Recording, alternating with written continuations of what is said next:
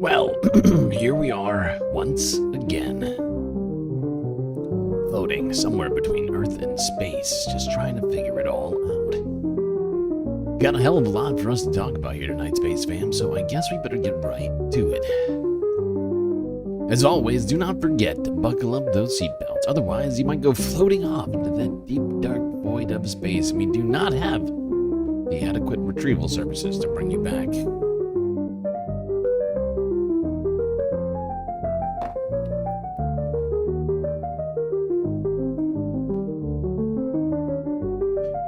Well, good to see you, Space Fams, on this Tuesday evening. As I mentioned, we got a hell of a lot to talk about, so I better do some shout-outs and talk about what we're gonna do. The Lucky Minute, Moanope and Violet Quinlaw, 123 in the YouTube chat. Paige Larson, a very close fourth. Look Bovine, also here. HPX, Rizla, Orb Rumor. And that's it. Good to see all of you people here today.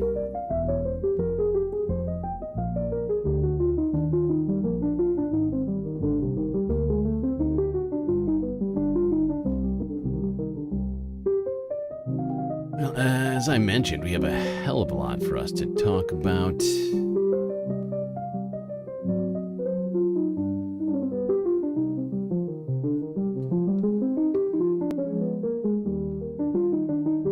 Computer's still doing weird shit right now. I don't appreciate it. What was I saying? Yes, a lot of stuff to talk about. Stephen Miller's speech at Turning Point USA being compared to a Goebbels speech celebrating the death of a stormtrooper, a Nazi stormtrooper,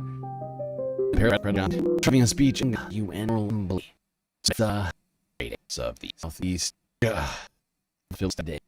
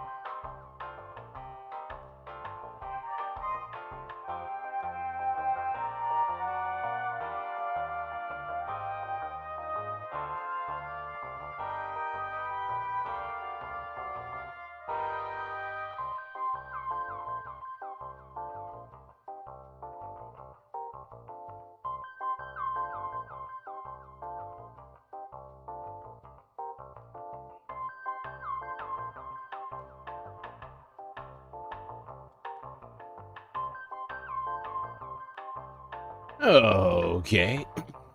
Well, let's try this again.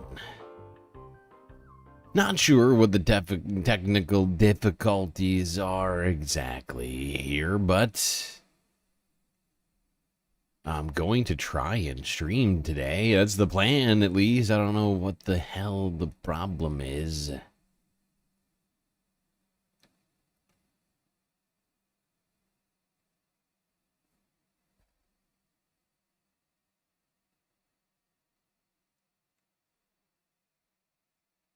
But at least it appears to have subsided for now. Fingers crossed.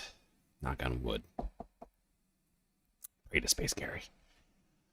All right. Let's get to this thing. Got a hell of a lot for us to talk about today.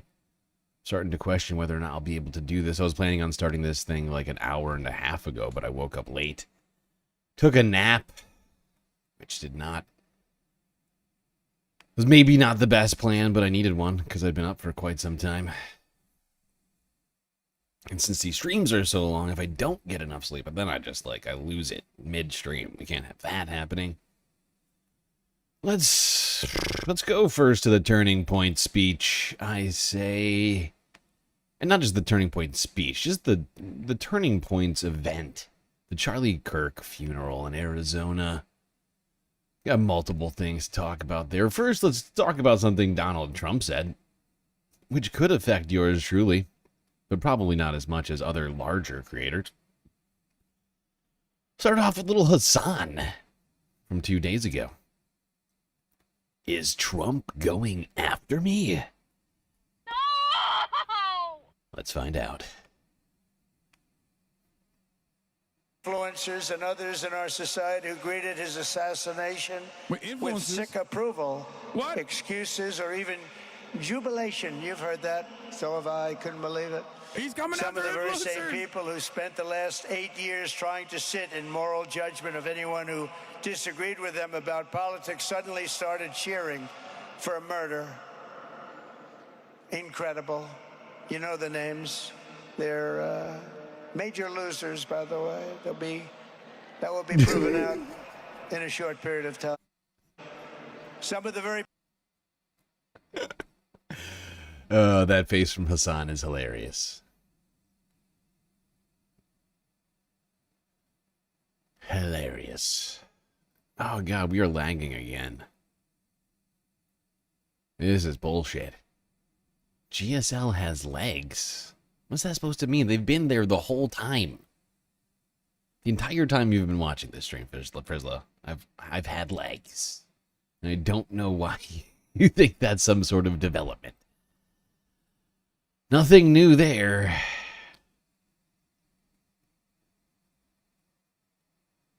That will be proven out in a short period of time.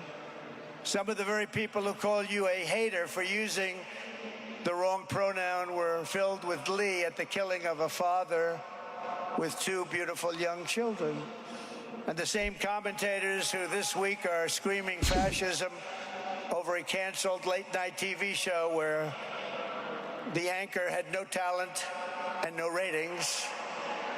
Last week were implying that Charlie Kirk deserved what happened. No talent, no ratings.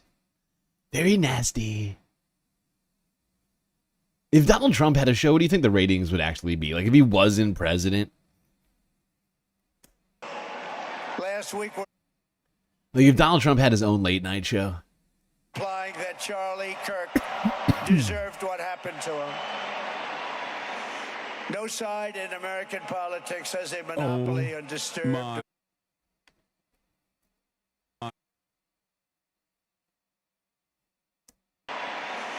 No side in American politics has a monopoly on disturbed or misguided people. God. A monopoly on power, thought, I and love speech. Donald Trump, Well, Mr. President. that's I not love you so happening much. anymore. We've turned one corner from some are. I think we're good. I think we're good. I think we're conclude that good. violence is We might be safe, justified to boys. We stop might be speech. safe. I don't know who That he was Charlie talking about, but it practiced is certainly not was a not me. pillar. I was not. And we have to bring back religion to America because without borders, law and order, and religion, you really don't have a country anymore. We want religion He's so brought right. back.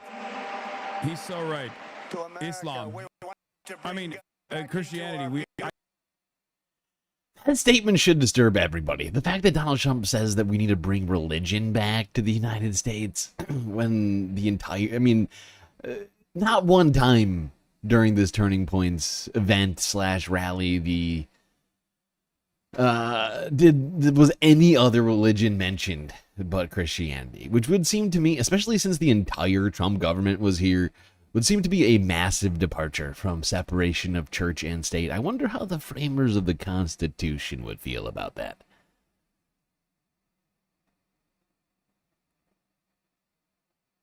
USA like And never we want before. religion We back. want God He's so back. right. I love my president. Giving testimony and giving glory to God.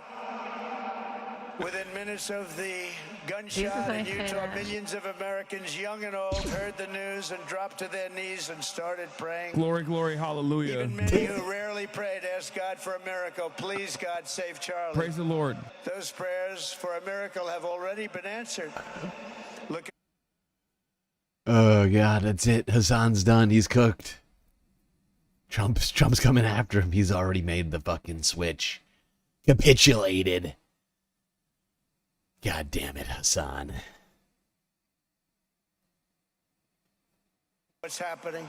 Look at what's happening. Amen. Amen. Today, Charlie Kirk rests in glory in heaven for all eternity. He has gone from speaking on campuses in Wisconsin to kneeling at the throne of God, where he is right now. This is ridiculous! Charlie would have wanted me to fight the We Trantifa. grieve.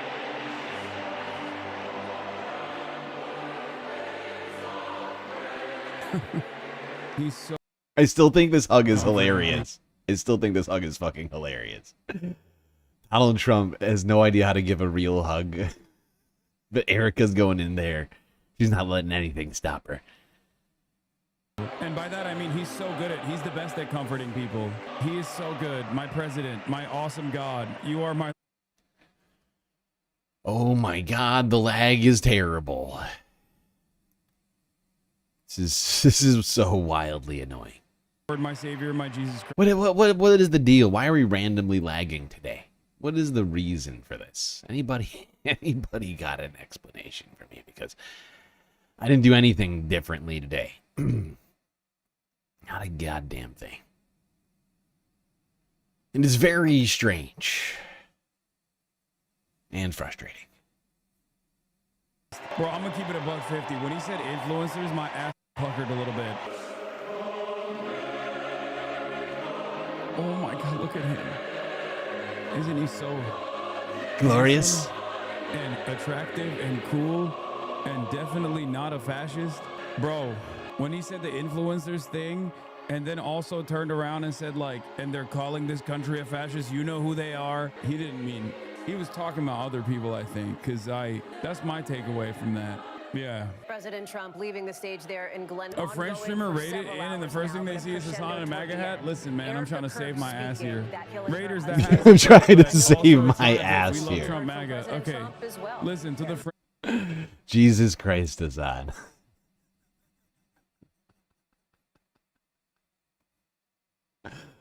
I know he's not serious. Streamer and his I fans know. that just came in to watch me understand that this is not a bit. I love MAGA. I'm a big MAGA fan, and I would like to not go to prison for being a Twitch streamer. Right to jail, and right away. all of the things that you might have heard beforehand about how I'm a leftist or whatever. I would never be a radical loony leftist. I am a radical loony rightist. That's right. I love Donald Trump, the president. Please do not arrest me, sir. I'm a big fan of all of your policies, including the tariffs and especially the mass deportation. And I would like you to punish all of your political rivals. Not me, of course, because I am not one, but a My God, Donald Trump's coming after all the bad, nasty influencers who supposedly celebrated the death of Charlie Kirk.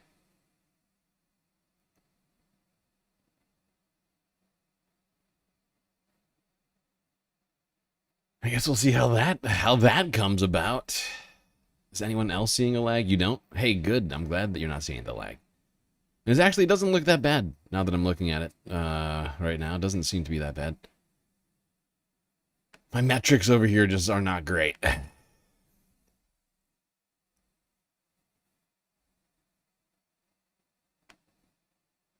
Just getting some bad numbers back. But you're right, it's not that laggy.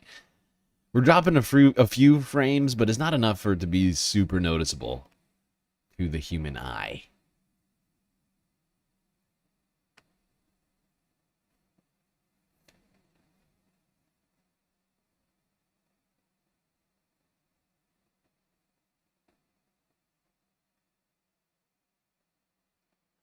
Okay, now let's go here. Wall Street Journal. 2 days ago, Stephen Miller. Here's part of Stephen Miller's speech.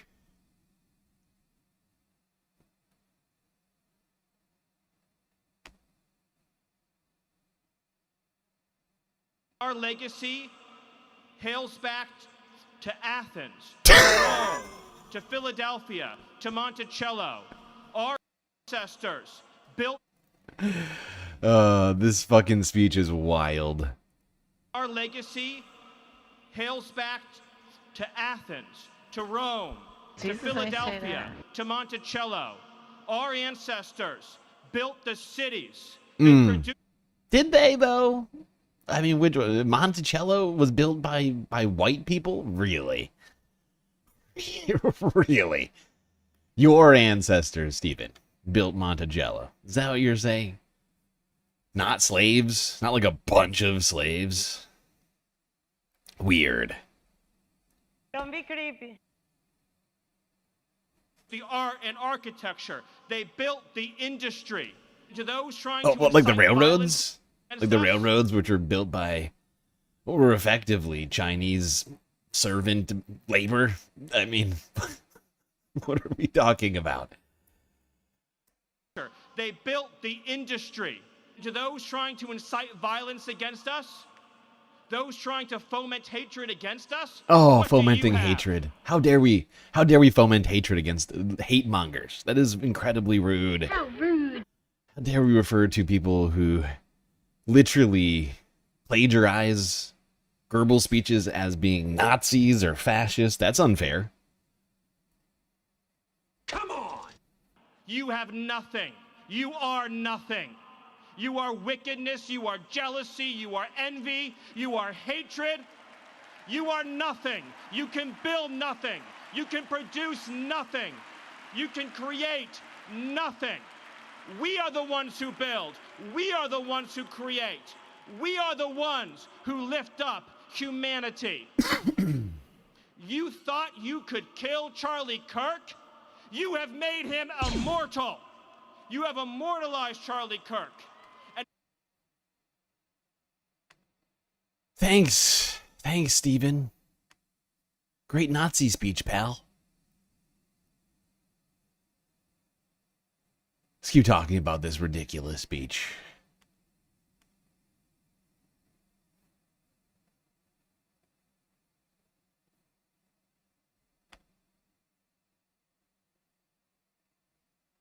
Let's watch would-be Adolf Eichmann at Charlie Kirk event. Oh, you knew who I was talking about. Oh, it's very easy. I'm in favor of him being more public, by the way. Here is Stephen Miller talking about everybody who opposes the Trump administration. He's talking certainly to all of you, and maybe more than who are listening to my voice. But everybody who opposes the Trump administration, this is what he has to say. We'll defeat the dark. We will prevail over the forces of wickedness and evil. They cannot imagine what they have awakened. They cannot conceive of the army Pause it. that they Pause have. it. Pause it. Now, the they are supposedly the they that killed Charlie Kirk. And the last I checked, now I know I've heard there is within TPUSA circles, I'm not going to, pretend like I'm, deaf to what I read on the internet or blind to it. I know there are people who are questioning the TPUSA guy because somehow the bullet, there was only an entry wound, not an exit wound, and somebody took a camera. I don't care about any of that because that's not the they he's talking about. The they he's talking about is you because of some former, or maybe not former, somebody who was raised in a conservative household around guns in a very religious, conservative setting. That's not my fault. That was not the upbringing that I gave him. But Stephen Miller would blame all of you for this guy's upbringing, this 22-year-old. Despite this headline, no evidence, quote, found yet of ties between Charlie shooting and left-wing groups. Officials Well, listen, say. all we know about this person is that he was steeped in gun training by his very, very conservative, MAGA-loving family. Where you go from there, listen, most of the rules and most of the things that you learn as a young adult were taught to you when you were a young child. As a parent, that's the only thing I know. It's like, you know, the stuff comes back around. I see it. Maybe it was that 6 months at college. But the Distance learning. that Stephen Miller is talking about is 50% of the country who disagree with Donald Trump. Maybe more at this point. I don't know. Illegal. But somehow, according to Stephen Miller, you're responsible for this 22-year-old Right to jail, right away. who grew up in a conservative family. The deplorables. It's you our might fault. Say. And this is what he says about you. Receive of the army that they have arisen in all of us. Because we stand for what is good, what is virtuous, what is noble. And to those trying to incite violence against us, those trying to foment hatred against us, what do you have? You have nothing. You are nothing. You are wickedness, you are jealousy, you are envy, you are hatred. You are nothing. You can build nothing. You can produce nothing. You can create nothing. We are the ones who build. We are the ones who create. We are the ones who lift up humanity. You thought you could kill Charlie Kirk? You have made him immortal. You have immortalized Charlie Kirk. And now millions will carry on his legacy. And we will devote the rest of our lives to finishing the causes. Stephen Miller is such a fucking disturbing man. The mind barely boggles, like, just how he became such a white supremacist as a Jew. It confuses me. Like, I don't know. It's strange to watch Stephen Miller recite words of Nazis in 2025 with seemingly no problem. Glee, actually, seems to be absolutely thrilled to be saying all this stuff. Really disturbing. Charlie gave his last measure of devotion. You cannot defeat us, you cannot slow us, you cannot stop us, you cannot deter us. We will carry Charlie and Erica in our heart every single day and fight that much harder because of what you did to us. You have no idea the dragon you have awakened. You have Jesus no idea Christ. how determined we will be to save this civilization, to save the West, to save this republic. Pause it for a second.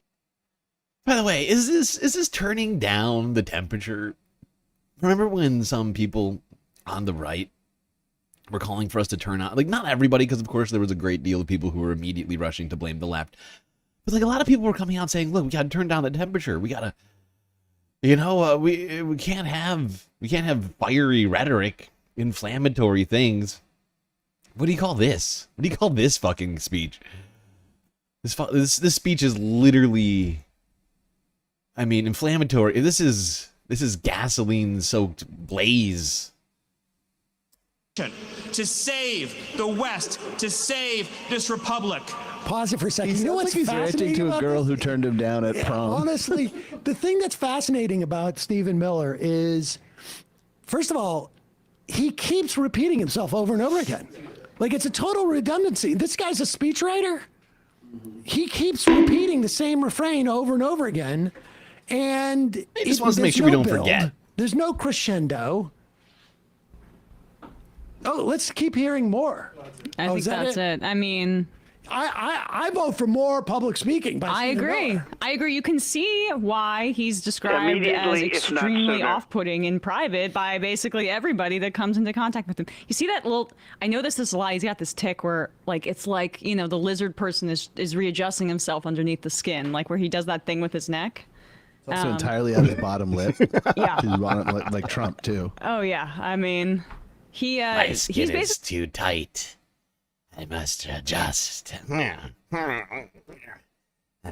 much better. Sometimes it gets a little clingy. Shadow president, so he should show his face a little bit more so people can get to know him. We need more Stephen Miller. By the way, the Department of Homeland Security designated the service as a top-level security event akin to the Super Bowl or New York City Marathon. My guess is that they had some metal detectors there and that people weren't able to open carry throughout the event. I wouldn't be shocked if that was Look the at the case. infringement of the Second Amendment. To me. Why? Why? I thought guns make people more safe. Yes. Have you seen the?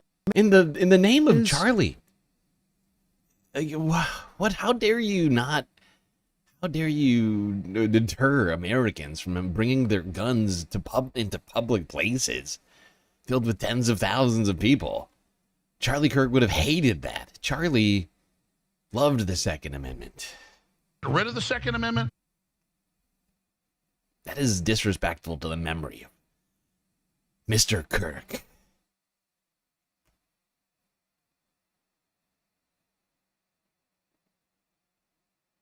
What was Charlie's middle name? Stupidus? Charlie Stupidus Kirk?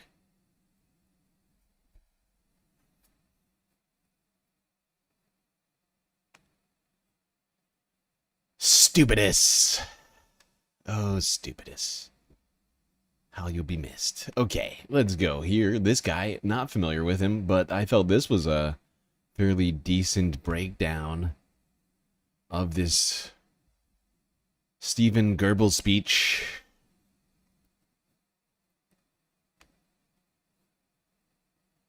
Our ancestors built the cities. They produced the art and architecture. They built the industry. What do you have? You have nothing. You are nothing. You are wickedness. You are jealousy. You are envy. You are hatred. You are nothing. You can build nothing.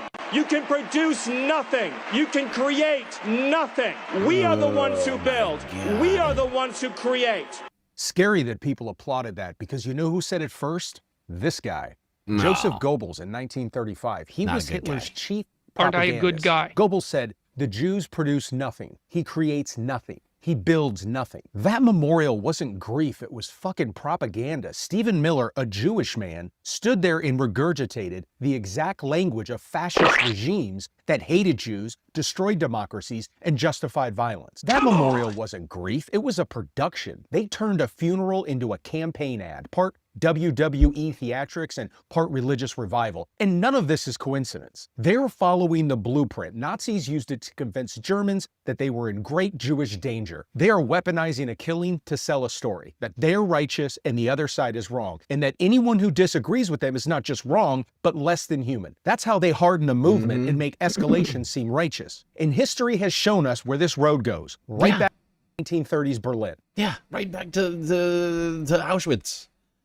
I mean, what? Like, it is so disturbing. It is so fucking disturbing. You know, they are so comfortable with otherizing just other humans in our world, in our country, and then stoking violence against those people they just got done otherizing, blaming them for all of the shortcomings of the Trump regime and the U.S. government and any sort of, you know, anything that might be going on wrong with your life, it's all the fault of the other. That is exactly where we're living right now. This is where we are. Let's not forget, Stephen Miller is the shadow president. He writes all of Donald Trump's speeches.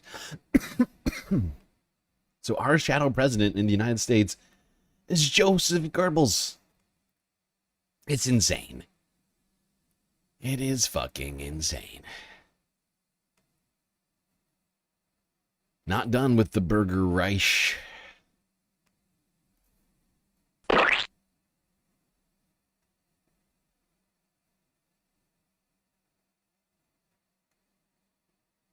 By the way, this speech, verbatim, from what I understand, it sounded really strange, and I covered it at the...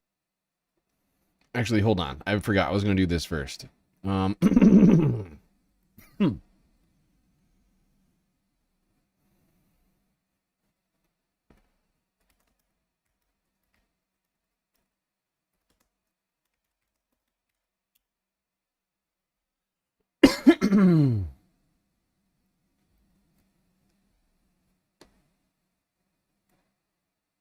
Okay, is that gonna open?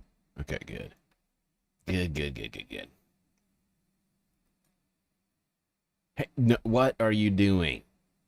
There we go. Okay.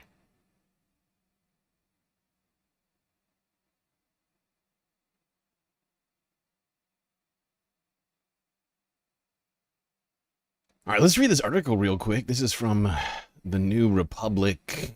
Stephen Miller's Charlie Kirk tribute was as sinister as it gets. Donald Trump's advisor used the Charlie Kirk Memorial to warn of the quote-unquote wickedness of our quote-unquote enemies. Stephen Miller, Trump's deputy chief of staff for policy and homeland security advisor, delivered a deranged speech at the Sunday memorial service for Charlie Kirk in Arizona. MAGA patriots, quote-unquote, Miller claimed, have inherited a civilizing mission from their ancestors. To continue this mission, save humanity, and continue the legacy of Charlie Kirk, he said, they must vanquish, quote-unquote, the forces of darkness, their political opponents. At the beginning of his remarks, Miller said Kirk's widow, Erica, reminds him of a, quote, famous expression, unquote. Quote, the storm whispers to the warrior that you cannot withstand my strength. And the warrior whispers back, I am the storm. Erica is the storm, Miller declared. We are the storm. And our enemies cannot comprehend our strength, our determination, our resolve, our passion. Our lineage and our legacy hails back to Athens, to Rome, to Philadelphia, Monticello, Miller continued. Our ancestors built the cities. They produced the art and the architecture. They built the industry, he said, pulling us out of the caves and the darkness into the light. Quote, we built the world that we inhabit now, generation by generation, and we will defend this world, he later added. Addressing the forces of wickedness and evil, Miller said, you have nothing. You are nothing. You are wickedness. You are jealousy. You are envy. You are hatred. You are nothing. You can build nothing. You can produce nothing. You can create nothing. We are the ones who build. We are the ones who create. We are the ones who lift up humanity. You have no idea the dragon you have awakened, he warned. As the MAGA movement, we will strive to save this civilization, to save the West, to save this republic, because our children are strong and our grandchildren will be strong. And our children's children's children will be strong. And what will you leave behind? Nothing. Nothing. The speech was consistent with Miller's white nationalist sympathies, penchant for unhinged rants against his political enemies, and apparent mission to use Kirk's murder as a pretext for broader crackdowns. Last week, he vowed to avenge Charlie Kirk's death by going after the left-leaning organizations that he claimed are promoting violence in this country. This man is a deranged fucking lunatic.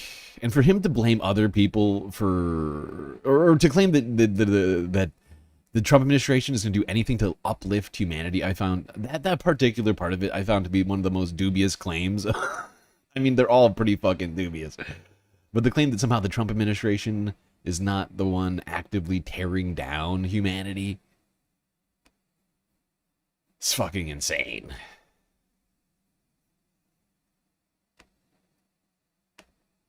By the way, this speech, verbatim, from what I understand, it sounded really strange, and I covered it at the time in real time. It sounded weird. It sounded kind of like a Nazi speech. From what I understand, It quite literally was a translated speech from Goebbels. Like, different aspects of the speech were damn near identical to both Japanese fascist speeches and also Goebbels talking about Horst Wessel as well. But the storm is coming. This accurate, near verbatim translation of key passages from Joseph Goebbels' speech titled "The Storm is Coming," original German, "Der Strom bricht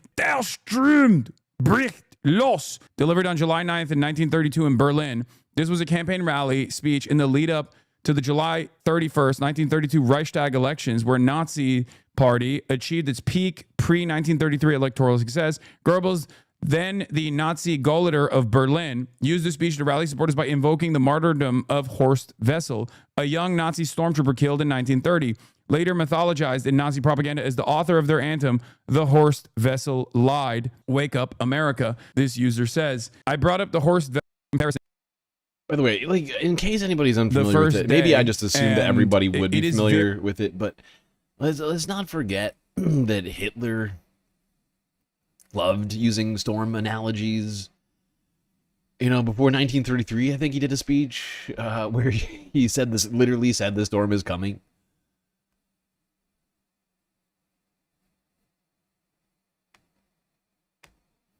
Clear that like Stephen Miller is very familiar with this. He looks exactly like Goebbels. I'm uncomfortable. What? Stephen Miller, who is genetically reincarnated Joseph Goebbels, will be speaking at Donald Trump's rally in Madison Square Garden. Can't imagine an uglier stain on U.S. history. Let it be the Nazis' last gurgling gasp. Yeah, that didn't happen. Oh my God. What the Stephen Miller is also Jewish, by the way. For those of you who don't know, obviously that hasn't stopped him from leaning into this Nazi though. Let's be real. It's a sign of the times that American fascism is more diverse than previous versions of fascism, and a lot of people don't understand that. A lot of people have a hard time coming to terms with that. I mean, he has been quoting prominent Nazis for quite a while now, but who's going to stand up for our daughters? Who's going to stand up for the girls of America, the women of America, the families of America? Who's going to stand up and say the cartels are gone, the criminal migrants are gone, the gangs are gone, America is for Americans and Americans only? The comparison is just, it's no longer a dog whistle. It's more so a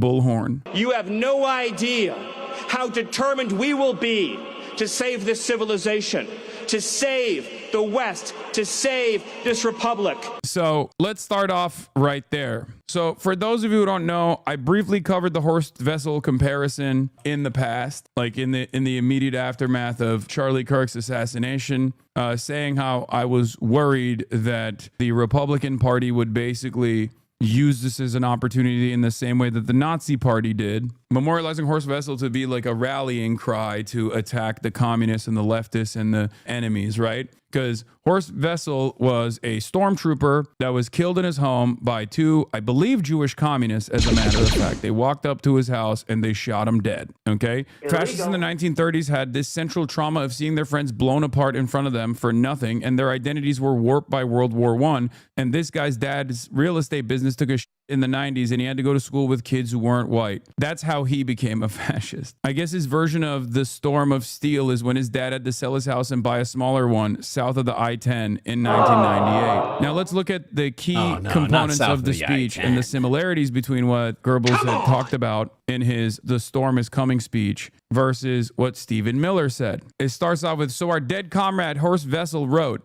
and we are fulfilling his prophecy. The others may lie, slander, and pour their scorn on us. Their political days are numbered." Stephen Miller said, "The day that Charlie died, the angels wept, but those tears had been turned into fire in our hearts, and that fire burns with a righteous fury that our enemies cannot comprehend or understand. They promised you, workers, citizens, and creative Germans, a Reich of freedom and beauty and dignity. You are nothing. You can build nothing. You can produce nothing. You can create nothing. We are the ones who build. We are the ones who create. People rise up and storm, break loose. The storm whispers to the warrior that you cannot withstand my strength, and the warrior whispers back, I am the storm. Erica is the storm. We are the storm. You are the witnesses, the builders, the will-bearers of our idea and our worldview. Our lineage and our legacy hails back to the Athens, to Rome, to Philadelphia, to Monticello. Our ancestors built the cities. They produced the art and architecture. They built the industry. We, the people, have awakened. We have risen against oppression. 15 million people have joined an army of revenge. They cannot imagine what they have awakened. They cannot conceive of the army that they have arisen in all of us. You, men, women, and comrades, are the bearers, witnesses, builders, and finishers of this unique people's uprising. We have served the truth and only the truth. For 12 years, they have insulted and outlawed and slandered and persecuted us. We will achieve victory for our children, for our families, for our civilization, and for every patriot who stands with us. Not gonna lie, these things are nothing alike. It's because the entire speech is a combination. This entire speech from Stephen Miller is a combination, numerous different Nazi speeches. Some of it directly comes from the memorialization of Horst Wessel, but many others directly from, even down to like building the legacy. Our legacy hails back. It's kind of wild. Stephen Miller is just plagiarizing speeches, and that somehow he thinks, like, what kind of deluded psychopath is like, look, I need help with writing speeches. Let's see what the Nazis had to say. This is ridiculous! Athens to Rome to Philadelphia to Monticello. Of course, no Nazi is going to talk about Philadelphia in their speeches, but it's basically just like taking a lot of Nazi sentiment, talking about lineage, talking about how like white people and white people's mythology is what is at stake here, which was the exact fear that Nazis tried to instill in their folk. I don't understand the Philly inclusion. What do you mean? He's like tying America to the Fourth Reich by saying this is a continuation of whiteness, which is ironic because obviously Rome was not a continuation of whiteness anyway.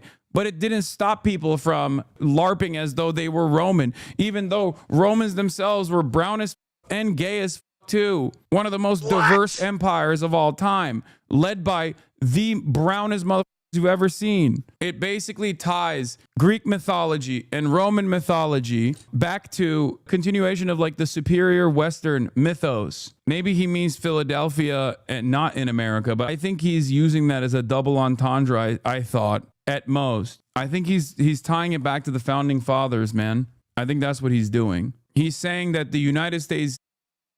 It's absolutely what he's doing. That's why he's invoking things like Monticello. Oh, we built Monticello, not the slaves. White people did.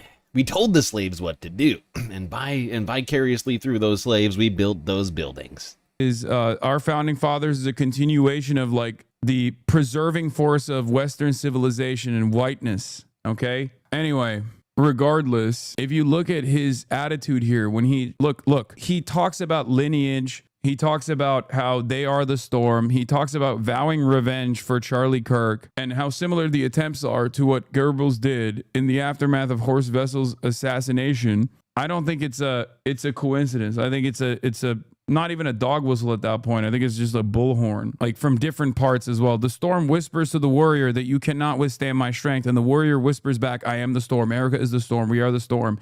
Now people rise up and storm. Break loose, says Goebbels in his total war speech in 1942. Hitler's first speech as chancellor. Our lineage and legacy hails back to the Athens, to Rome, to Philadelphia, to Monticello. We will defend the civilization to save the West. The richest and most beautiful areas of the world civilization would be transformed into chaos and a heap of ruins, a 2,000-year-old inheritance of the highest works of human culture and civilization. Hitler's first speech as chancellor in 1933.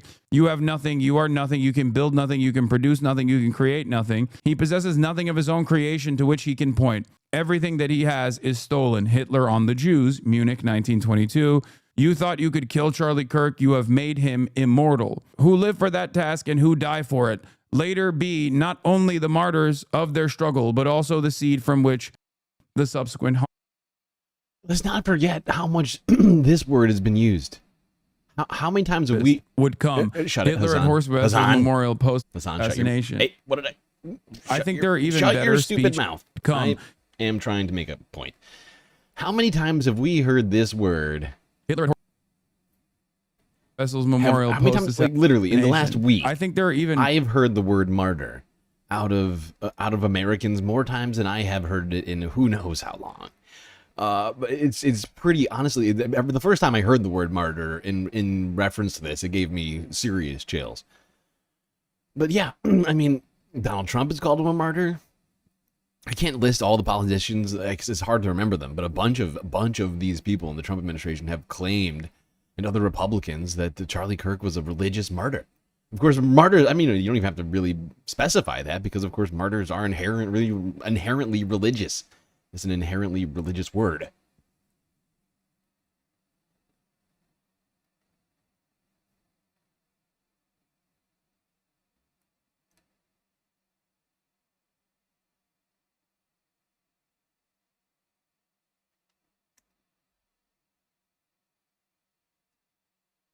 Okay, why isn't this playing? What is going on? M. What in the fuck? Okay, hold on.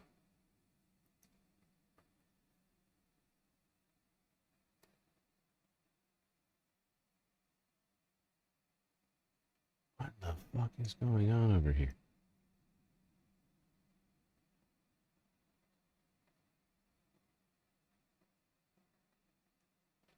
Sorry, people, we are having a problem with my browser right now. I'm not sure what the hell is going on here. I'm gonna refresh this page. Okay, my browser has completely given up on life. No big deal.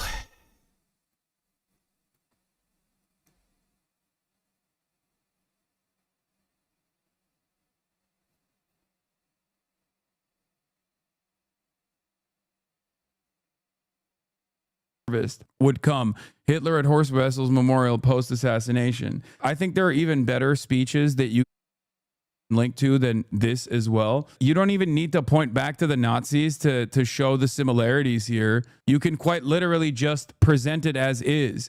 The preservation of Western civilization, about how this notion of like legacy Americans are actually upholding Western civilization. You don't even need to point back to the Nazis to show the similarities here. You can quite literally just present it as is. I don't know what the fuck is wrong with that. I'm just reopening this window.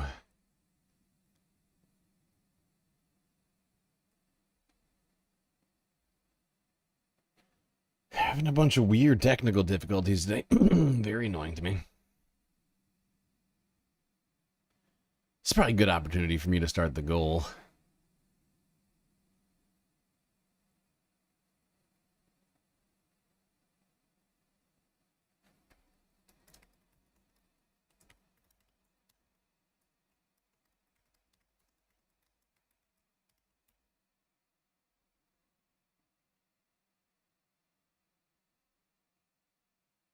Okay, you can produce I've nothing, you can started create the nothing. He goal. possesses nothing of his own creation to which he can point. Everything that he has is stolen. Hitler on the Jews, Munich 1922. You thought you could kill Charlie Kirk. You have made him immortal. Who lived for that task and who die for it? Full screen, please. Full screen. How's that sound? Is that good for you? Be not No, only the don't do martyrs that. of their struggle, but also the seed from which What in the fuck is happening? There we go.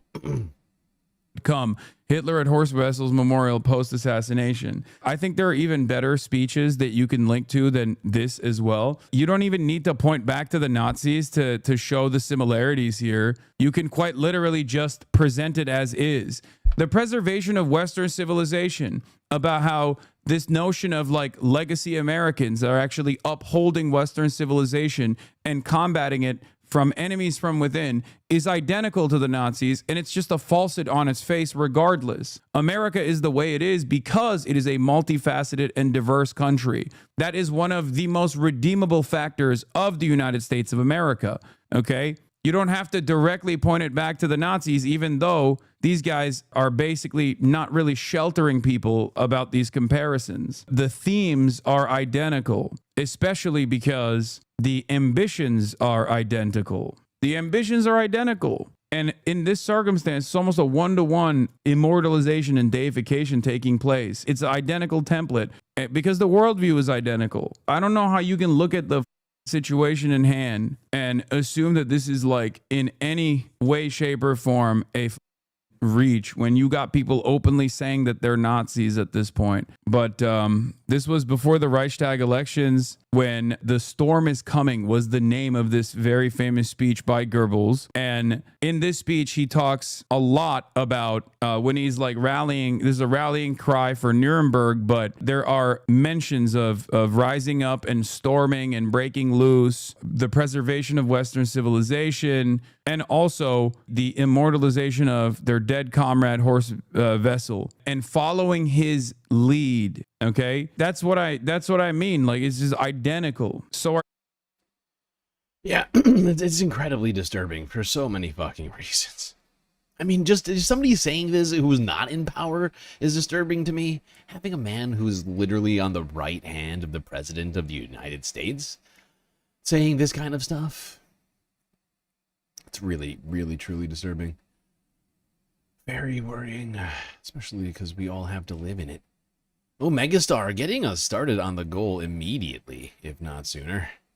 Immediately, if not sooner. Since we've forgotten history, we now get to be doomed to repeat it. Ooh, yay, that is exciting.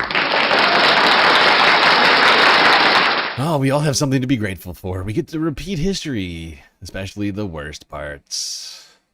Awful, awful, awful. Weak, weak, weak.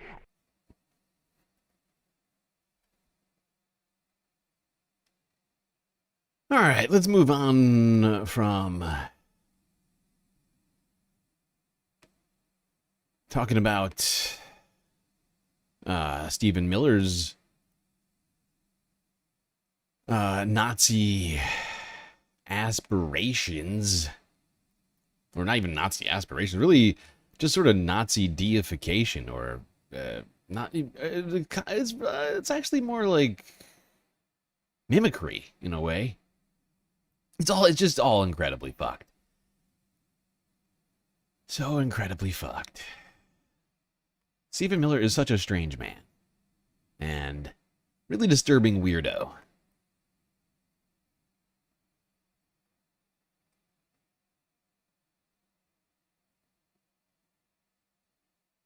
Let's go here to talk about this horrifying display of theocracy and radical white nationalism at this Turning Points USA rally for Charlie Kirk's dead body. Democracy Now! Yesterday.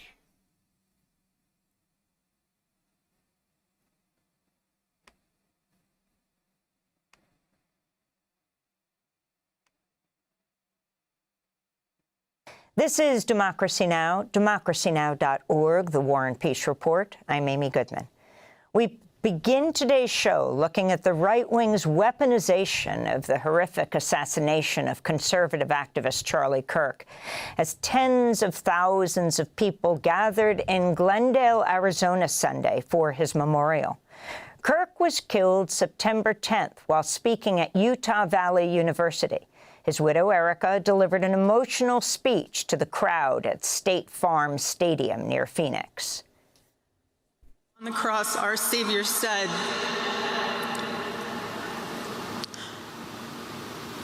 "Father, forgive them, for they not know what they do." That man, that young man, I forgive him.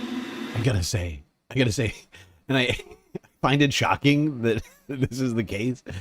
I found Erica Kirk's speech to be the least disturbing of all of the speeches at this fucking event. Mostly because she wasn't calling for literal vengeance and saying, "I forgive." It was strange. It was like sort of Twilight Zone-esque in comparison to what else was on the docket here. Erica Kirk has just become the new head of the conservative group her husband co-founded, Turning Point USA. While she called for forgiveness for the assassin, President Trump and other top speakers, including Vice President J.D. Vance and White House Deputy Chief of Staff Stephen Miller, reiterated calls for revenge on political opponents. In his 40-minute eulogy, Trump hailed Kirk as a martyr and great American hero. He was a missionary with a noble spirit and a great, great purpose. He did not hate his opponents. He wanted the best for them. That's where I disagreed with Charlie. I hate my opponent, and I don't want the best for them. While the Trump administration's threatened to target progressive groups in the aftermath of Kirk's assassination, NBC reports authorities found, quote, no evidence tying the accused assassin to any left-wing groups. As advocates continue to denounce Trump's brazen attacks on free speech and the First Amendment, the president said Friday. People in chat correcting Erica Kirk's biblicisms?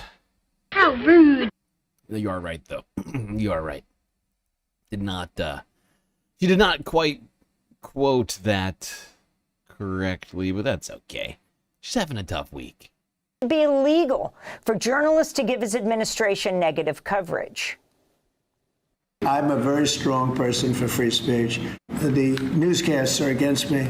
The stories are they said 97% bad. So they gave me 97. They'll take a great story and they'll make it bad. See, I think that's really illegal, personally. Illegal. I think that's illegal, personally, President Trump said. Trump's now, of course, everything that Donald Trump does, he thinks is good, right? We all know this inherently. Donald Trump is an incredible, raging narcissist, megalomaniac. He thinks that literally everything he does is good. So that what he's saying here is that we literally just are not allowed to say anything bad about anything that the Trump administration does, right? Because inherently, every single thing that he does, whether or not he even understands it, he believes is good. He's just a deluded idiot with a bunch of sycophants surrounding him. ABC, owned by Disney, indefinitely suspended Jimmy Kimmel's program following the chair of the Federal Communications Commission, Brendan Carr's threats to revoke the broadcast licenses of ABC affiliates. Carr recently told the right-wing podcaster Benny Johnson, quote, "We can do this the easy way or the hard way." You know, when you look at the conduct that has taken place by Jimmy Kimmel, it appears to be some of the sickest conduct possible. I mean, look, we can do this the easy way or the hard way. These companies can find ways to change conduct and take action, frankly, on Kimmel, or, you know, there's going to be additional work for the FCC ahead. For more, we're joined in our New York studio by Jamil Jaffer, director of the Knight First Amendment Institute at Columbia University, previously deputy legal director at the ACLU. Welcome back to Democracy Thanks, Now! Amy. It's great to have you with us. If you can talk about what's happening right now. First, this statement of President Trump, which he has repeated now a few times, that it should be illegal for journalists to cover President Trump negatively. Yeah. He said they are breaking the law. Yeah. Illegal. Let me start even before that by just stating the obvious. This killing of Charlie Kirk was a terrible, terrible thing, not just for Charlie Kirk's family and his supporters, but for our society. It is a terrible thing when somebody is killed because of their political views, and our democracy won't survive it if that becomes a pattern. Now we see the Trump administration using the killing as a pretext to further a crackdown on free speech that started, when President Trump took office in January. And this latest statement, the one you just mentioned, Amy, that where the president says, essentially, it's illegal to criticize me, I mean, is just really right to jail, right away, revealing what we have already seen through the president's, other policies. We've seen this wave of suppression directed not just at the media, but at universities, at cultural institutions, at law firms. Over and over again, the Trump administration latches on to whatever regulatory tools it has and uses those tools as ways of silencing dissent, suppressing criticism, It is all flagrantly illegal, and I think that President Trump saying it's illegal to criticize me may get some Americans who maybe haven't been paying as close attention as they should have been to this wave of suppression to realize what is really going on here. I mean, the president is claiming the powers of an authoritarian leader, and he's doing it quite explicitly. So let's talk about Jimmy Kimmel. Yeah, and that's the thing about the First Amendment Even and free Colbert speech, right? It exists literally for this purpose, to criticize the president, no matter how good of a job he thinks he's doing, whomever the president might be. This is supposed to be here so that we are not living in a world where we're not allowed to criticize the actions of the person who's in charge of our fucking country. But once again, we have a raging, narcissistic, deluded idiot with a bunch of sycophants surrounding him, telling him everything he does is good. Sycophants like Stephen Miller, who literally are fully embracing Nazi ideology in their fucking speeches and way of life, it would seem. And so, yeah, of course, you're a deluded idiot with a bunch of sycophants and fascists around you saying, actually, everything you do is fucking amazing, sir. And everybody who criticizes you is a terrorist.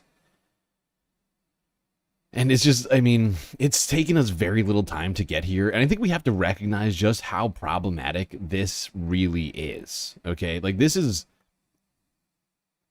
like, we've been talking about authoritarianism, fascism, how Trump is planning to bring it about in this country.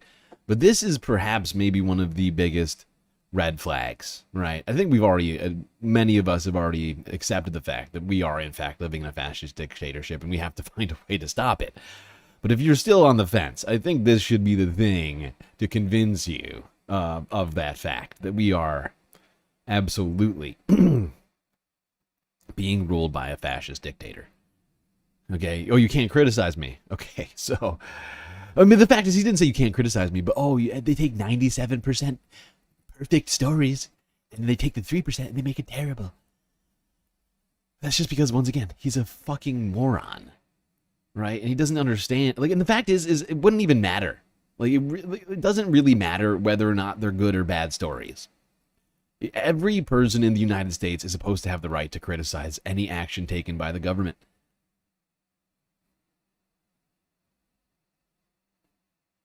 For him, the significance of, I mean, this is also coming, to be clear. I want to go to the backlash against Kimmel following his opening monologue days after Kirk's assassination. We hit some new lows over the weekend with the MAGA gang desperately trying to characterize this kid who murdered Charlie Kirk as anything other than one of them and doing everything they can to score political points from it. The abrupt decision to indefinitely suspend Jimmy Kimmel Live reportedly came from Robert Iger, the chief executive of ABC's parent company, the Walt Disney Company, and Disney Entertainment co-chair Dana Walden. And this also comes in the midst of the hopes of a $6.2 billion merger between Nexstar, one of the biggest owners of ABC affiliates, and Tegna, which requires FCC approval, which is very significant because that's Brendan Carr saying we can do this the easy way or the hard way. Yeah. I mean, I think you have to separate two things. So the private media institutions have a First Amendment right to make the decisions they want to with respect to, what content they show. That was, true with Stephen Colbert, true with Jimmy Kimmel. It was true when Meta decided to deplatform President Trump. These private media organizations have a First Amendment right to make those decisions. But the idea is that they're supposed to make those decisions autonomously and without undue pressure from the government. But what we're seeing now is that all of these institutions, just like the universities, just like the law firms, just like the cultural institutions, are making these decisions with a kind of figurative gun to their heads. The Trump administration is, weaponizing regulatory authority. In this context, it's the FCC's power to approve mergers with the universities, it's Title VI of the civil rights laws. With the law firms, it's security clearances. They have different levers with different groups, but they're using these levers in order to enforce a kind of ideological conformity. I mean, the conservative pundits are continually saying, yes, this was just a business decision. And Trump loves to say, Colbert, Kimmel, low ratings, their corporate heads have every right to fire them. Yeah. I mean, I think that, some of the conservatives who are saying this is just a business decision, we're not saying that when President Biden was leaning on the social media companies to change their policies with respect to vaccine misinformation. And President Biden's actions. Yeah, and let's be real. When President Biden was doing that, he was not directing any federal agencies to go after Facebook, to threatening to shut down Facebook, take away their, their incorporation. I gotta know exactly what wouldn't be their broadcast rights. I can't think of exactly what you would take away from Facebook to do the same thing that they were threatening against ABC. But it's insane to think. I mean, how many things that Republicans seem to just not give a shit. Like, I know hypocrisy is dead, but it still sort of baffles me just how people are somehow incapable or unwilling to,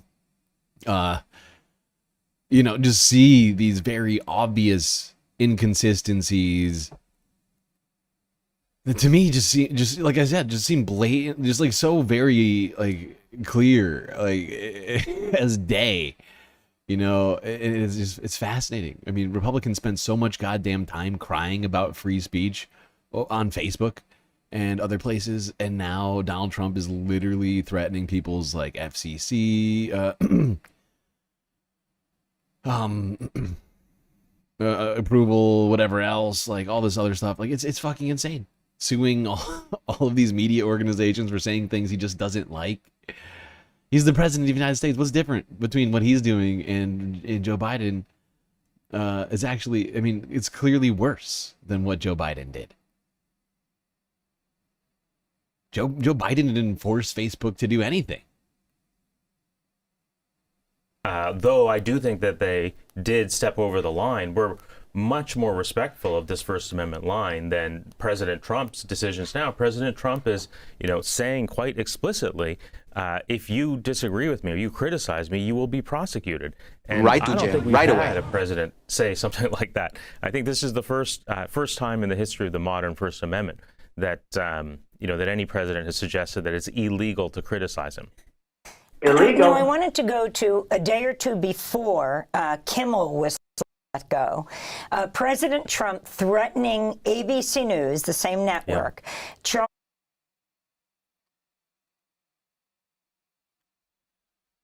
Okay, all right. We got more stuff to go through here.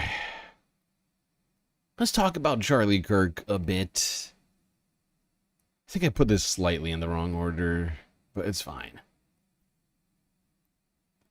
Let's go to breaking points, where a debate happened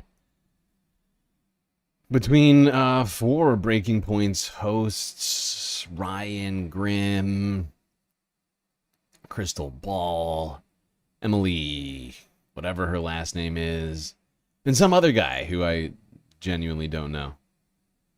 Hey guys, had a little debate content we wanted to share with you. So this is from the premium portion of our Friday show. And it was Griffin and I arguing with Ryan and Emily about whether or not, according to Ezra Klein, Charlie Kirk had been practicing politics in, quote, exactly the right way. Thought you guys would be interested in it and also wanted to show all of you who are not premium subscribers the great content that you are missing if you are not getting the full Friday show. So if you want to make sure you get that full Friday show, sign up to become a premium subscriber at breakingpoints.com. Here's that debate. I think that leads us to a debate section that Crystal wanted to talk to you guys about your Ezra Klein coverage. Now Yeah, what is this guy's name? Anybody? I genuinely don't know. But this is, just to start this off, I'll give my take on this. I think 100% this is fucking idiotic. Like, Ezra Klein saying that Charlie Kirk did politics in exactly the right way is fundamentally false, in my opinion. I mean, did he engage people in a, in discussion? Sure. Yeah. Charlie Kirk engaged in discourse publicly. Good job. That doesn't mean he's doing politics exactly the right way. And you won't be catching me ever saying that, I don't think, unless something shocking changes. I cannot imagine myself saying that and being serious about it. Set this up for people who have missed this clip over the week. We talked about Ezra Clerk's op-ed where he said that Charlie Kirk was doing politics the right way and that he was exactly the. By the way, I think he just misspoke. It was Ezra Klein's piece about Charlie Kirk. He just combined both names, Charlie Clerk. The right way. In exactly the right way, and that he was approaching debates in good faith. And then on top of that, this sense of, that we're worried about that the country needs to talk to each other. That part I definitely agree with. Of course, that's why we do the show here.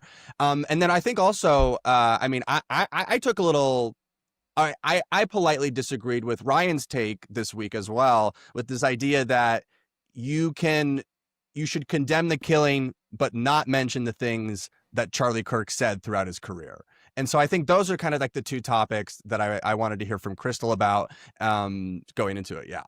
Yeah, and it is, I mean, Emily's welcome to weigh in, but I think it is a bit more of like a lefty, intra-left kind of a debate. But what I took issue with Ezra Klein saying that Charlie Kirk did politics exactly right is, first of all, it's a very low bar for it just to be like, he didn't directly try to murder anyone, so he was doing politics exactly right. Okay, so that is where we are. Yeah. I mean, I don't think that's quite where we are. I don't think that's fair to say. In the wake of a killing, that's kind of. But I mean, I get what Ryan's trying to say here, and I really like Ryan Grimm, but I listened to this whole thing, and I do disagree with where he got to with this. I mean, yeah, did Charlie Kirk did Charlie Kirk go his whole life without blasting anybody at any of his TP USA events? Yeah, but that doesn't mean he was doing politics exactly right, and just because somebody was just murdered politically does not mean that that is the case. I mean, I don't think Ryan Grimm would have even. Here's the thing.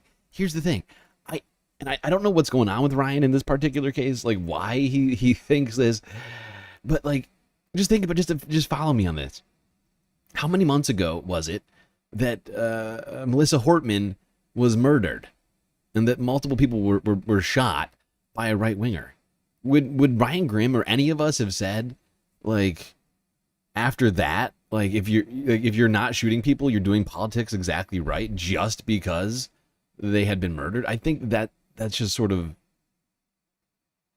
what's the word? It's too simplistic in my opinion. It's sort of, it's maybe not even the right word to use. It misses something. I'm struggling to actually like put thoughts to words here, but that like it just misses the ball, I feel like.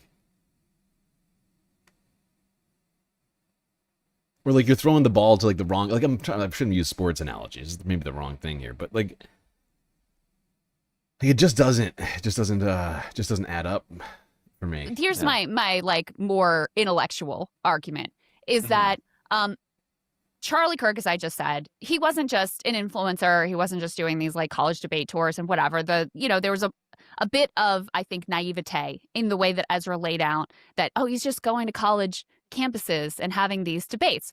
Charlie Kirk was the leader of the MAGA youth movement. That's really what he was. He was an apparatchik directly for the president of the United States. I'm not saying this to slander him. I just think that that's objective, reality and fact of what his role was, as we were just discussing. I don't want reality. And part of that movement is the undermining of democracy. So to me, the content of what Charlie Kirk was doing and was advocating for and pushing people in service of, that's not something you can just put to the side and ignore if you're talking about politics being done exactly right. And to me, this clear-cut example. I don't think he means that Kirk did good politics but that he was effective in doing so. I'm not sure I agree with that. I don't think that is what Ryan's saying. I think we're just talking about, like, I honestly, because I listened to this whole debate, it seems to me that the debate is around the method in which Charlie Kirk, and like, here's the problem for me. I think this is the problem with the argument, in my opinion, that he was doing everything right. Is that you're basically saying, right? And Ryan kind of alluded to it. Like, look, if you're not blasting somebody, if you're not advocating for killing people, like, you're doing politics exactly right. Like, that is basically the bar that's being created here, right? It's literally just about the way in which you conducted politics, not whether or not it was good or bad, but just right or wrong, right? I think we're literally just talking ethics, in my estimation, on this situation. And I don't think not calling for violence is like the bar, right? Like, as long as you don't call for violence, you're doing politics exactly right. And I think that is too generous. To your credit, Ryan, you did raise some of this when you were making your case that he was, in fact, doing politics exactly right. Is he was a important part of spreading the Stop the Steal conspiracies. Not only did he bus TPUSA people to the Capitol on January 6th, but he was spreading lies and propaganda about the election being stolen and being rigged. So, if we go back to, that's not violent, right? He does. didn't bus people to the January 6th riot. He bused them to a Trump speech, right, Emily? To a Stop the Steal rally, right? So, to go back to our conversation the earlier Stop the about Steal rally on January 6th at the Capitol, right? Like, that distinction is so, like, unnecessary. Like, like, what is that supposed to mean? Why even bring it up? How's that beneficial to this conversation? Charlie Kirk didn't drive the buses all the way up to the Capitol building, like, onto the rotunda. They dropped people off, and then those people, they walked there for the rally that turned into the riot. It's like, what was the distinction? So, to go back to our conversation earlier about some of the, like, dystopian path that I see going forward, it doesn't necessarily take violence to destroy the democracy that we have. It just takes a lot of people in the country not accepting election results anymore, not buying it anymore. Not going to do it. And Charlie Kirk was an important part of that. Yep. So I can't look at that and be like, that was doing politics. Exactly. 100%. I mean, Crystal nailed it, right? Like, you can't say that he was doing everything right because he wasn't literally calling for people to murder their political opponents when he was actively undermining democracy, like literally spending who knows how much money to undermine democracy, right? Literally busing people to the Capitol, right? Literally spending, I don't even know longer than that, I think months before January 6th. Like, literally, he was one of the main purveyors of the Stop the Steal movement, right? This dude hates democracy, and we're going to venerate him because he sometimes went and taught, like, debated children, so people, as a 30 however year old man, he's going out there and debating children in their formative years. Oh, so brave. Doing politics perfectly, correctly. No criticisms here. And this is all supposed to be completely devolved of his actual rhetoric, right? Because we want to get down to, like, talking about, like, because, like, I'm trying to, like, that's not the point of the debate. I'm going to move on from this one, but it was just something I felt we should talk about real quick. Because there is seemingly some people right now, including Ryan Grimm, who I really do respect, defending Charlie Kirk's political maneuvering, I guess. Not necessarily his rhetoric, but his ethics or whatever else. And I still disagree on that, even on that premise.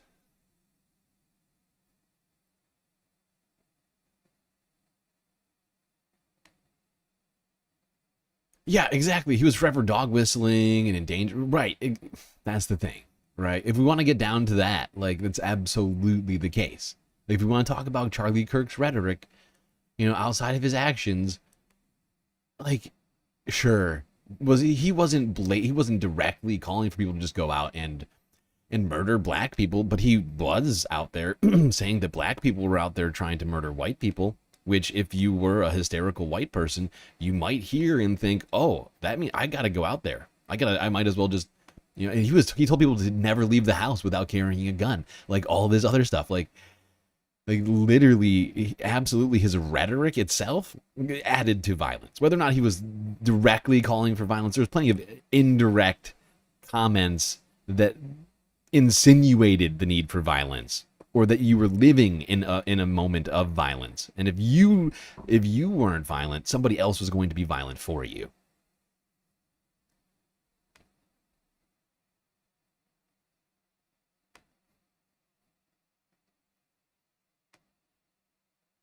And I honestly, I don't think, especially like talking about that like right now in this way, right? I think that is really the argument, right? It's like beyond, like let's actually talk about his rhetoric for a second, because whether or not he directly called for violence, he was indirectly suggesting that violence was coming, that violence was needed, and all these other sorts of things. Even if he wasn't saying, "Hey, go and murder this person," he certainly, didn't have any problems when Paul Pelosi got hit in the head with a hammer.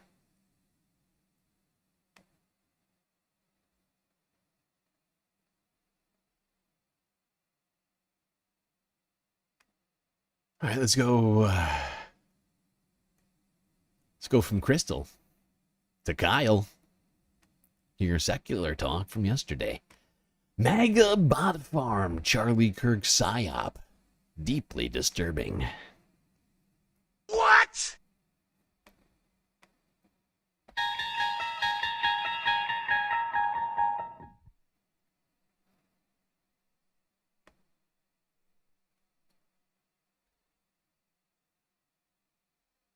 So look, I have to say, man, in the wake of the Charlie Kirk shooting, shit is weird, bro. Shit is getting really weird. So clearly, Kash Patel and Dan Bongino and MAGA, they were desperately trying to make this not only a left-wing thing, but tied to like left-wing organizations. Nothing came of that. That was always a fucking pipe dream. The idea that there even are like highly organized, violent left-wing organizations is fucking preposterous. It's just not the case. So there was that. But then also, there was strange things were happening on social media, right? And I noticed one the other day. There was this weird, like, drawn-out tweet where people would say stuff like, I'm a Democrat, I've always been a Democrat, and I decided to take a look at what Charlie did, and I watched a bunch of his debates, and now I can say, maybe I prejudged him. Maybe I prejudged MAGA. In fact, now, I'm registering as a Republican after seeing what he stood for. Would you I remember reading that going, there is a 0% chance this is real. 0. Right? Well, guess what? It's been proven that that's the case. So look at this. This is literally the tweet in question. As a lifelong Democrat, I didn't know what to make of Charlie Kirk. I've since spent several lunch breaks watching his debates, full videos, and I've come away with the impression that we got him all wrong. The reaction from those on my side of the aisle. It's incredible. Yeah. These people, they come out with, such confidence, with this fiery rhetoric. And yet they need to create fake political posts on social media somehow to help their narrative. It's so weird. Super weird. You'd think if America was on board with their fucking Nazi plans, they wouldn't need to do things like this. Really made me, and then it goes on to basically say, like, I'm disgusted by my side's reaction, and so now I'm going to register as a Republican. And as you can see here, multiple accounts tweeted the exact same fucking shit, which means what? Ridiculous! Bot activity. Paid bot activity. It's a psyop.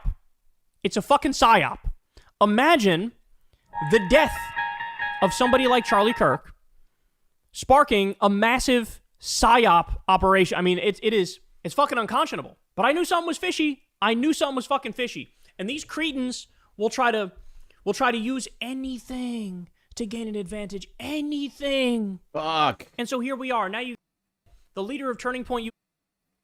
Why are we lagging today? I don't understand what the problem is. What is the struggle? What? Why? Why is this happening? It's incredibly rude.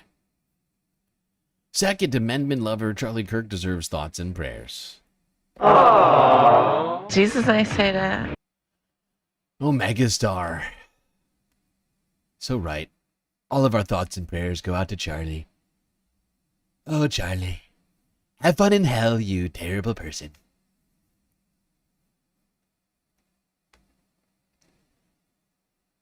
Charlie might be shocked to find out when he gets to those pearly gates that just saying you love Jesus is, from my understanding, not quite enough. You do have to do some stuff while on Earth, supposedly, to actually get in. You know, whoever the bouncer is, I always forget who the bouncer is there. Peter? St. Peter? I can't... Hard to remember. But yeah. You may find out that being a terrible human being who spreads hate about the poor and other human beings around them, actually not very godly. Not a very godly thing to do. Sort of expressly against a number of things God said. Say, has his fucking neck blown off on live video, and then you got bot farms out there. By the way, what percentage of Twitter is inauthentic activity, aka bot shit? I've read some of the shit says over 50%, some of the shit says over 60%. And I have to say, I think that's intuitively sounds correct. Because to me, there's a big difference, real life versus social media versus Twitter. Like, I don't know about you guys, but I get right-wing garbage pumped into my feed all day, every day. And I think the whole point of that is they're trying to give people the misimpression that, like, oh no, this is like, it's done, it's over. If you're somebody on the left, feel alone. Feel like nobody's with you, because nobody is with you. And everybody online is fucking totally right-wing. So just suck it up and deal with it, because that's just what it is, and that's what it always will be. Right? And I think that, I mean, Elon Musk owns it. Fucking makes sense, right? That would be what's happening. And I think they're just getting away with endless bot farms, usually MAGA bot farms. But I mean, I've even seen this around certain creators. I told you guys a lot of the activity around Fuentes seems inauthentic, where it looks like, you know, paid for bots post similar shit every day and make things seem like they're bigger deals than they are. We saw this. There was a story recently about how Asmongold he had botted viewers. He was like #1 in the streaming space, but it turns out a lot of that shit was botted viewers. It wasn't real. And so there we go. Botted comments being placed all over the internet to create a fake groundswell of support for Republicans. Wow. They really do need every trick in the book, don't they?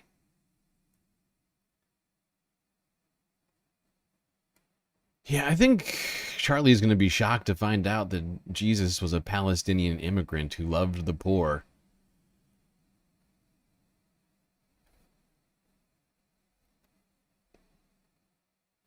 It's going to be a rough time for him when he realizes that. But he'll have, I don't know how long it takes to get shot down from heaven to, it's like I don't know exactly where, like, it's confusing because hell is always supposedly there, but where is it in the earth, or is it like sort of like rotating with, it's always been sort of unclear to me where heaven and hell are physically, but, you know, he'll have time to sort of, you know, think on that one on his trip down to the fiery depths of hell.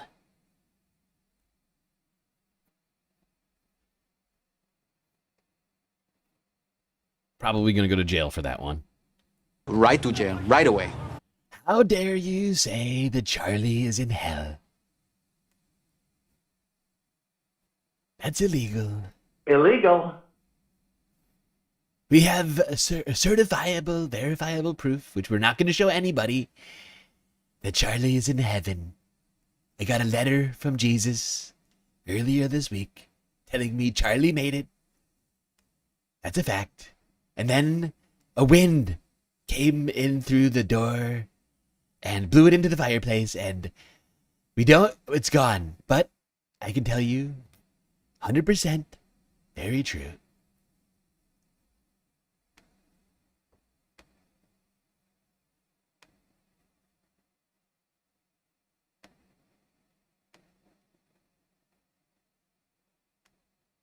All right, well, some people are supposedly moved by the death of Charlie Kirk in ways that, just further propagates the horrors of his life.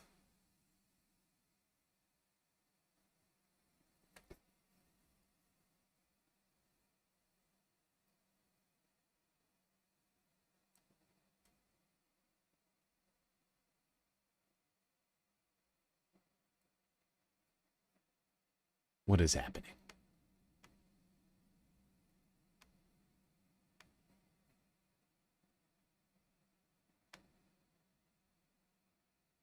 What in the hell is going on? Why?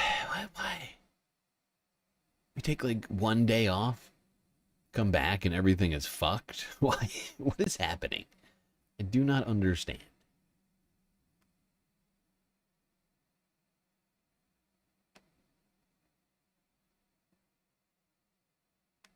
Jesus Christ. What is the problem? We need the clips, otherwise we will not be able to do the stream. Oh, it never occurred to me. Interesting. It's just crazy enough to work. Yeah. From now on, I will be doing a German accent. Until the stream works. Perhaps this is the only way to get compliance. God damn it. What is happening?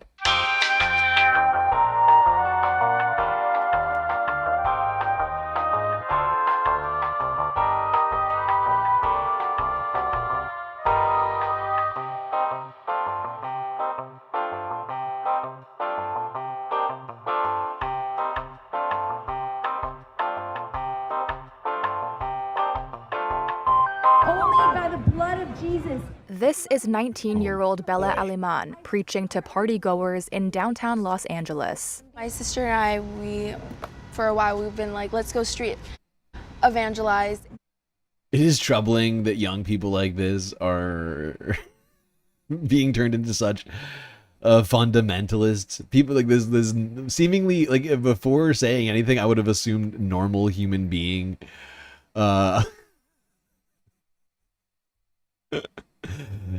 Oh my god, after hearing her say, scream the blood of Jesus in the streets. Like, settle down. Settle the fuck down. My sister and I, for a while, we've been like, let's go street evangelize. Jesus wants to free you from sin. Aliman says she started street evangelizing after the death of conservative These people are so fucking annoying to me. activist Charlie Kirk. Like, you really got nothing better to do than just yell at people on the street. She's a student. And basically, like, I mean, just think about it for a second, right? She's like, Jesus wants to free you from sin. What does that statement mean, right? It means, A, if you are religious, your religion's wrong, and Jesus wants to stop you from being that religion. B, just generally speaking, maybe you're non-religious and you're doing things she's saying are wrong. She's I mean, whether or not, I mean, she doesn't look unhinged, but those words are unhinged. Screaming at people saying Jesus wants to save you from sin is basically saying, you're a terrible person. I think you're doing a bunch of wrong stuff, and you need to stop it right now, okay? And I'm going to occupy this public space and yell as much as I goddamn please. But of course, it's her constitutional right to do so. But it's just troubling just how many people... Like, honestly, I thought when I was younger that by the time I got to my 30s, I'd be like, you know, like the world would be different. That all the old psychotic sort of Christian weirdos would die off, and their children would, you know, reject these things. But you got young girls like this just out here embracing it. The Embracing the University of crazy. California, Irvine, where she's now hoping to launch Why are a you at chapter school? of the organization Turning Point USA. Honestly, I wish I was here so I could yell at her for being in school. You know? If you're going to yell at us for being sinners, I'm going to yell at you using the same rhetoric that you love so much. I mean, this woman here, I assume she's a actual, like an adult, because she's in college. She's trying to start a Turning Points USA chapter. Why is she in school? If she loves Charlie Kirk so much, she should leave school. Okay? She should leave school and dedicate herself to a man. And stop, evangelizing out in the streets. That's not her job. That's a man's job. She should be doing laundry and cooking. Popping out babies for her, abusive husband. And it's offensive to me that she's out here telling us all of this stuff with her free time. She shouldn't have free time. She should be churning butter.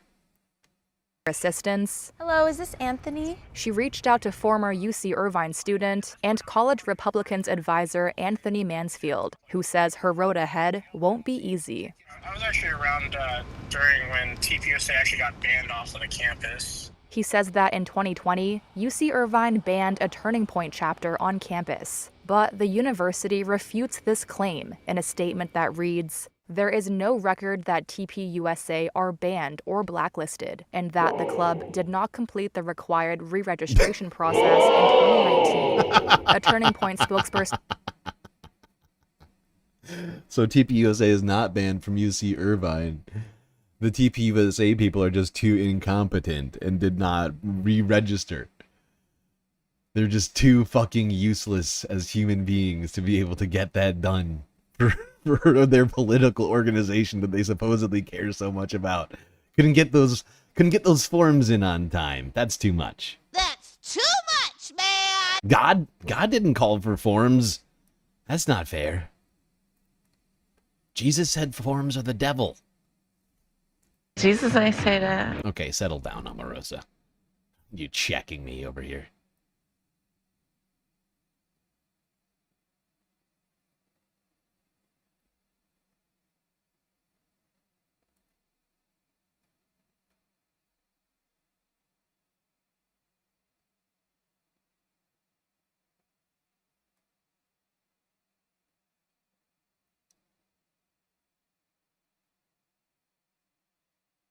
All right, let's go to the Ministry of Truth, to the Ministress of Truth, Caroline Levitt, who had some words about Charlie Kirk. Thank you. And Charlie Kirk died exercising his First Amendment right, willingly debating, conversing with everybody and anybody. That was what he did. So what message does this White House have now to all Americans who feel like they are too afraid to express their beliefs, their values, their morals in the wake of such horrific violence? I think the president has answered this, and I will leave it. Republicans are so scared. Oh, no. Oh, God. Republicans are so scared of professing their beliefs now that Charlie Kirk has been shot. Name one. Name one. I genuinely would like a list from this woman. Like, I don't know who this weirdo with the with the Frankenstein's bride streak in her hair going on. And I honestly hate that hair. But like, I would love a list from her on that. Who are the right wingers that are afraid? Who are the Republican voices that are afraid of saying what they think online right now? Name one. Benny Johnson. He's not streaming anymore. He shut down the stream. Yeah. Yeah, they're not doing the stream anymore. That's it for Benny? Yeah, PBD shut down. It's all over. Ben Shapiro hiding in a closet somewhere. Is that really what I'm to believe? Because they're not. They're still doing shows. Candace Owens still out there doing shows. All of these assholes are doing shows still. No one stopped doing shows. Like, what are they afraid of? They've gotten the full force of the U.S. government behind them, doing everything they can to protect specifically them and no one else. But yet somehow they're they're still like, even all the right wingers who are still alive, they're martyrs as well. I think the president has answered this, and I will leave it to his response, Monica, where he so beautifully said, we have to keep fighting. We have to keep speaking up. We have to keep speaking our mind. I know that's what Charlie would want us to do, and we have a right to free speech in this country. We have a right to free speech in this country, says Caroline Levitt. Thank God. So I'm going to keep using my free speech to criticize these people. And honestly, I hate to do this. I hate to direct my ire specifically at women, but I'm going to do it specifically as it relates to Republican women. I think this is my new plan, right? Like all these women out here saying they love Charlie Kirk and that we have to respect Charlie Kirk and his legacy, who are not living according to his legacy. They're out here holding jobs, not back at home taking care of children and taking care of the house for their husband. If you're going to tell us that we must respect the legacy of Charlie Kirk, I'm going to need you to respect his legacy a little more than me, right? You're going to need to embody everything that he stood for in life. So I'm going to be expecting mass quit from all Republican women who are out there saying that they love Charlie Kirk and that the left is somehow dangerous and not respectful enough of Charlie. I need you to be more respectful of Charlie than me. Okay, if you're going to tell me to be respectful of Charlie, I'll do that once all of you do exactly as Charlie wanted you to do. Get the fuck out of public life. Go back and live in a closet under the staircase between doing chores in your husband's home. I mean, they are the ones who want to bring us back to that world, right? Like, they're constantly espousing these antiquated views about gender norms and all this shit. And yet here we have him, business suit. Ugh. Where's the dress? And actually, you should wear a scarf, too, over your head. The Old Testament says that women should wear a scarf on their head. So don't forget that. You're going to want to remember those as well. Long skirts, scarves. Basically, if Republican women don't look like Orthodox Jews, I'm going to be coming after them.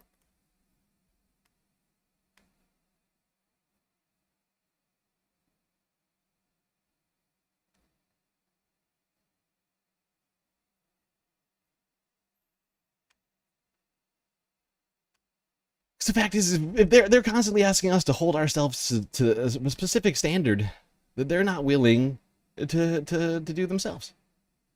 And I find that to be incredibly hypocritical. There are so many conspiracy theories about Charlie Kirk's murder, most of which are flourishing on the right. And I want to remind you that the person in custody right now, the alleged shooter, is himself, by all accounts, appears to be a right-winger. And the administration and others are desperately trying to propagandize the American public that somehow he came from the left. NBC News over the weekend was reporting that they can't find a link. They can't find it yet. The administration still continues to blame the left because they want to exploit the murder of this man to consolidate power with an insane person, which is Kanks, and erode everybody's civil liberties. And so the person in charge of this investigation is a guy named Kash Patel. Kash Patel was a lawyer. And never really like a dynamic lawyer early in his career. And then he was a podcaster. And while he was a podcaster, he went after the FBI and the deep state and swore that these Epstein files needed to be released. That for Kanks is all you needed to do. And of course, he talked about how great he thought Donald Trump was ad nauseum on his podcast. So Trump appoints a very unqualified conspiracy theorist to the FBI. Over the weekend, the FBI director put out the following tweet as an update about the investigation. Put this up, Kylie. As the director of the FBI, I am committed to ensuring the investigation into Charlie Kirk's assassination is thorough and exhaustive, pursuing every lead to its conclusion. The full weight of America's law enforcement agencies are actively following the evidence that has emerged, but our efforts extend beyond initial findings.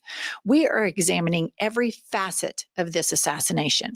We are meticulously investigating theories and questions, including the location from where the shot was taken, the possibility of accomplices, the text message confession and related conversations, Discord chats, the angle of the shot and bullet impact, how the weapon was transported, hand gestures observed as potential signals Oh my God. near Charlie at the time of his assassination, and visitors to the alleged shooter's residence in the hours and days leading up to September 10, 2025.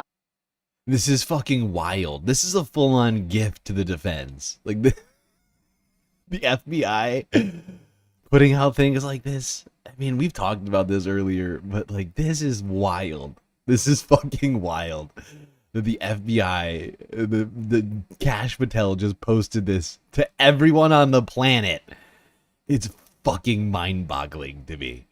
They just basically gave the defense a present. Like, here, would you like to have some stuff for the near future that's gonna really benefit you, you know, like be able to call into question a whole bunch of things because I, the director of the FBI, decided to post every detail and facet of this investigation onto Twitter.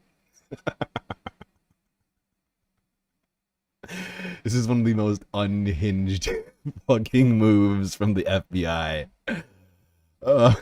The fact that it's insane. It's insane. I don't think this has ever happened before in the history of the FBI. That the director of the FBI goes on social media and basically like unveils all the potential holes in their case to the defense. It's pretty shocking when you ask me. And the thing about this that I find truly incredible beyond all of that is, of course, he decided to leave this in here. I mean, let's be real. The first statement. Actually, we'll go back. We'll just do this. I'll Tarantino it. The entire FBI mourns the loss of Charlie Kirk. Hold on. Right down here. The entire FBI mourns the loss of Charlie Kirk. We will not rest until justice is served, and our investigation into this assassination will continue until every question is answered. Now, saying that the entire FBI mourns the loss of Charlie Kirk, this one sentence is, you know, it's a sort of sentence that, once again, like if you were the defense, you would probably be doing, like, having a party, you know, like breaking out the champagne. It's like, oh shit, looks like we're not gonna have to really go to court. Well, we're not gonna have to do too much, since it seems like the entire investigation has now been called into question. But of course, this statement is, you know, it comes after the very first statement which Kash Patel made about this. Like, let's not forget that on the very day that this occurred, Kash Patel, governor, you know, of Utah, came out and did that press conference, and Kash Patel came out and said, "I will see you in Valhalla," right? Like, and that's like just one of many things in that statement that were incredibly problematic. If you're the director of the FBI and you're the guy who's supposed to be in charge of the investigation, and everybody beneath you, right? Like you are at the top of the investigative apparatus intended to do this,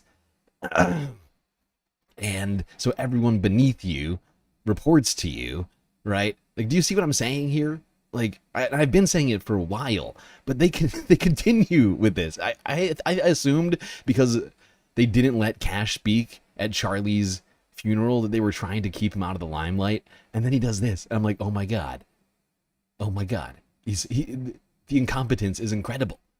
Like, he has scuttled this entire investigation. He's given them all of the things that they are investigating, the evidence, that before having even finished like investigating. Like, he's like, they're like talking about all the potential things, including suggesting there may have been multiple shooters. And that there may have been other people involved who they cannot name right now. Like, and it gives the defense just this incredible fucking gift of like, look, the FBI director literally came out and said that there may have been another shooter. Right? The FBI literally came out and announced to the entire nation that he's completely emotionally compromised. Charlie Kirk was one of his personal friends, and that he's going to go see him in Valhalla, whatever the fuck that's supposed to mean. Whether or not that's a fucking reference to some sort of white supremacist like ideology that's, I find, incredibly strange that Kash Patel seems to think applies to him. But it's insane. It is insane. I think it's entirely possible, and I hate to say, like, if this wasn't so high profile, I think that in many cases, if this had happened in like a normal case, like the case would be just thrown out. Like the case would just be completely thrown out. Like the victim is my best friend, says the fucking director of the FBI, the guy who's doing the investigation, and it is literally with his own hands touched the evidence. Because later, like, there was a statement too that, like, I don't have it right now in front of me, but there was literally, Kash Patel said that he literally was on the ground, the first one there, like, going through the evidence. Like, it's insane. It's insane. I think it's like, even though it's so high profile, like, if the justice system were functioning, I think it's possible that this would be thrown out. And I think it's insane because I think it's probably likely that Tyler is the one who did it. But I mean, it hasn't been proved in a court of law yet. But it's sort of mind-boggling just what the FBI has given to him and the defense by doing all of this stuff and acting incredibly childish and incompetent. I don't know if acting incompetent, just being incompetent, I suppose. It's really not an act.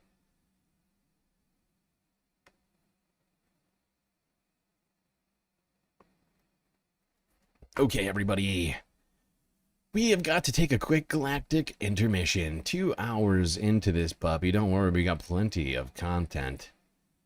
And we'll be right back talking more about this situation with Charlie. In the second half. Don't forget, of course, that we still have a galactic goal going in chat. And we're at 2 of 10, with 2 hours left to complete it.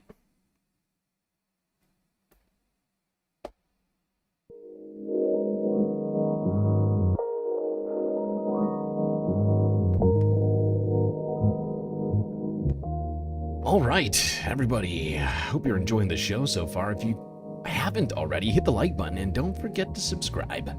Hit that bell icon too so that you ensure that you get the latest notifications from GNN. And while you're at it, do consider contributing to the Galactic News Network, as we are completely funded by individuals like you. A lot of great ways, of course, for you to show your support. YouTube super chats, super stickers, memberships, Cash App, and PayPal if you prefer your money go directly to funding the stream rather than part of it going to fund the bottom line of Google. But of course, the very best way to get the most space benefits for your Earth dollars is to go on to Patreon and become a Galactic Patron, where for the low price of $3 a month, you can get access to a myriad of space benefits unseen by the rest of the goddamn Milky Way galaxy. Things like an avatar on the stream, shoutouts at the end, a secret Discord channel inside of the Discord server, and much, much more. Anyway, enjoy the break. Grab yourselves a drink, maybe a snack, and I will be right back.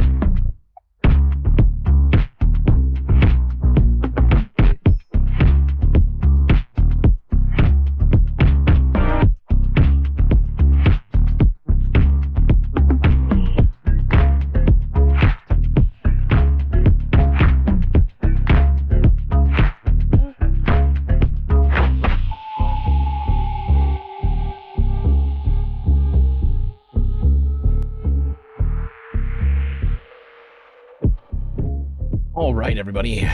You know what that sound means. It means it's time for us to get back to the stream. So, get back in those seats, otherwise you're going to miss the beginning of the second half of this Galactic Spacecast.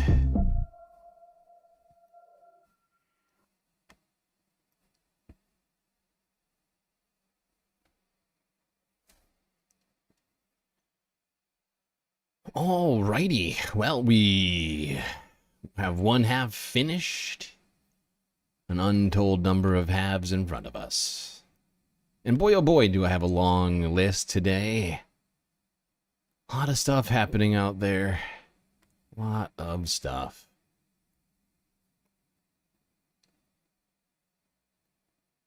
Don't forget that we still have a galactic content goal going on right now. And we are at 2 of 10.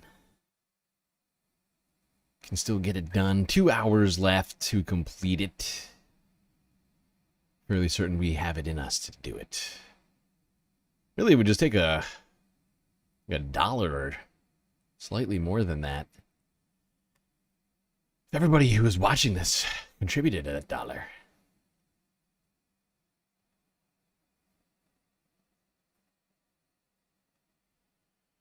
All right. Now, let's go and talk about Kimmel. Jimmy Kimmel, of course. Who, you know, we've been talking about having been canceled in recent days. But, big news on that situation. But before we get to that, I'd just like to remind everybody of the historical context of going after organizations like ABC by the government. I hate to do it, but we're going back to 1930s Germany. Immediately, if not sooner.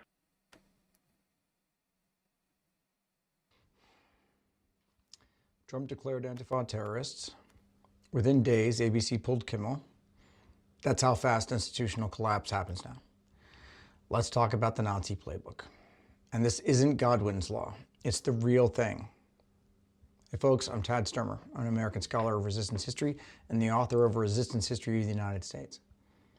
Trump declares Antifa, people who show up to resist fascists, terrorists.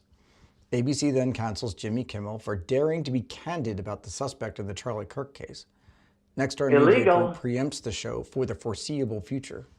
Sinclair, another owner of ABC stations, goes further. It is going to air a Charlie Kirk tribute special in Kimmel's time slot and is demanding he apologize and donate to Turning Point USA.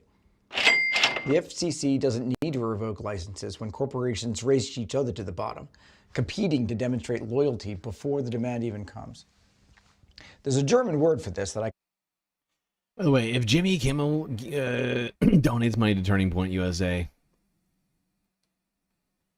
and if ABC forces him to do that, and like he capitulates, like no more Kimmel, no more ABC, like straight up, it's insane.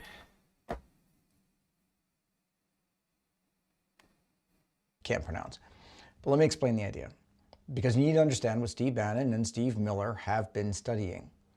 It's coordination, and was how the Nazis transformed every institution in society into an arm of the regime.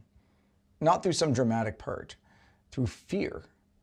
Professional associations, unions, churches, newspapers, social clubs, they all coordinated themselves with Nazi ideology. Most did it voluntarily, racing to prove their loyalty before they were forced to. Here's how it actually worked. In 1933, the Nazis didn't have to shut down every newspaper. They just had to make examples of a few, and the rest fell into line. Trade unions weren't immediately banned. Their leaders were arrested or intimidated, and suddenly, the unions voted to dissolve themselves and join the Nazi labor front. Professional associations, doctors, lawyers, teachers weren't given explicit orders. They saw which way the wind was blowing and preemptively expelled their Jewish members, rewrote their bylaws, declared their loyalty to the new order. The key... Yeah, we must not forget history, otherwise we are doomed to repeat it. capitulating to fascist regimes like the Trump regime is only going to further embolden them. And we have to do abso-fucking-lutely everything to hold them accountable, to hold ourselves accountable, right? Like, but in different ways, of course, but like to hold them accountable, and for us to continue to speak out, hold ABC, hold any news organization, law firm, school, university, whatever it might be. Any of these people start fucking capitulating the Trump administration, we have to crack down. We have to do whatever we can to stop that. It's just this is a slippery slope that we're already sliding down. There's not a lot of branches to grab down this hill.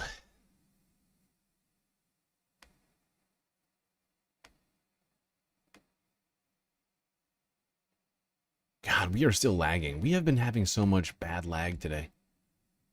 It is really bugging me. I don't know what I did. I mean, honestly, I didn't do fuck all. Computer's just being dumb. His monologue has 1 million views in an hour. Jimmy Kimmel's? Okay. I'll watch that later. Unfortunately, we can't watch it on stream because every late night show just like has insane copyright. Like they just will not allow you. Like, and I cannot dispute. Like, I just don't have it. Like, some people are set up to be prepared to like dispute the copyright claims, but it puts me in a fucking real bind. Because those ones, almost all of them, like, there's different levels of copyright claims on content. Like, there's, starting on one end, there are people who don't copyright claim any of their shit. There's some people who copyright claim but share revenue. There's others who copyright claim, don't share revenue, but don't stop you from having it on your video. It just stops you from earning revenue from that video because their content's in there. Then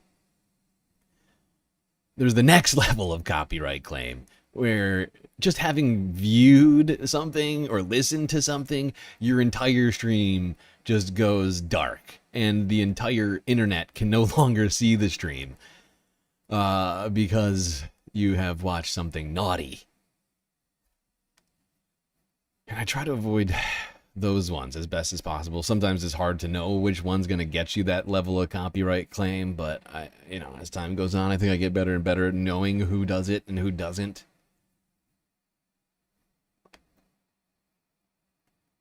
All right, let's stay talking Jimmy. Here's CNN from yesterday. Kimmel will be returning to air. Oh, interesting. Got a shit. No, it's got nothing to do with the internet. We're not dropping frames on the network. I'm dropping frames because my fucking computer is working too hard right now, and I don't know why it's working so hard, because I'm doing the same thing I always do with the same settings that I've always had set up on this thing, so I don't know. Disney is bringing him back on the air tomorrow. ABC. But yeah, no, it's got nothing to do with the internet. I wish it was that easy. Internet would be easier than what I'm dealing with.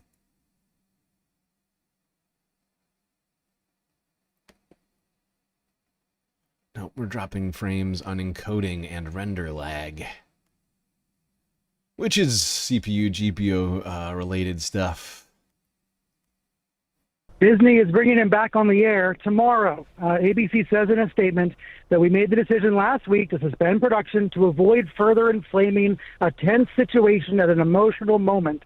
But now, after having thoughtful conversations with Jimmy, the ABC says we reached the decision to return the show on Tuesday. A thoughtful conversation. I'm glad we had that important adjective there. I wouldn't know how to feel about the conversation without that. Oh, God. Thoughtful conversation. How good. Wow. Brian, that is significant, especially given that some of the players outside of Disney in a corporate setting, like Nexstar and Sinclair, they essentially have deals that allowed them to preempt his show, and that's part of the reason that it was suspended. Yeah. Do we know how they might react to this? We don't, and that becomes the big question now. Will these local station affiliates choose to air Jimmy Kimmel Live, or will they continue to protest the comedian, even though the network is bringing him back nationwide? ABC does gently chastise Kimmel in this statement. The statement says, quote, "The decision to suspend him, we made it because we felt some of the comments were ill-timed and insensitive." Fuck you, ABC. Fuck yourself. All right? I think that almost is enough for me. For in this statement where they're saying, "Oh, we're bringing Kimmel back, don't worry. We just thought he was being a bad guy." Like, that's basically as bad. They're still capitulating to the Trump administration, even though they're letting Kimmel continue to do the show. They're still coming out with this garbage press release intended to assuage the Trump administration on their feelings with this. And it's fucking pathetic. Get over yourselves. He didn't say shit. So they're very gently saying they disagreed with Kimmel last week, but obviously they're bringing him back as of tomorrow. And we don't know, obviously, all of the considerations that went into this, Brian. But I would say leaders, obviously, at ABC and Disney have had the benefit of a few days of feedback. Yeah. Including from Disney employees who were very disturbed, including from Hollywood stars and showrunners, the kind of people Disney wants to work with, and from free speech groups, politicians, even some Republican politicians like Ted Cruz. You know, the condemnation of Disney. Yeah, and it's not just that list of people. There is, in fact, another group of people who Disney really, really cares about. Well, the people themselves, they don't care about, but the money that those people have, they care greatly about. And that would, of course, be Disney Plus subscribers and other sorts of Disney affiliated streaming services subscribers.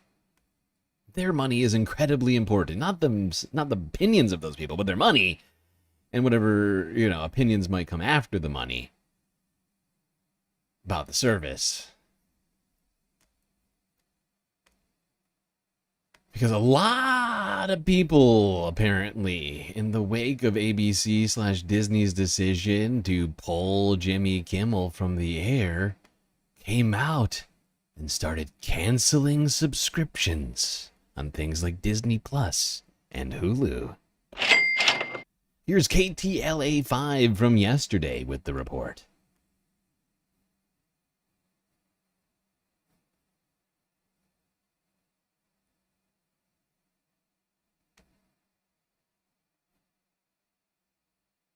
That's right, and today we are talking about how the suspension of Jimmy Kimmel prompted some Disney Plus users to cancel their subscriptions, Laz. Immediately, if not has sooner. a lot to say here. Exactly, and that's one of the takeaways from this whole episode. As you heard earlier from Gene Kang's report, Disney says that they reached the decision to bring Jimmy Kimmel back to the airwaves tomorrow night after having what they called thoughtful discussions with the talk show host. Moreover, that stands for what it is, but it also follows reports that many people canceled their Disney Plus and Hulu subscriptions to voice a protest against Kimmel's suspension, including some very influential subscribers, such as, say, Howard Stern. That someone's got to step up and be saying, hey, enough, we're not going to bow. Now, it might sound stupid, but the thing I did, this morning I'm canceling my Disney Plus. I'm trying to say with the pocketbook that I do not support what they're doing with Jimmy. Whatever else, this episode illustrates that once upon a time. I got my own issues with Howard. With Howard over here, there's been plenty of problematic things this guy has done. But he is something of a legend, if you will, on the radio host personalities, if you will, and I gotta say, this is one of my more favorite Howard decisions, undoubtedly. This one went straight to number one for me. I mean, like, honestly, and the cancellation of the subscription is clearly not the biggest thing about this, in particular when it comes to Howard Stern, right? It's him coming out on his goddamn radio show and actually saying that he did it. Like, that is the sort of thing that gets the attention of Disney fucking executives, right? But the fact is that enough people came out and boycotted Disney. Whether it was stars or there was just regular people just en masse canceling Disney Plus and Hulu subscriptions over this, in combination with this pushback, from famous people, seems to have done the trick, which is why I am so adamant about saying that we absolutely have to step up this kind of behavior. In fact, when these people do these sorts of things that we genuinely disagree with, that we think are pushing us further into this state of dystopia, we have to stop. We just have to do anything we can to stop them from doing those things, especially as it comes to companies. Because companies, we have more levers against the companies than we do against the Trump administration, specifically because, we vote with our dollars at these places every month, in some cases every week, depending on who we're talking about, perhaps every day.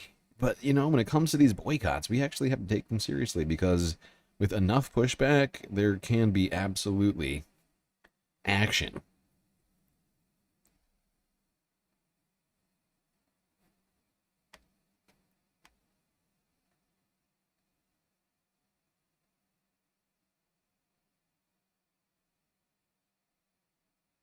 Howard has been a big proponent of free speech. Yeah. I'm not. My issue with Howard is not about the free speech. It's perhaps, I think to some degree, I think perhaps Howard has gone too far with free speech at times. Not that I would like be a proponent of shutting him down for the things he's done in the past, but he's a shock jock. Like this guy made his entire career on sensationalism. Basically, he was like the Jerry Springer of the radio, and I don't know.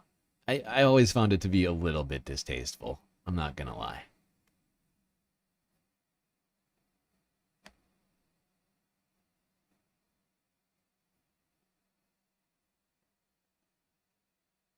Not everything. There's things that Howard's done that are fucking funny to me, right? Like, I won't deny that there's been times where I thought Howard was doing funny, was saying something funny, doing something funny.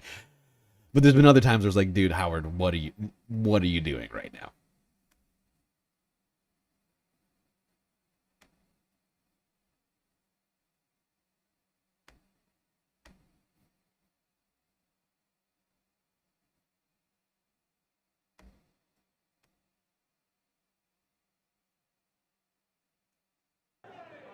Disney said on Monday that Jimmy Kimmel Live will return to ABC on Tuesday.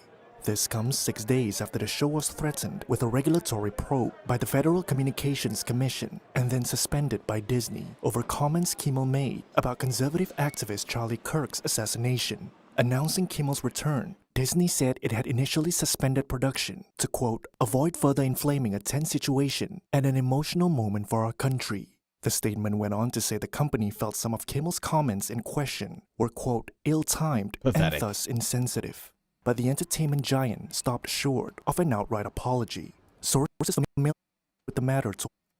Here's my question for fucking Walt Disney.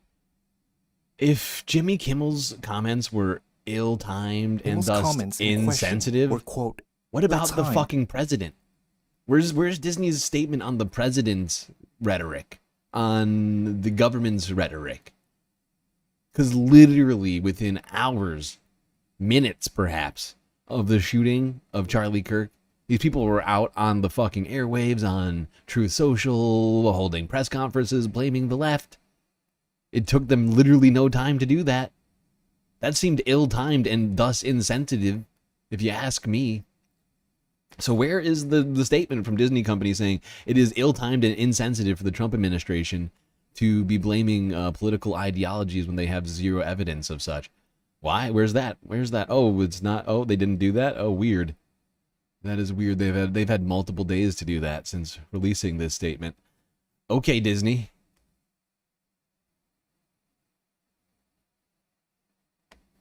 But Jimmy Kimmel pointing out the Trump administration was doing that, that's insensitive. Oh. How rude. All right, let's go here to see what Mark Wayne Mullen has to say about all of this.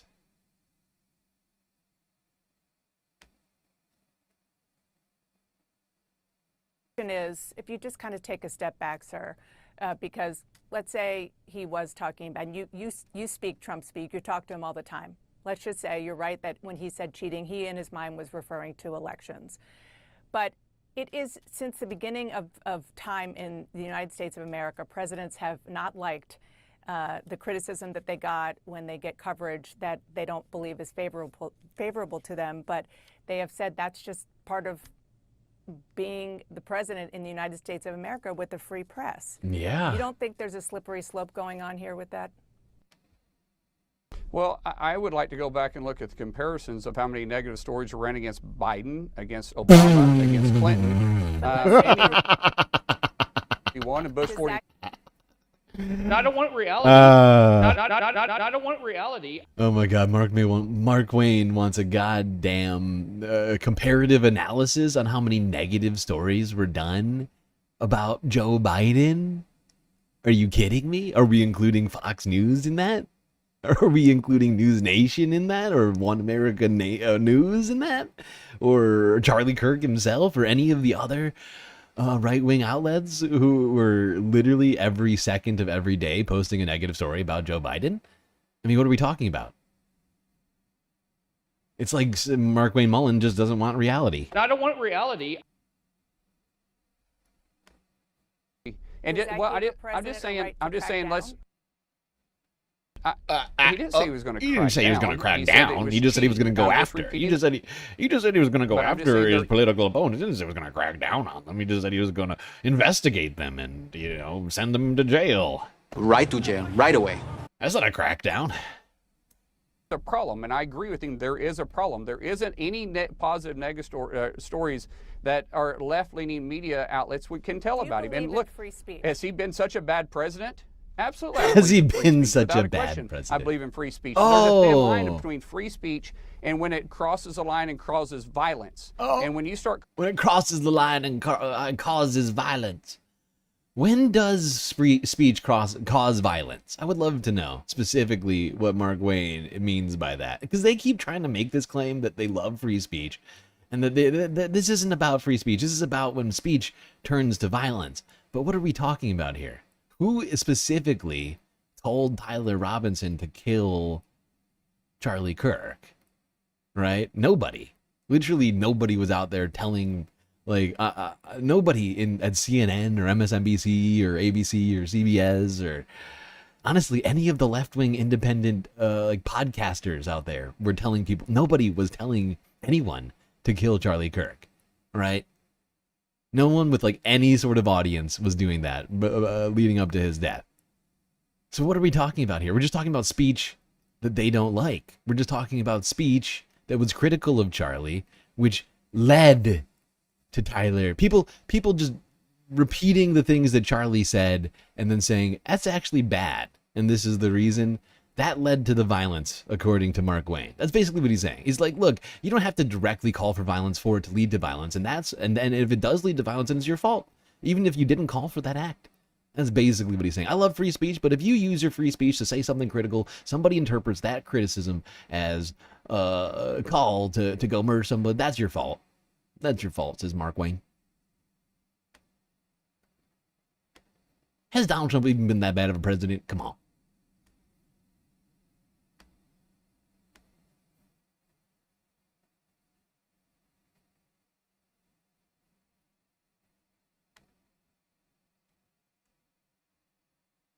ABC announced that Jimmy Kimmel, the show, they're bringing it back on the air after there was just overwhelming backlash from folks in the industry. People who subscribe to Disney Plus. Yep. From anybody concerned about the First Amendment, about political speech. And they made this announcement where they are being a little bit vague, because the problem is that they have these affiliate channels that have to make a decision. And as of right now, the Nexstar TV conglomerate that we highlighted last week that is trying to get the Trump administration to approve of this mega merger that would force it to blow past and obliterate FCC regulations on TV conglomerate monopolies. The cap is currently at 39% in terms of households that one television conglomerate can reach. And Nexstar wants a merger that puts it at that they merge with their rival and puts it at like 80%. So this is, and their executives would get a huge payout for this. So they want to make a bunch of money. They are willing to do seemingly whatever the Trump administration wants to achieve that end. The constitutionality of it all be damned. And that is still pending. We don't know what their decision is going to be tonight about the Kimmel show. But then there's this other notorious TV conglomerate, Sinclair Broadcast Group. And if you're a political junkie, you've probably heard of it. They own dozens of ABC affiliates, and they are really just explicitly right-wing. They were previously run by Boris Epshteyn, who was a Trump advisor. He was a lawyer for Trump, and he was indicted in...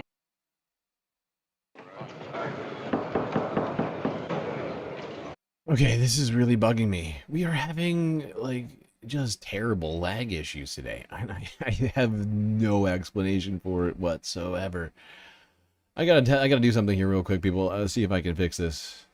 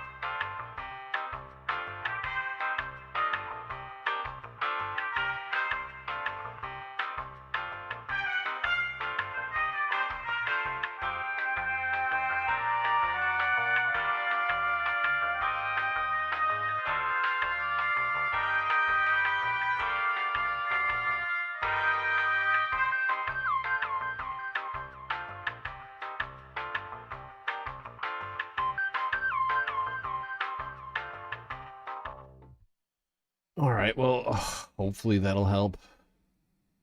I can't say for sure, but gotta keep trying. Gotta keep this moving. By the way, we still have about an hour and a half to complete the content goal. At the end of that, the stream may end abruptly. Alright, back to Emma over here at the Majority Report. Arizona on charges given his involvement in the fake elector scheme in the election between Biden and Trump in 2020. So this is a deeply right-wing TV conglomerate that had been in Trump 1.0. This was the subject of, like, you know, because Ajit Pai and his FCC at the time was allowing for more media consolidation. But this is it on steroids when we're talking about Nexstar. But Sinclair is still going strong with its right-wing propaganda. And they have said that despite this decision by ABC, and when they own Sinclair, dozens of ABC affiliates across the country, they say they are not going to air Jimmy Kimmel Live tonight. And not going to do it. Wouldn't be Here's a prudent map at this showing the juncture. Sinclair stations that will be off. There's about 30 of them. wow, okay, there you go. They're replacing it. And I guess during the Jimmy Kimmel Hour, maybe it was yesterday or a few days ago, Sinclair had agreed to air a memorial to Charlie Kirk instead of the Jimmy Kimmel Live show. But then right as it was about to air, they announced they would play a rerun of Celebrity Family Feud instead, which, like, I mean, come on, Family Feud's awesome. I mean, I'll take that over Charlie Kirk's memorial. Yeah. And Jimmy Kimmel. Honestly, Family Feud I'd take over 90% of the stuff that's on the table. That is a good point, though. That is a good point. Always fun, and always fun to see Steve Harvey try to shoehorn a 3-minute bit about some sexual innuendo into the middle of the competition. If not once, not twice, not 3 times. He'll keep it up. It's America. It's America. That shows America. Anyway. Let's watch Steve Harvey look into the camera after someone says, blow your horn. Yeah. What? Oh. Ah, yes. Those Steve Harvey perplexed looks by the crazy responses of these families. That is classic America. That's a good point. Just staggering around on the stage like, can you believe he said that?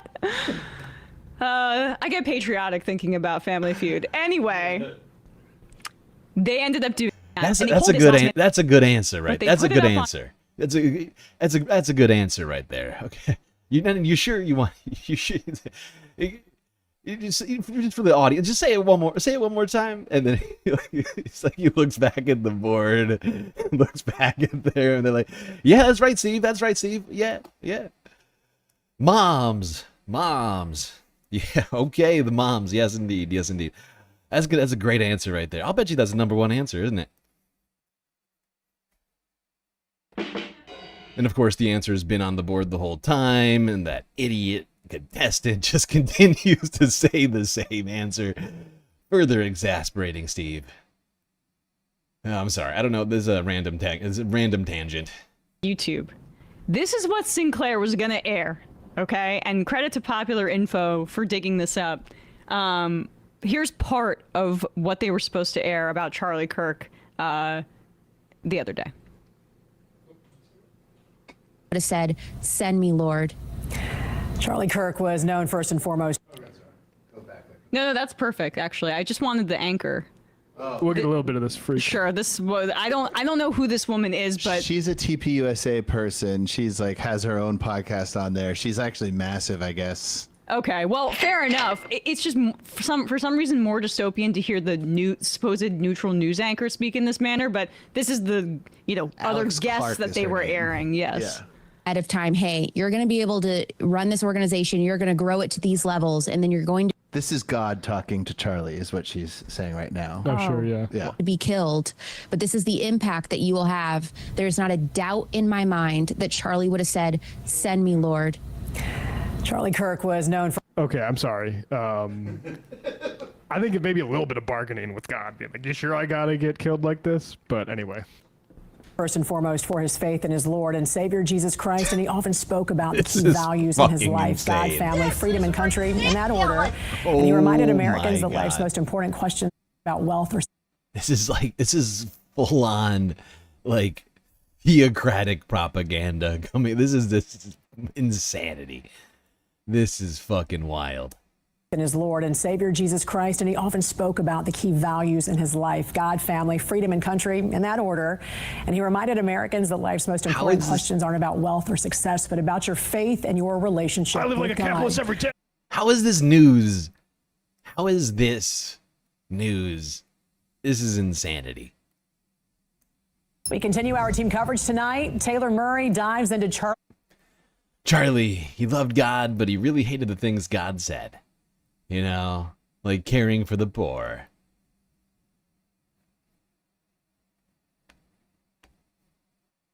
life as one of the most powerful figures in modern politics. Then Emma Withrow joins us from the Fact Check team with how his assassination is expected to lead to a surge in Christian evangelism. But first, we begin with one of the greatest evangelical leaders of our time.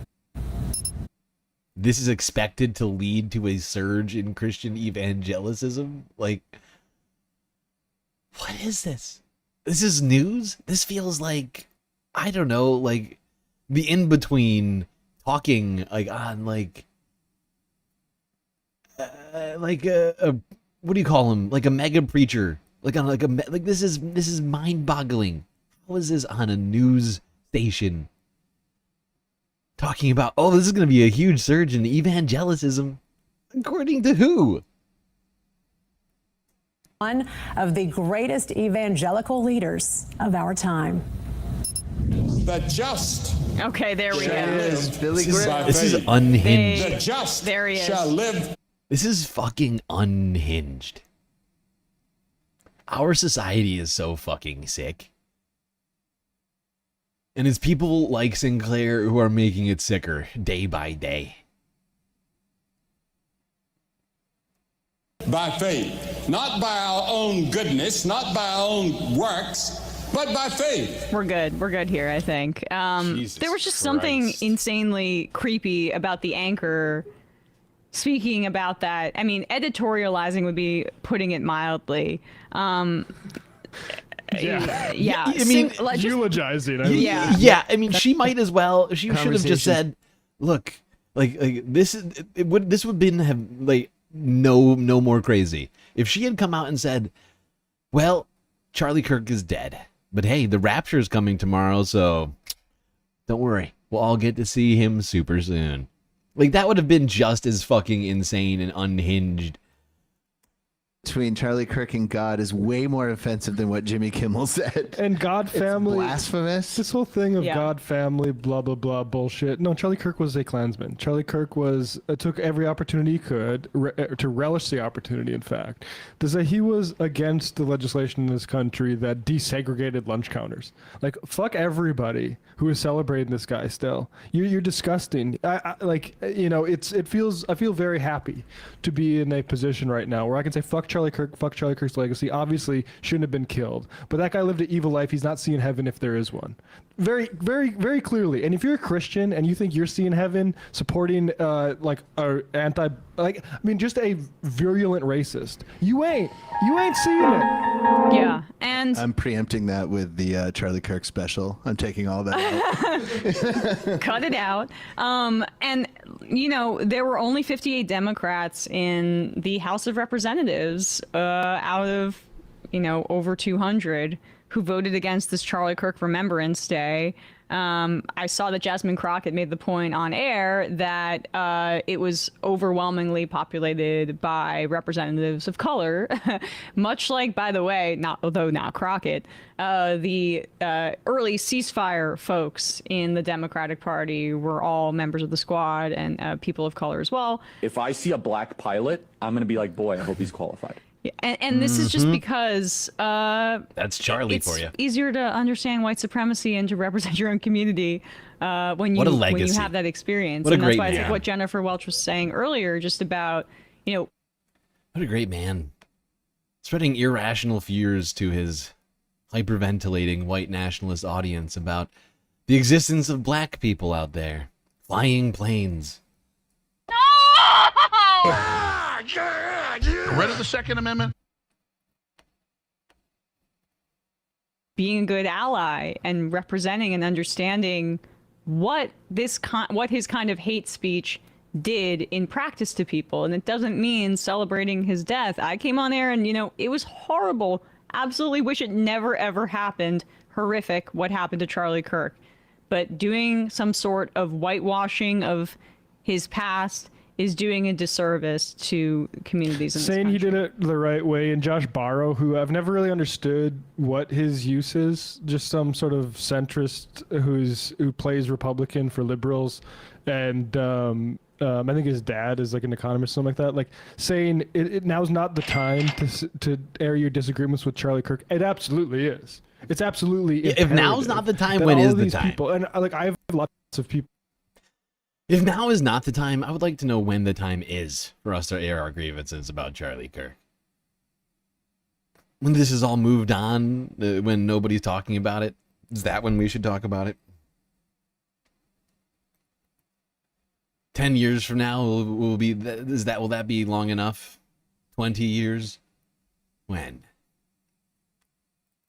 I mean, in this media cycle, if it weren't for the Trump administration planning to continue to politicize this thing, we would be done talking about this by next week. And in fact, this story has gotten more play than practically anything else this year. A lot of that is thanks to the Trump administration. I'm fairly certain we probably would have stopped talking about this if the Trump administration hadn't all come out and said that they were going to use this as a political weapon to go after their rivals and anybody that they don't like on the internet or on TV or I don't know, at the corner store where they go to work. Like literally they went out and like many of these people were calling for their supporters to go out and just like report on people, you know, like some fucking Gestapo, you know, like, oh, I saw somebody at a Walmart earlier today say something nasty about Charlie Kirk. I took a photo of them and here it is on the internet. Like, that's basically what they've been telling people to do this whole time. And if that weren't the case, we'd probably be done talking about this, in my estimation. But no such luck. Now, a conspiracy theory has been floating around out there in the ether. One being embraced by some. And honestly, the tweets of FBI Director Kash Patel not exactly helping.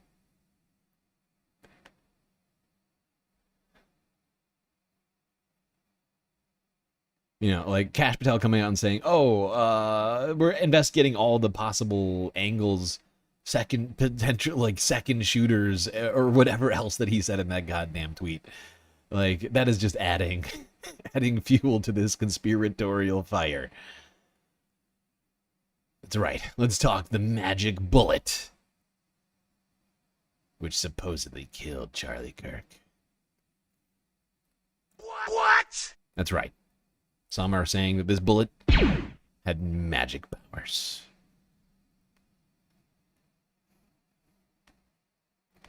Also, there's additional updates about Charlie Kirk's assassination, which is insane.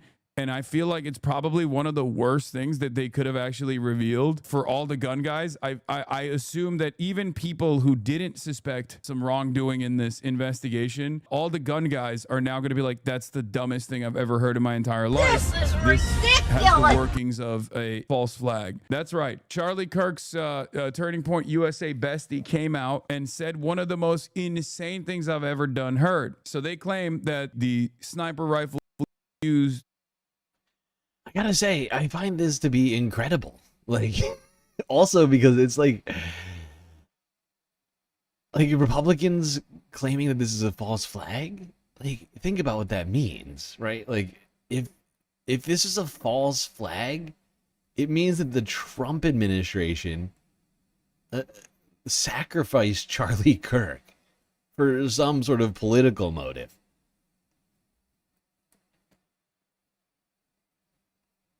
The admission of that is sort of fascinating to me. Maybe they just haven't put that together yet. But like, it's a false flag. Who knows who did it? But it's like, literally, who else would have done this? Was a hunting rifle. It was like an old school hunting rifle that uses like what is it called? 30-06. I don't know these things. I don't know the terminology. It's like 30-6, but I don't know how to say it. But it's a big bullet. 30-06. 30-06. Yep, that's a lot. That's a big old bullet. That's the one all the way down here at the left. Granted, this portion, like from here down, that's the shell casing. But the shell itself goes down, I think, to about here where it tapers out, if I'm not mistaken. So you're talking about a bullet that's over like an inch long. and very heavy. And when you shoot it at, you know, thousands of feet per second, and it becomes red hot, it does a lot of explodey stuff.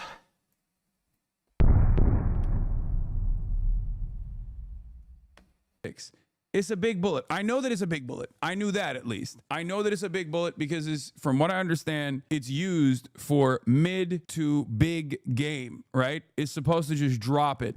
Like you could take out a moose with that. You go, it's a big boy. You go for like elk, moose. It's not for like if you shot like a squirrel with that, you would explode it. Okay. Because of that, a lot of people were like, either this is not the weapon that was used, or this is not the bullet that was used, because there would be an exit wound and that white tent would have turned into a red tent, right? Like, well, first off, no exit wound. First off, and I hate to be this guy. It's I hate to be this guy, but if like it can't be right. Like you can't put a different bullet into that gun and have it shoot, right? Like maybe everybody doesn't understand that, and it almost seems like maybe Hassan doesn't understand that. But you can't take a gun intended to fire 30-06 bullets and then put something else into it, like a 7.62 or like a 2.23. It's not gonna fire. It's just not. It's just not. It's not gonna fire.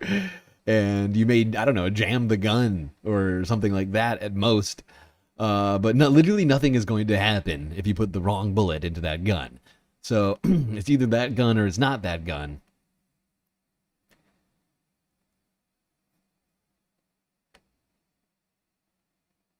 But it is quite suspicious now that this has come out. Because I had no idea what kind of bullet was supposedly used in this. But yeah, that 30-06 bullet is intended for shooting huge fucking game.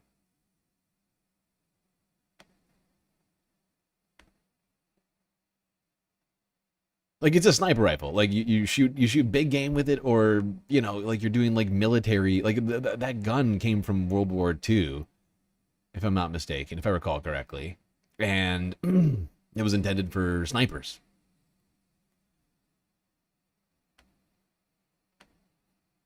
Be a different gun, right? Or there's just something that's not quite right. Yeah, it was a standard American rifle round during World War II, but they obviously went for smaller. Maybe Charlie Kirk's neck is extra thick.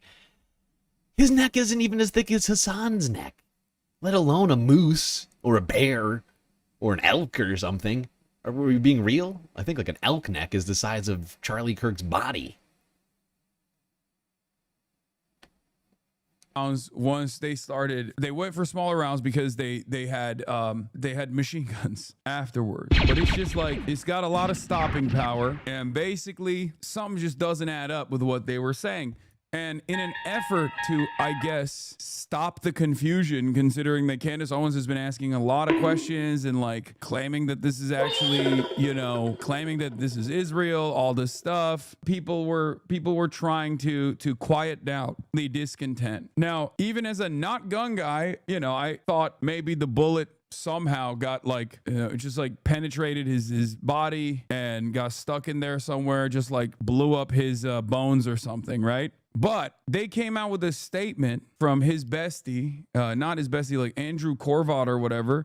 Does anyone have that actual Twitter link? Because he came out and made this release. Gun guys are not even in any way, shape, or form taking this. They are not. They saw this. Andrew Kolvik comes out, Christian, proud husband and father, TPUSA spokesman, comes out and says, I want to address some of the discussion about the lack of an exit wound with Charlie. I'm usually not interested in delving into most of this kind of online chatter, and I apologize. This is somewhat graphic, but in this case, the fact that there wasn't an exit wound is probably another miracle, and I want people to know. I just spoke with a surgeon who worked on Charlie in the hospital. He said the bullet absolutely should have gone through, which is very normal for a high-powered, high-velocity round.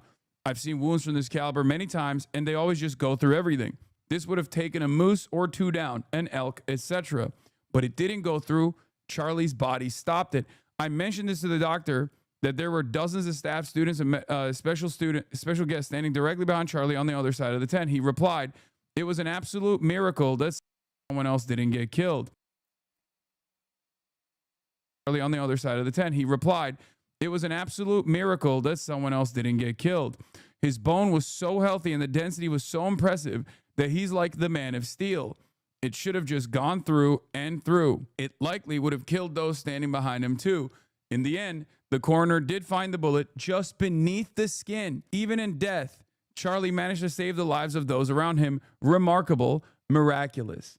Okay, in the most charitable interpretation, let's just say there is a little bit of embellishment, okay? Because the least charitable interpretation is all of this is a lie and it wasn't a 30-06 and it was a totally separate guy, and now you're looking at like a second shooter theory. And it was a totally separate guy, and now you're looking at like a second shooter theory or whatever. That's the least charitable interpretation. The most charitable interpretation of this assessment is that he's just like greatly exaggerating. And I don't know. I just don't, I don't know what could have actually happened. But I will say, if it's a 30-06, it does, I guess the most charitable interpretation is that his body did stop the bullet somehow, and it didn't have an exit wound because it like snapped on his spine or something. But the Okay, hold on. We can't watch this whole thing. Don't got that kind of time.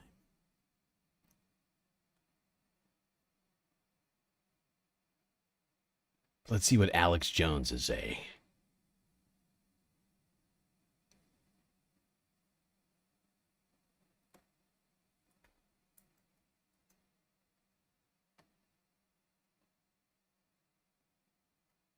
It's a false flag.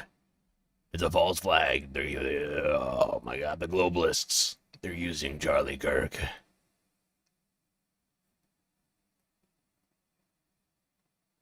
Oh my God, he was so angry to make a car video that he just forgot how to read. Okay. I've been telling everybody, wait till we have evidence of an inside job or a cover-up. That's all I've been saying.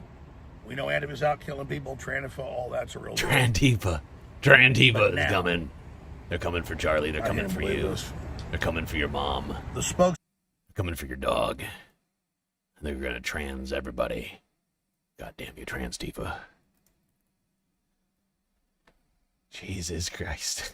Why is that the new thing? Transtifa. Trantifa is coming for you. USA.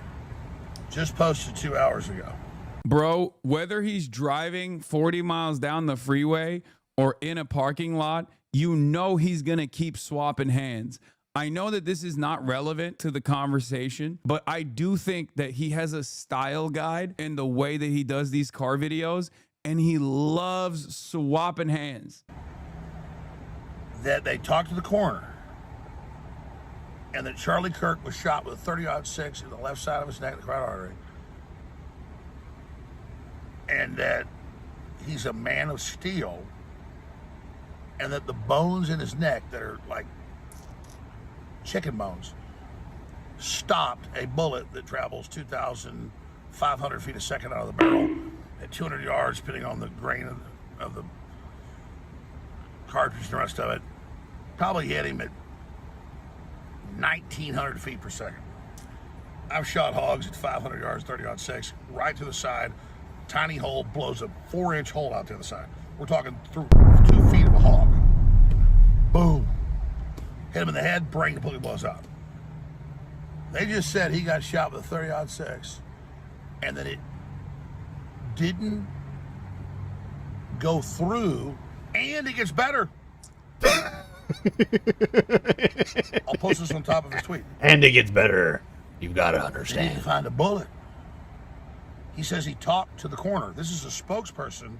They did, though. Like, the tweet does say they found the bullet. is true. They just found the bullet under.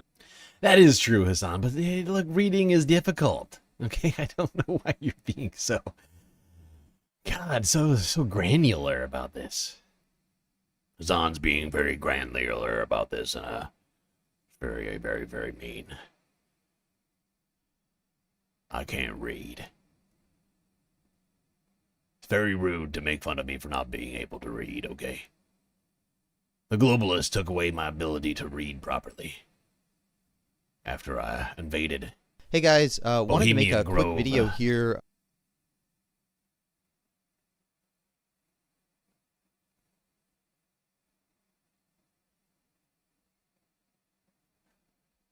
After I did the Bohemian Grove, the globalists came and they said you're not allowed to read anymore. They did a spell on me, and ever since I've been unable to use my eyes to read words.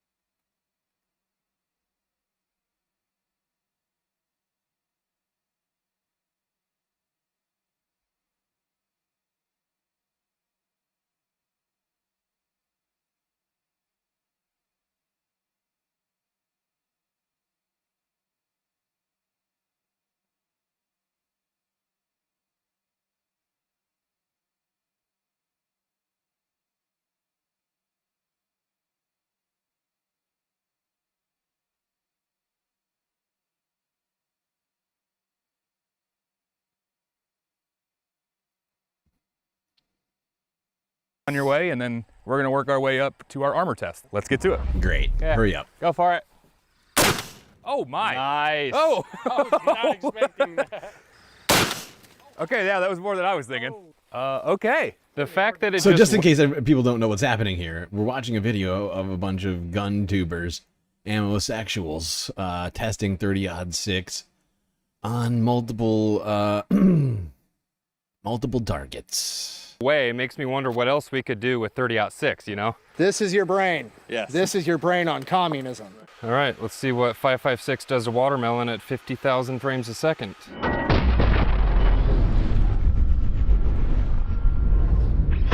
Oh, is it already keyhole? Yeah.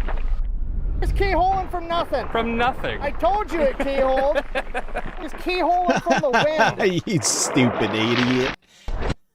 You thought it wasn't gonna keyhole. It clearly keyholed, you dummy. You big stupid idiot.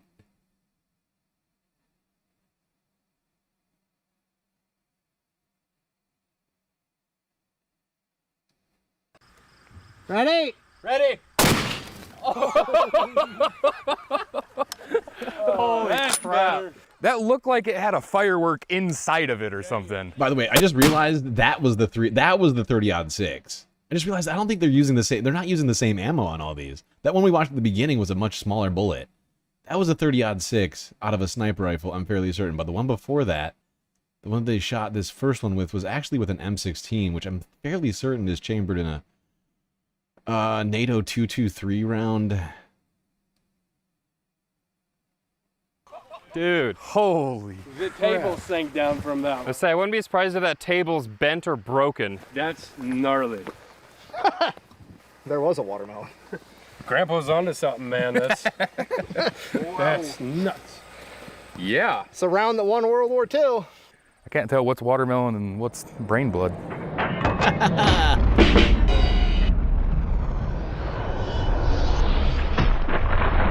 Right out the back. Yeah. Completely unstopped, straight through. Filled the whole frame. Crazy stuff. That's why he's got some wounds right here. Yeah, so he kind of got hit with some cinder blocks and stuff. You can go check that out in our other video. So we've got their plate carriers. They've got different colors. They've got different pouches. There's a setup for anything that you could want on there. So shout out to Guard Dog for hooking us up with some more of these. We got up pretty close to Vietnam era M16 here. So originally the 223 was developed for a 55 grain projectile out of a 20-inch barrel. So using steel core, 62 grain. We need more of a modern gun to make it not keyhole. So we got the Radian with the Gideon LPVO 1-8 on top of it, just to kind of make this test a little more fair. Yeah, because NIJ wouldn't accept a keyhole. Yeah, it probably wouldn't make much sense. So 62 grain out of this should be a good flight, and then we can actually get a decent comparison. This is actually a longer barrel than the NIJ would use, right? Is it 24? Yeah. 24, oh my God, hurry up, you fucking 30-06 AP. Jesus Christ. A 20-inch barrel. No one so gives a shit. In Mod 1, we have shut old up. scopes getting pinpoint accuracy. Oh These my things God. are pretty well priced. Optic. So shout out to Gideon. Oh my God, you are annoying. All right, We're moving up to the top of the NIJ standard here. We've got the 30-06. I unfortunately don't get a good reticle. I'm stuck with what Carlos Hathcock had. We're gonna do this out of this Winchester Model 70.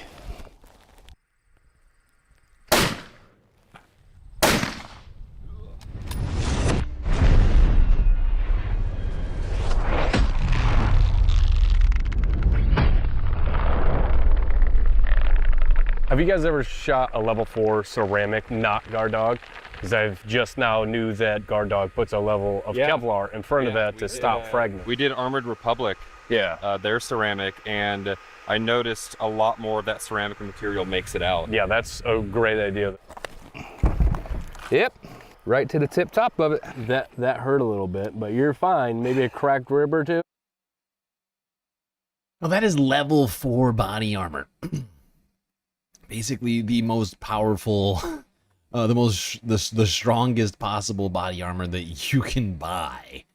And it practically went through that. I mean, it broke, I mean, it did go, in fact. I mean, it went through it enough to break multiple ribs on that dummy.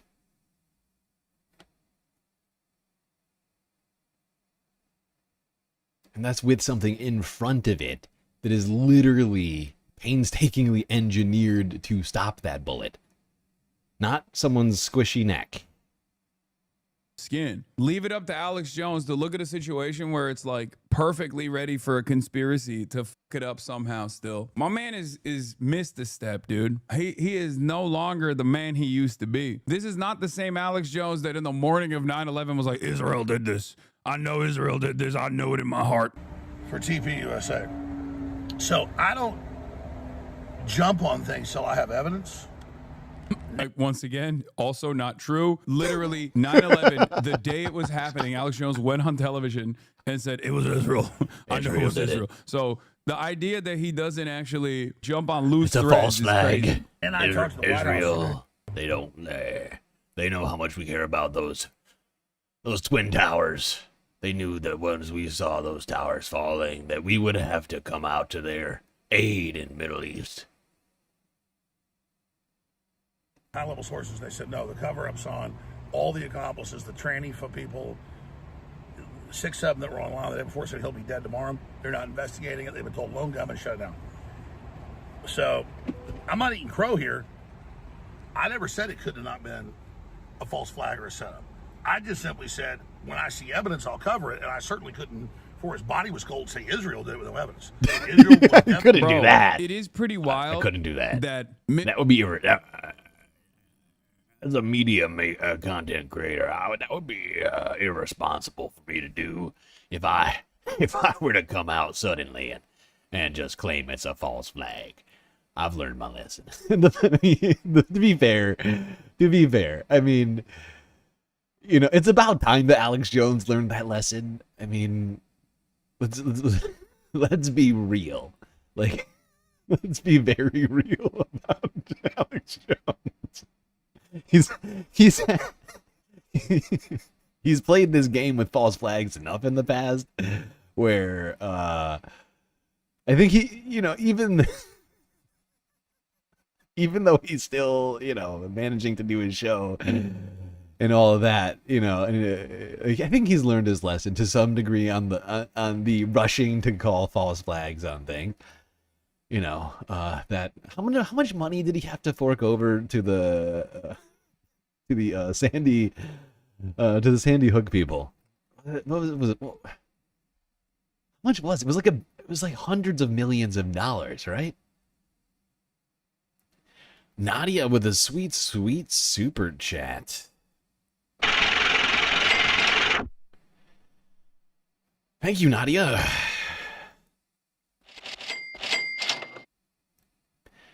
Alec chapter of, I don't know. Why are you using these abbreviations? I have no idea what this means. Alec? Oh, wait. Are you talking about Alec, the committee that does the, what do you call it? Oh, God. Like the lobbying people, right? Is that who you're talking about? Alec of Com, etc. paid Dems to manage voters while representing the organization's interests, destroying the left and building a quote, strong Republican Party, unquote. Dems don't stop racism. They're its instrument. Yeah, ALEC is a very problematic organization, if that is in fact what you're talking about. And based upon the rest of what you're saying, it would seem that's what you're referring to. Either way, thank you, Nadia, for the sweet, sweet super chat, getting us to 4 of 10. Almost halfway there, people.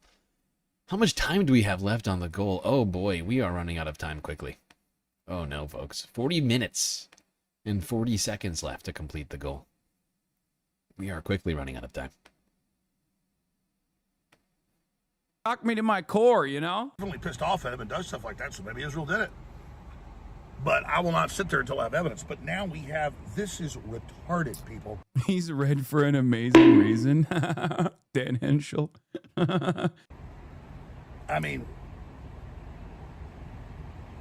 I shot a buffalo with a 308. That's weaker than a 306, but similar round. The bullet went through a bull buffalo. More reports coming on this, folks. We're being lied to. This is a cover-up.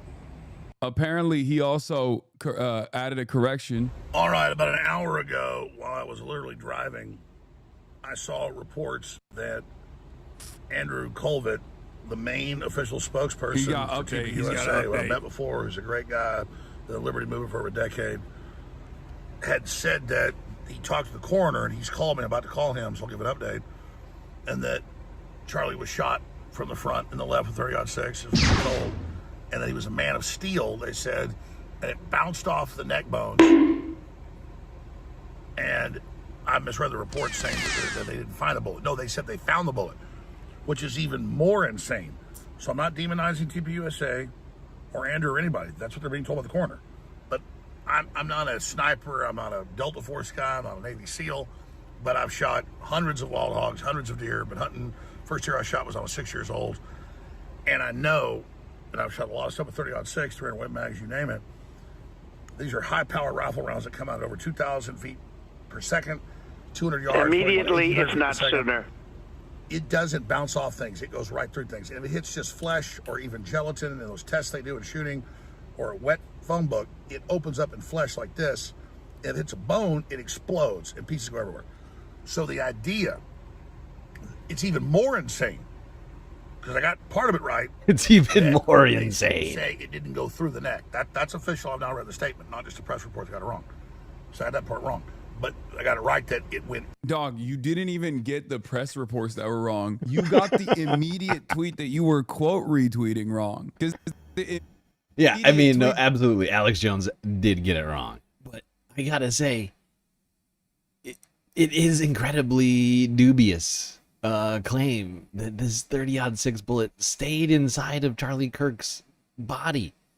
Like, that's the sort of thing that happens with a 22. You know, like a very, very, like basically the smallest available bullet on the market. That happens, right? That happens a lot, in fact, with 22s. But a bullet like a 30-06, it's honestly, it's sort of blowing my mind.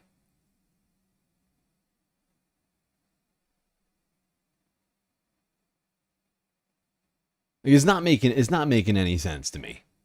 For quote retweeting, literally said that the bullet was recovered just off the neck and it just only pierced the skin. The bullet was just beneath the skin. In and didn't go out the back, they're claiming from the coroner, according to the TPUSA spokesperson that talked to the coroner, and that it was found under the skin, like it was a BB gun or something. I mean, ladies and gentlemen, you can shoot an old refrigerator or an old truck or whatever with a 30-06, and it'll shoot through, It'll go through it. Exactly. usually both sides of the doors right through the whole truck. Exactly. It fucking exactly.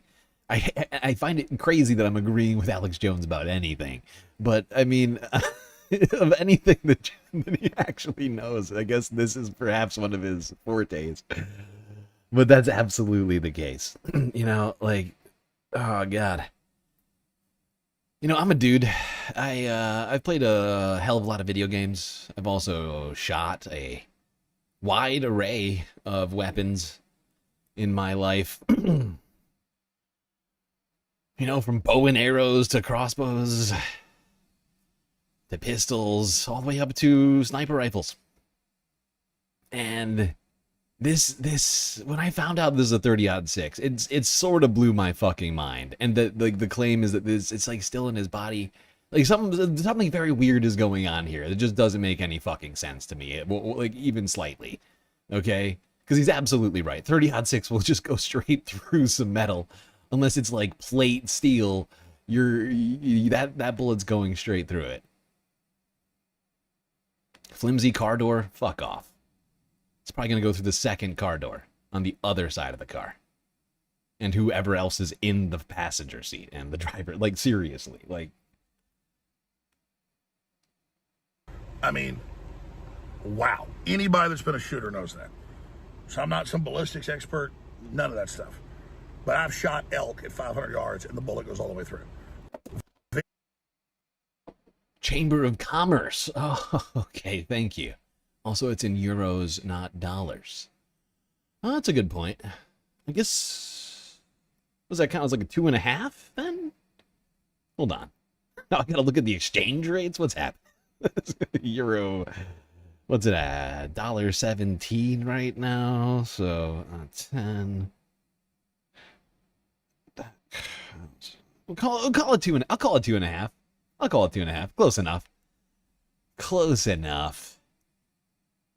I'm feeling that that's fair. Rarely does a high or rather I mean not go through. And a small hole on one side and a huge 4-inch hole in the other. So, and if it's a bone, it just explodes. And I've butchered deer, you name it, you see where it's a bone, it just goes everywhere, and there's pieces of bullet everywhere. And it still blows out the other side, pieces of it. So I'm not saying TPUSA is bad. They're not the coroner. I'm just saying what this coroner is saying, that a 30-06 bullet goes in. That's even more insane. Didn't find the bullet. I was wrong about that. No, right under the surface. It just, man of steel. This is ridiculous. Titanium neck. All of this. The titanium I neck. guess technically they didn't say which skin they found the bullet in. You know what I mean? Like, Yeah, I guess they implied that it was like. I guess they could have found it in his foot. That's a good point. Skin of his neck, but maybe they found it in another part of his body just beneath the skin. Who knows? It bounced around. I know Trantifa's out there. I know they're attacking. I know the left, the Podesta plan wants all this terror. But I saw no evidence of Israel involved still happening. I know Trantifa's out there. It's still Trantifa, but it's also be Israel. I got a new Like, seriously, though, I mean, like, I just want you to think about this for a second. Like, this bullet traveling, like Alex Jones and I said before Alex Jones even brought it up, like, traveling at least, you know, in the range of, like, you know, 1,500 to maybe 2,500 feet per second. Per second, okay? Like, just just to be clear, there's hold on.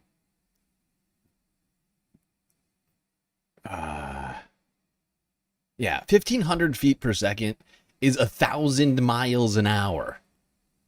Okay?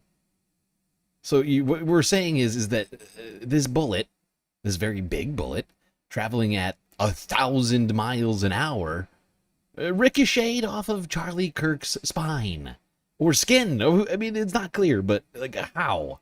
How does that happen? Israel is working alongside Trantifa. Any of this, but I am seeing this now. This is crazy. So I'm going to call Andrew and talk to him, and I'll give you an update on that. And it's just what he's being told, so don't blame him. But this is crazy, absolutely crazy. I'll give you updates as it unfolds. Even crazier than not finding a bullet. Did he unironically say Trantifa? No, that is the meta now. I need you to understand. That is the thing that they believe is happening. Like, they think it's not enough. And for more context to the speed of that bullet, but they're all like, the speed of sound is 767 miles per hour. So it was traveling at least, and I lowballed it. I started it at 1,500 feet per second, even though it's probably closer to 2,000 or more. So we're saying something traveling over 250 miles per hour faster than the speed of sound just started like dancing when it hit Charlie Kirk.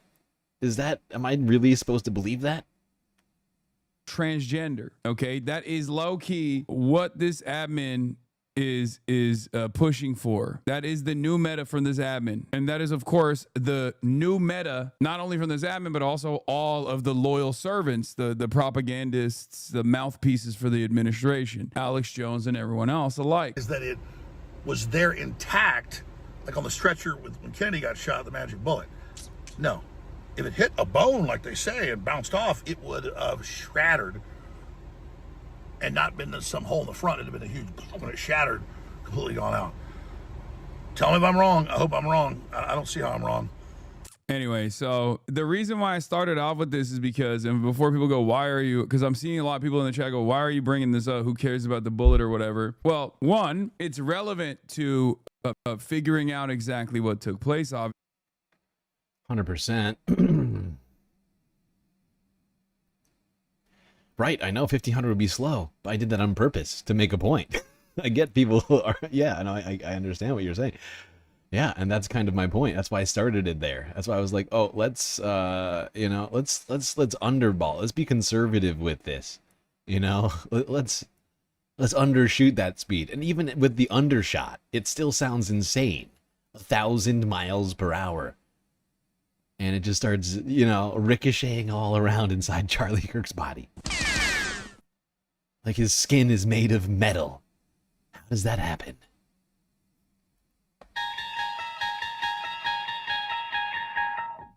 Looking at this and being like, nope. Here's what a 30-06 does to a ballistic shell head, by the way. So today on Dual Liberty Firearms, we're going to be showing you what a 30-06. Yeah, look, a lot of guys that make videos like this are going to be like, nope. Jesus Christ. That is one of the most insane things, dude. Like, that is, can we even, dude, it turns into mist, brother. Yeah, it does. It absolutely does. Mist is absolutely the word I would use. Like, that is, can we even, dude, it turns into mist, brother. It turns into mist. That is one of the most insane. To be like, nope. That is one of the most insane things, dude. Like, that is, can we even, dude, it turns into mist, brother. It turns into mist. Now, I don't know what the range is here. Yeah, look, see? Gun tubers are testing out the ballistic theories. Which, again, this isn't even a gel, so this one kind of sucks. I'm gonna be honest. The ballistic gel ones are my favorite. Like on the live fire demonstrations. Also, this is a child. Don't be crazy. creepy. Why do you have a child great doll question. that you can shoot at? That's a very good question, Hassan. Why does this man, what are they doing discounts on child-size mannequins, ballistic mannequins? What is going on? What is going on? He decided to cheap out on it, you know? Or maybe, I don't know, maybe he prefers shooting at children? I don't know. I wouldn't put anything past this guy. Give a moment. That's odd. If you don't have a ballistic gel, dummy, I don't want to see it. Those things are like $3,000, but you will absolutely get that back on the AdSense. Okay, I guess this is the IDF training facility that they're shooting this video at. Bro. This is the IDF training. Oh God, I hate to say it, but Hassan is absolutely right about that. These amosexuals have a massive following on the internet. These kind of videos get millions of fucking views. You're absolutely gonna get that money back in the AdSense Facility, bro. That's gotta be it, mate. Hello, I am from Israel. I love guns from Israel, and this is my GunTuber show. Of course, we do not have adult targets. We only have the child Hamas terrorist target. But yeah, bro, look, that's what a 30-06 does to a brain, okay, to a head. FBI Director Kash Patel has also seen your... Okay.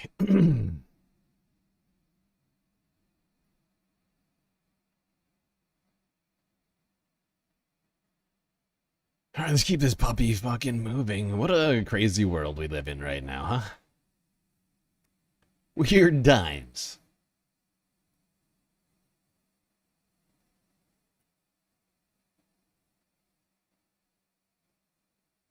that's low-key fucked up. That's high-key fucked up, okay? If you're buying child mannequins to shoot at, there is something wrong with you.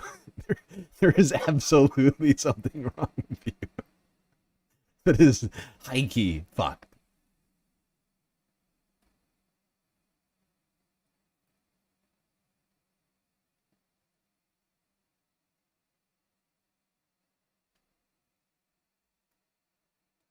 All right, let's go here and talk about Donald. Oh, actually, I got to pull this up first. Before we do any of this. Oh, God. Here we go.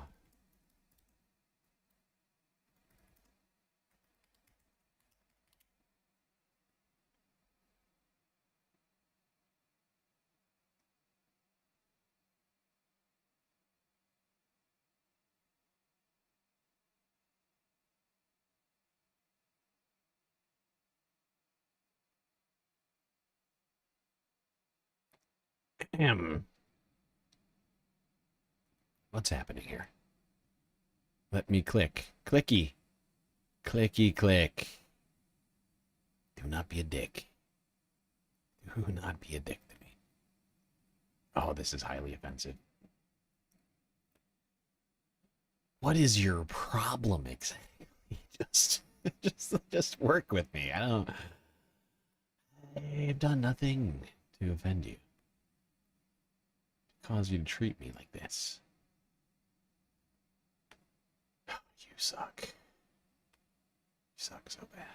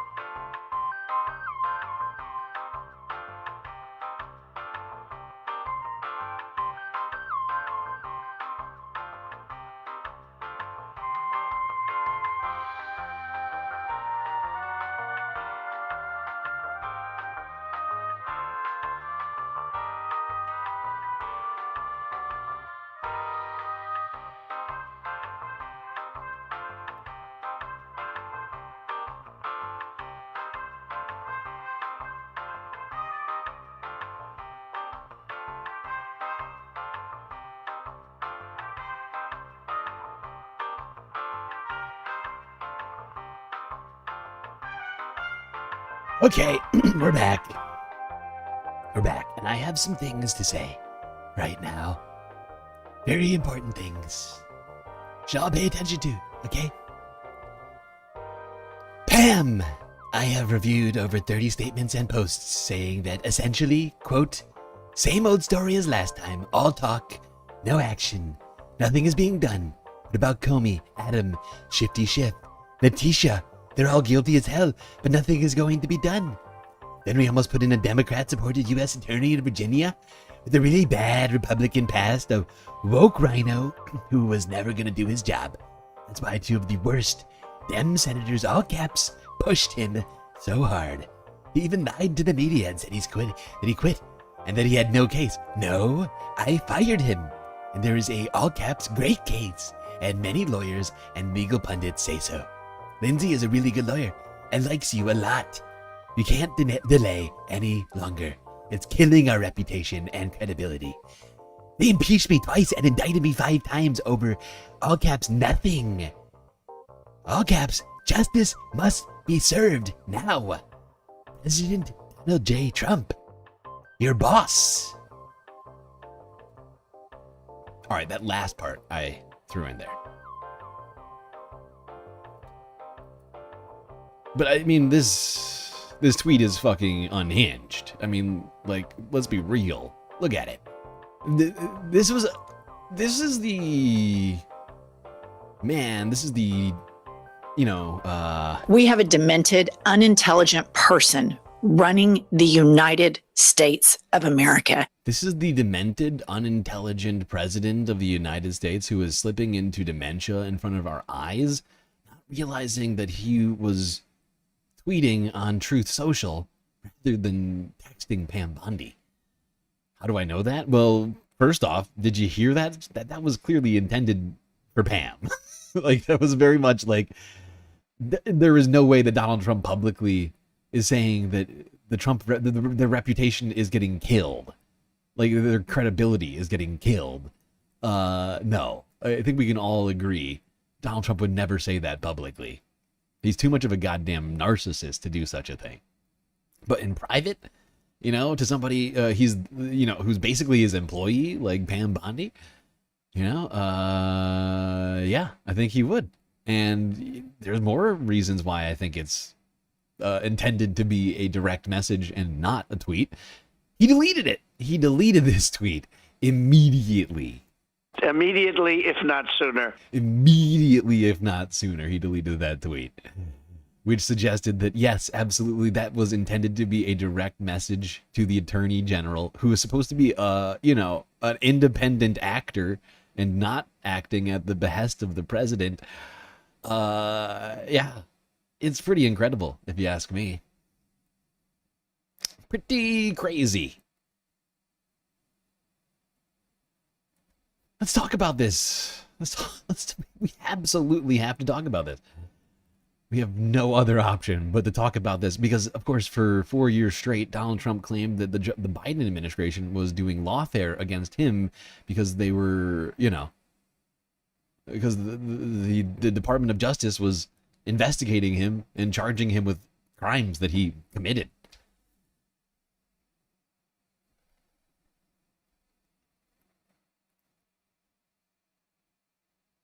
But now he's just outwardly, openly literally directing the DOJ to do things.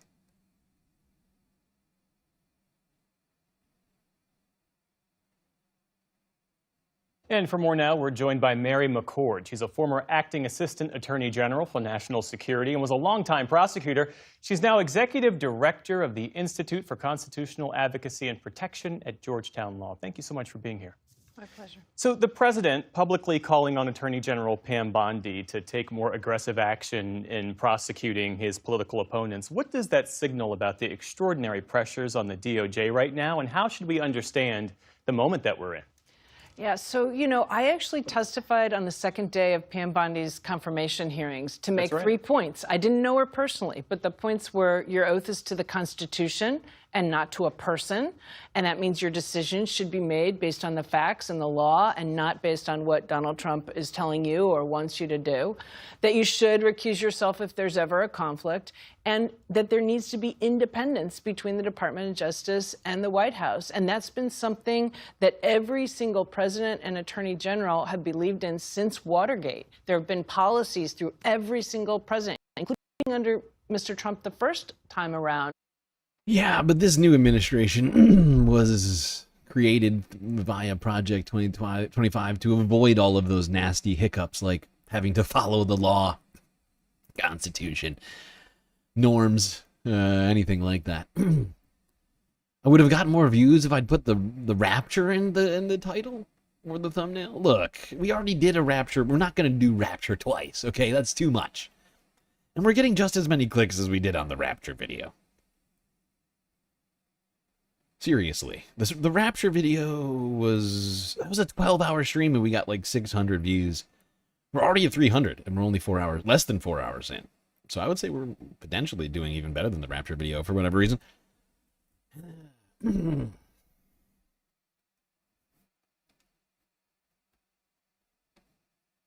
This is incredibly disturbing. And the fact that this is happening and more Republicans haven't come out to say, we got a problem here. Pam Bondi needs to be taken out of her office. Maybe we need to impeach the president. This absolutely is an impeachable offense. I mean, this makes Watergate look like a fucking joke.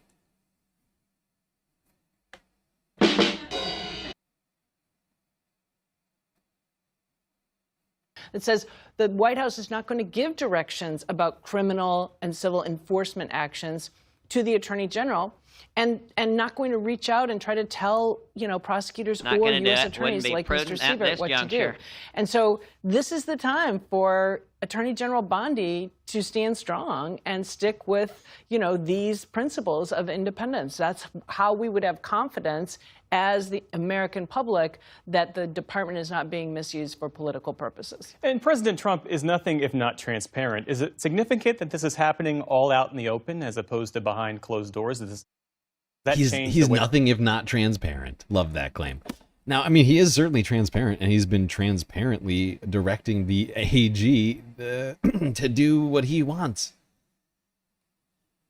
He's been transparently, politically, giving the, what do you call it?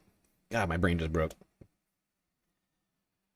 He's been transparently directing the DOJ to do what he wants politically, which is the opposite of what the DOJ is supposed to be there for. We should understand the degree to which he's applying pressure here? So that's such an interesting question, because in the past, like in the cases that were brought against him, that was one of the points he tried to make. How could I ever be doing anything sort of corruptly when I was doing it so publicly? But that just doesn't really work here. And what we saw with him directing his attorney general to do something, these people are guilty as, heck. Right to jail, right away. How can he say that, right? We have a presumption of innocence. There's only allegations. And so, this is not some time where I think he can say, look, I'm being transparent, because the transparency shows how much he is, in fact, trying or attempting to use his Department of Justice for political. Yeah, I mean, it's always been a completely nonsensical claim that just because we're transparent, we can't commit crimes. Like, if you go to a bank, right? Like, let's just play a little thought experiment here, okay? Now, if you go to a bank, right, and, it's like, just follow me here. Like, just say that you're like, okay, I'm gonna rob a bank. You go to the bank, you got the gun, you show up, no mask, right? Just dressed as you normally do. You ahead of time, like, you go online, you make yourself like a custom t-shirt. It's got like your driver's license and your social security number and your birth certificate on the back. And you enter and you're like, hello, my name is John Harknestein, and I am here to rob the bank. But don't worry, I'm being incredibly transparent right now, so it's not a crime. Look, I have all of my identifying documentation on my shirt. This is who I am. Now please give me all of the money. That's still a crime, as it turns out. I know that's crazy, and you're thinking, how could that be a crime? It's so transparent. As it turns out, you can commit a crime transparently.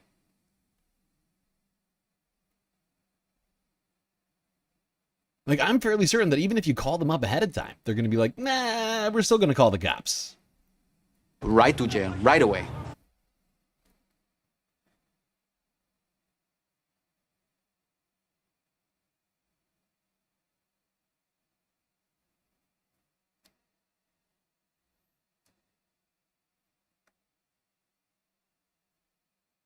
All right, let's go here.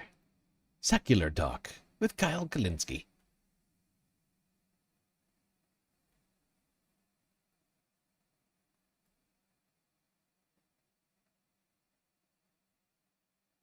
One of the things I hate the most about living in the Trump era is that there's at least 3 stories per day that should be massive, impeachment-worthy stories that on their own should lead to a week or two of straight coverage where you're watching it going, Jesus Christ, I can't fucking believe this. Like, Watergate is child's play compared to what we witness in this second Trump regime. It is child's play.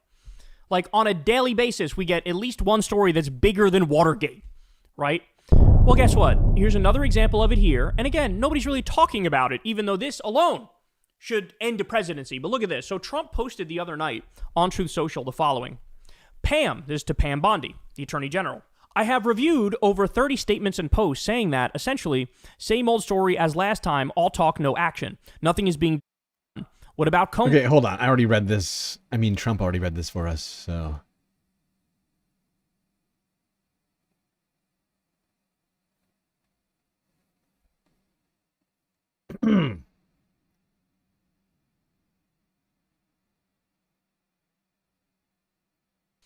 But the reality is, yes, he thought he was DMing her. He thought he was DMing her. He thought this was private. Because notice what he's saying, bro. This is an admission to an impeachable offense. This is an admission to a major crime. He literally lists out, hey, why are you not doing lawfare and political persecution against my enemies? Namely, he lists them. Comey, Adam Schiff, and Letitia James. Letitia James, there was just an article the other day, the U.S. Attorney for the Eastern District of Virginia says, look, we looked into it. I know you're trying to get her on some mortgage fraud thing or whatever. We looked into it. There's no there. So there's no case. Trump goes, okay, then you're fired. He wants to bring in literally a January 6er. He wants to bring in a January 6er, and he says, okay, now you do a case against Letitia James. You want to talk about actual lawfare, actual political persecution. Oh my and I need to God. pat myself on the back here, because what did I say when we heard that Biden was pardoning I love this. I love this turn for the Trump administration. They've already run through all of the quasi capable people, and now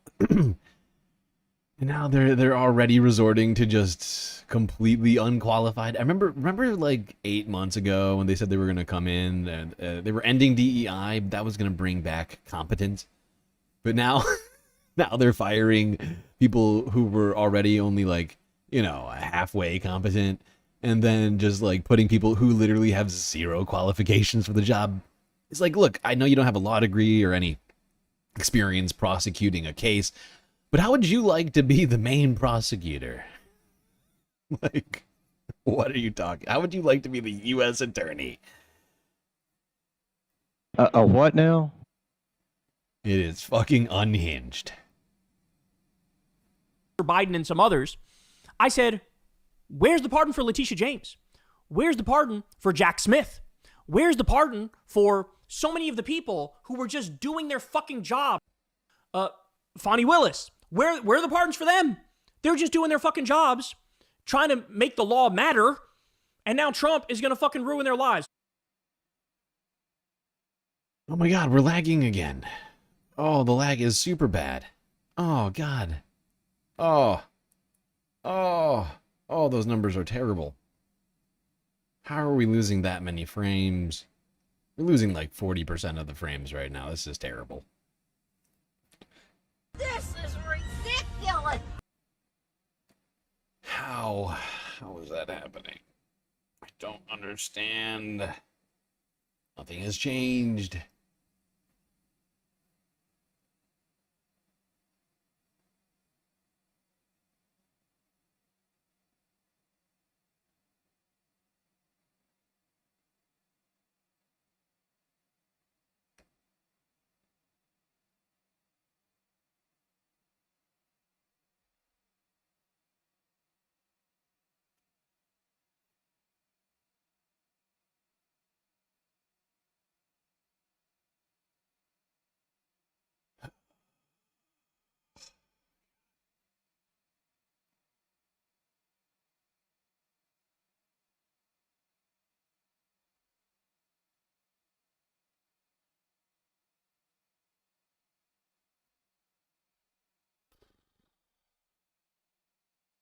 I wish I could say definitively what it is that is causing this.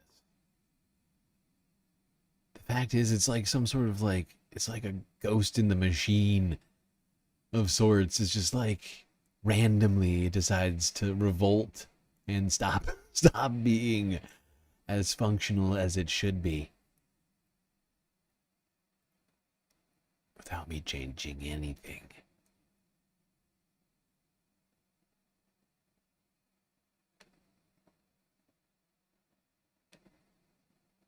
Oh boy, we are running out of time as well right now to complete the goal. We're at 4.5 of 10. And that's with me being slightly generous about the half. With only 6.5 minutes left to go, people. It's not the ISP. I'm not dropping any frames on the network. 0 network frames dropped. I wish it was the ISP.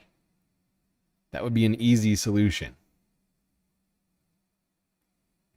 Sadly, it's encoding and rendering lag that is leading to this problem. Really, it's the encoding lag. Like, honestly. Because all the recent streams have been working perfectly fine. We had render lag, but it was only at like 10%. So you were losing like 1 or 2 frames like per second. And it's just like not detectable by the eye, right? But then today the encoding lag has been going off, and I have no fucking idea why. But every time I switch over to the goddamn TV, it starts blasting off to like 25-30%. And it's also causing the render lag to tick up as well for some reason when I do that. And like we're losing like 2/5 of the frames, if not more. But it's got nothing to do with the network.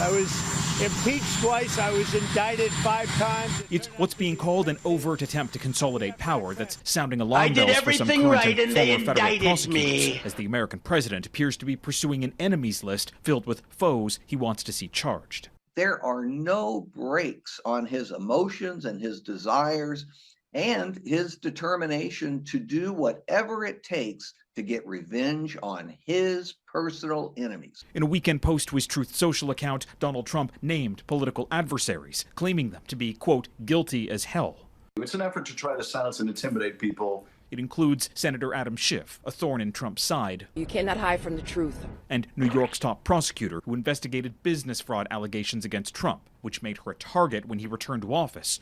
He demanded charges for mortgage fraud claims, but when the federal prosecutor said there wasn't enough evidence, Trump said he needed to go, and he resigned. It's certainly unethical to find a crime. Prosecutions are supposed to be based on the facts and the law. The president?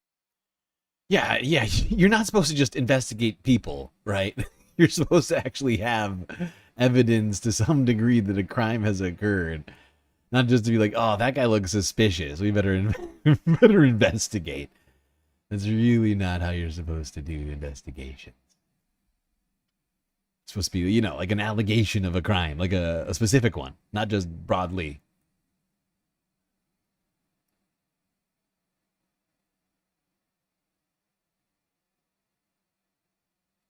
What's my latency setting on YouTube? The latency setting on YouTube is just normal latency.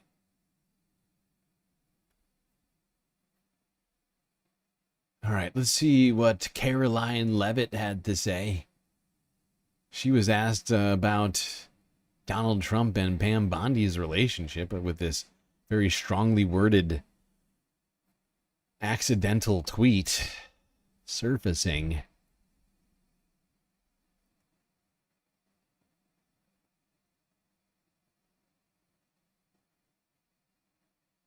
From some of our friends and allies, and I think you'll hear him talk about that tomorrow at the UN. Kristen. Thanks, Ryan. Just going back to this Letitia James story, what does President Trump plan to do if the Attorney General, Pam Bondi, tells him that there is not enough evidence to bring his political opponents' cases or to charge those cases? That's a hypothetical question, Kristen. That hasn't happened at this point. But we did see one U.S. attorney be able to find enough evidence, and now... That's a hypothetical question. Is it? I mean, it's just because it has... It's not really a hypothetical question.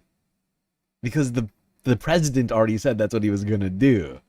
So how is that hypothetical? I got to hear that one more time. Story. What does President Trump plan to do if the Attorney General, Pam Bondi, tells him that there is not enough evidence to bring his political opponents' cases or to charge those cases? That's a hypothetical. Okay, I guess Technically, that hasn't happened yet. I take it back. I misunderstood the question. Nadia Yvette Chambers with a sweet, sweet super chat. MAGA at Unix.box. Why are you doing this to me? What are you trying to do to me right now, Nadia? Huh? Are you trying to hack the stream through super chats? You stop that. Illegal. Either way, though, thank you for the chat. I guess that gets us to 5. I'll count that. I'll count that as 5. Still, though, we're only halfway through the goal, and we've only got like a minute left on that puppy.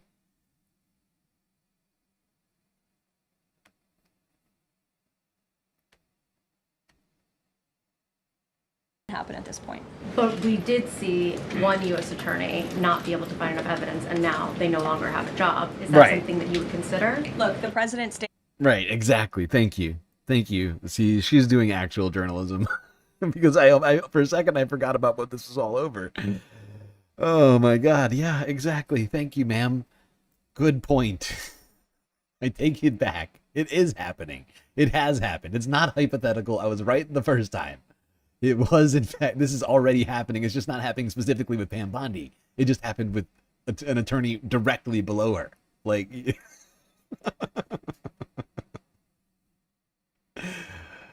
was like Pam Bondi's subordinate, basically. It's like, oh, that's hypothetical. Can't ask hypothetical questions. How are we to know what's going to happen? Well, we have actual evidence. He has already basically been doing this, just not specifically with Pam Bondi. Not that hypothetical. Do we really have to wait until it's Pam specifically, or can we can we play this hypothetical game at all? With Pam Bondi, 100%. He made that clear this weekend. He answered questions from all of you last night on Air Force One. He said the same, and that's how he feels at this moment in time. Just on the Attorney General with Pam Bondi. Damn, how rude. How rude. Just cut her right off. She had another question. She had a follow-up. And it seemed like she was going to have a good follow-up. Not gonna lie. Probably why Carolyn cut her off.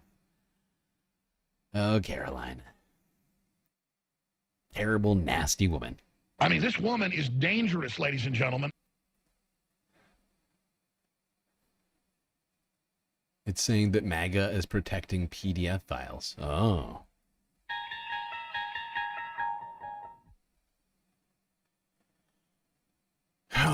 Wow, what a crazy conspiracy theory you've come up with. MAGA wouldn't do such a thing. They want to protect the kids. That's like one of their espoused beliefs, supposedly.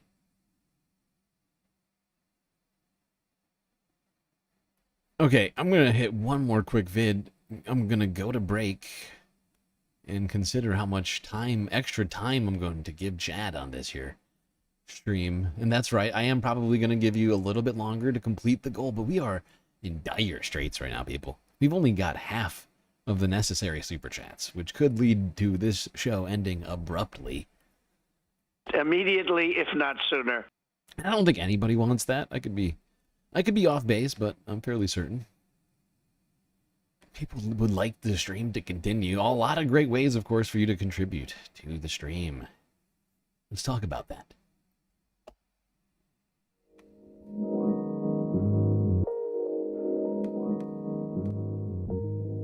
All right, I hope everybody's been enjoying the stream so far. If you haven't already, hit the like button and don't forget to subscribe.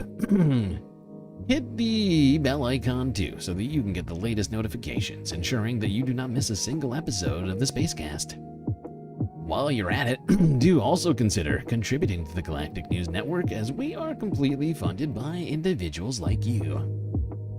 A lot of great ways out there, of course, for you to show your support. YouTube, super chats, super stickers, memberships, Cash App, and PayPal if you prefer your money go directly to funding the stream rather than part of it going to the bottom line of Google. But of course, the very best way to get the most space benefits for your Earth dollars is to go on to Patreon and become a Galactic Patron, where for the low, low price of $3 a month, you can get access to a myriad of space benefits unseen by the rest of the damn Milky Way galaxy. Things like an avatar on one of the break screens, shout-outs at the end of every one, secret Discord channel inside the Discord server, and much, much more. All of these things are ways in which that you could contribute to this stream today and help keep it alive. Contribute to the goal. All right, everyone, enjoy the break. Grab yourselves a drink, maybe a snack. I'll be right back.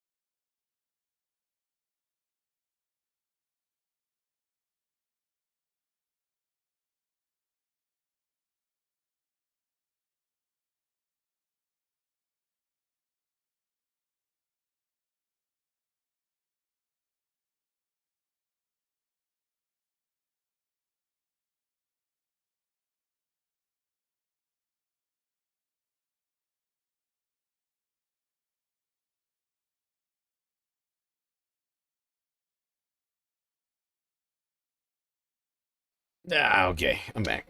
Sorry, it took me a little longer than I wanted.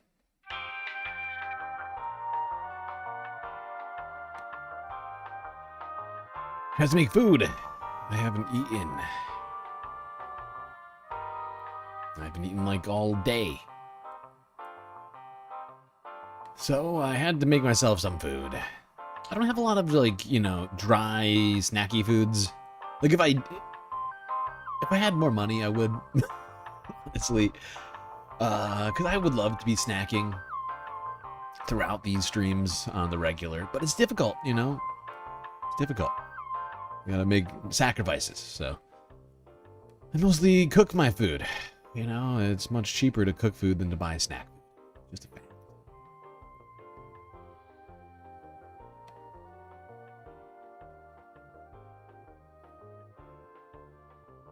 But I get hungry during these streams, not gonna lie. Okay, so we've gotten through 2 halves and 2 breaks. A full goal, only half complete. So I am going to start the goal over, change it up a little bit. I'm muted. I think you're just seeing my mouth moving. Oh yeah, I was intentionally muted during the break. God, we are so far apart from each other right now. I hate it. Like, I see chats that I want to respond to, and it's like, you guys are like 5 minutes behind me. It's something ridiculous. It's some ridiculous number. God.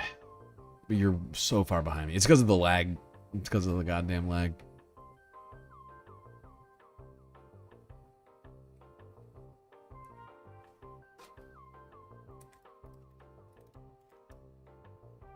The final countdown. 5 super chats. 1 hour. Engage goal. There we have it.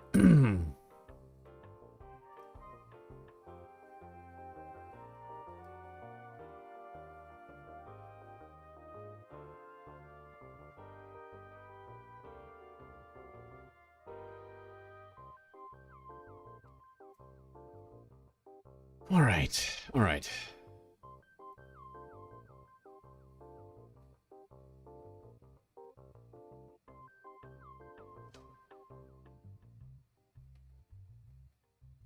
You want Doritos, the nacho flavors? BCat wants Cheetos. Those all do sound good. What I've got is a taco. I've made myself a single taco. It's really almost a gordita. Because I like to put the cheese on the tortilla as it's like grilling. I've been basically going with like kind of what do you call it? Like, I'm trying to go as healthy as possible lately because of some of my recent health scares, I guess. I'm trying to be taking better care of myself. So I take like I buy like a family pack of chicken, I cook it all, and then, you know, like wrap it up. And then when I need to do one of these, I take the chicken, I add it to some salad that I have sitting around, then I throw that in a taco. And it's honestly, it's delicious. It's delicious, and it's easy to do, and it's relatively low price. Certainly less expensive than buying food out. I know that much.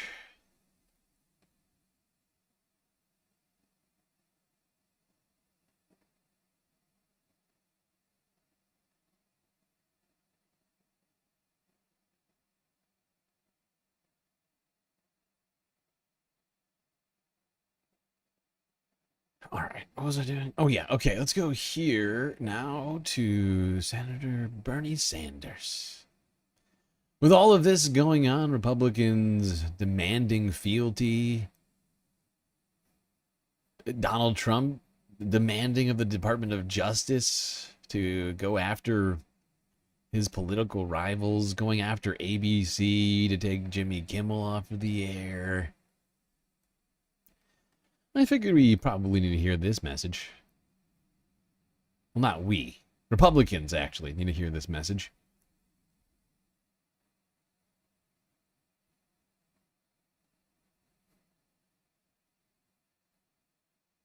In these very troubling times, we hear a lot of talk about freedom. So let's say a word about freedom.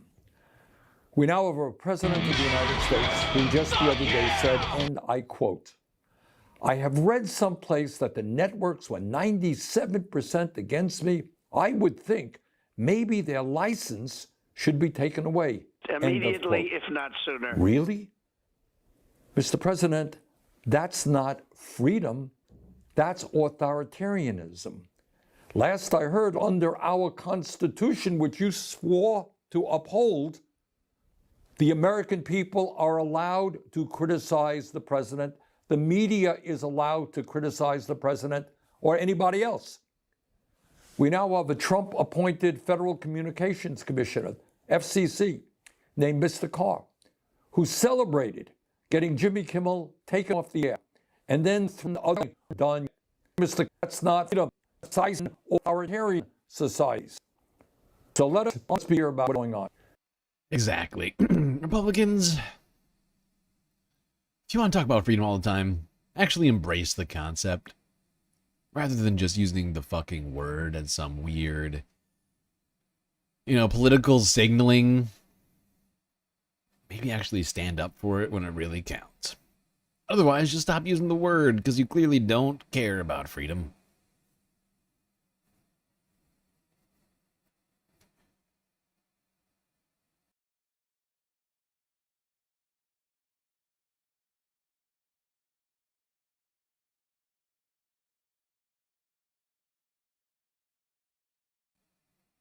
Is Taco Bell on the BDS list? Yes and no.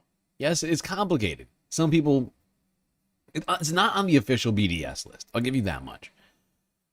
But Taco Bell's parent company, Yum Brands, has in fact invested in businesses, startups in Israel. So some people think that's enough. And honestly, I'm kind of that mindset, really, to some degree. But I get it. Taco Bell, it's that late night craving. Difficult to say no.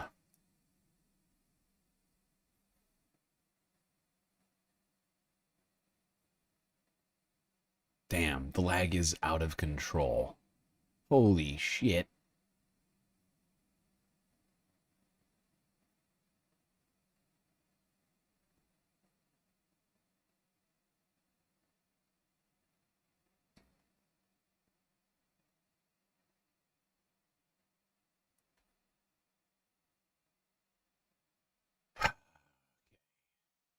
Speaking of free speech, let's go to Tennessee.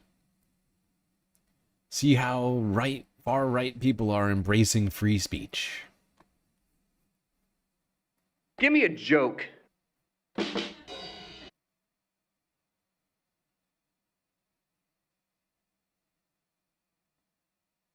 Hate has no home here.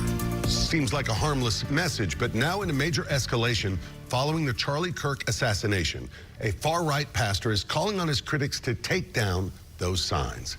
Good evening, everyone. I'm Rory Johnston. And I'm Carrie Sharp. That pastor, Andrew. These people are, so, blatantly just, outing themselves, over and over again. We're anti-fascist. We're pro-hate. We're pro-hate around here. We're pro-hate, pro-fascist country now.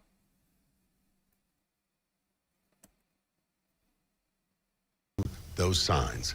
Good evening, everyone. I'm Rory Johnston. And I'm Carrie Sharp. That pastor, Andrew Isker, is part of an effort to establish a Christian nationalist community here in Middle Tennessee. I love this vibe. I really do. Christian pastor who thinks that people who are against hate are against him. It's fascinating because in a way, once again, it's sort of just outing yourself as being a hateful bigot, right? This is hate speech against me for saying that you hate hate. The hate has no home here. I hate people and I deserve to be here. That's basically what this guy is saying. This is oppressing me. This is singling me out because I am the most hateful person in the county, right? That's basically what this is. It's I should not be targeted for hating people. and targeting them. That's not fair. How rude. Now he's equating those hate has no home signs with a call for political violence. At the same time, he's calling for vengeance against people he perceives to be his enemies. Our chief investigative reporter, Phil Williams, has been monitoring this group. What an incredible claim. Being against hate, saying that hate has no home here, is actually a call to political violence against those who hate.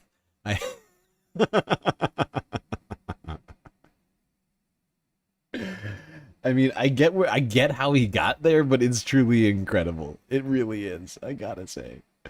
Oh boy. I'm being singled out for hating.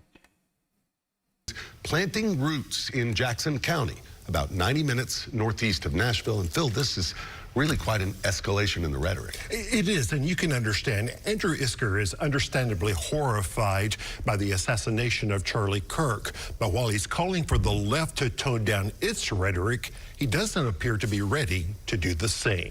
What? Blood cries out from the ground for justice. In this sermon posted online, far-right pastor Andrew Isker, who's leading an effort to establish Christian nationalism. Stop calling for violence against me, says the Christian pastor to the sign that says hate has no home here. Same guy. Blood is calling out from the ground for justice. Wow. It's almost like this guy has no ability, no capability of self-reflection. Community in Jackson County, Tennessee, expresses anger over the murder of conservative activist Charlie Kirk and the response of some liberals, arguing that now is not the time for America, in the words of Jesus, to love your enemy. This great evil must not be tolerated. It must be rooted out and eradicated. And in a post in a Jackson County Facebook group, Isker compares himself to... Wait, we can call for his views. We can call for eradicating evil, but not hate? What's the distinction there? Hate is good? Is that essentially what this guy is saying? Hate is actually good. We must eradicate evil, but saying that hate has no home here, unacceptable. Must not be tolerated. It must be rooted out and eradicated. And in a post in a Jackson County Facebook group, Isker compares himself to Kirk, saying his views are more or less the same as the slain activists, and claiming that as a result of what he calls irresponsible reporting, he has received multiple death threats.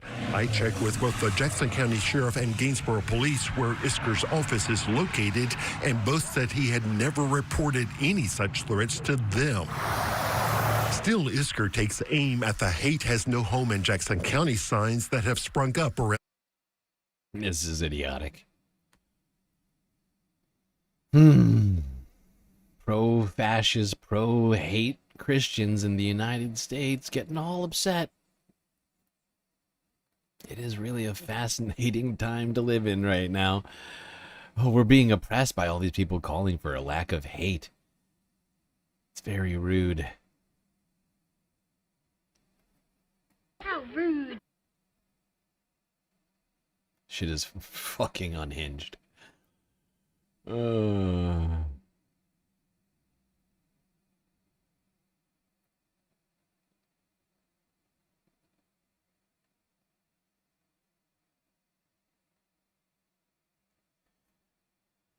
But hate, in fact, does have a home in some places. At least to some people. Oh, wait, before I want to go to the very end of this. I forgot about this shit. Hold on. This dude is a fucking psycho. Wait, before we move on to other discussions of hate. This is the same guy. Democrat Party needs to be declared a criminal organization. RICO. Freeze their assets. Remove their politicians from office. Strike down their laws. Full denazification strategy. I love his claim. The pro-hate, pro-fascist pastor claiming Democrats are actually the Nazis. Fascinating. This is some expert level Darvo shit right here.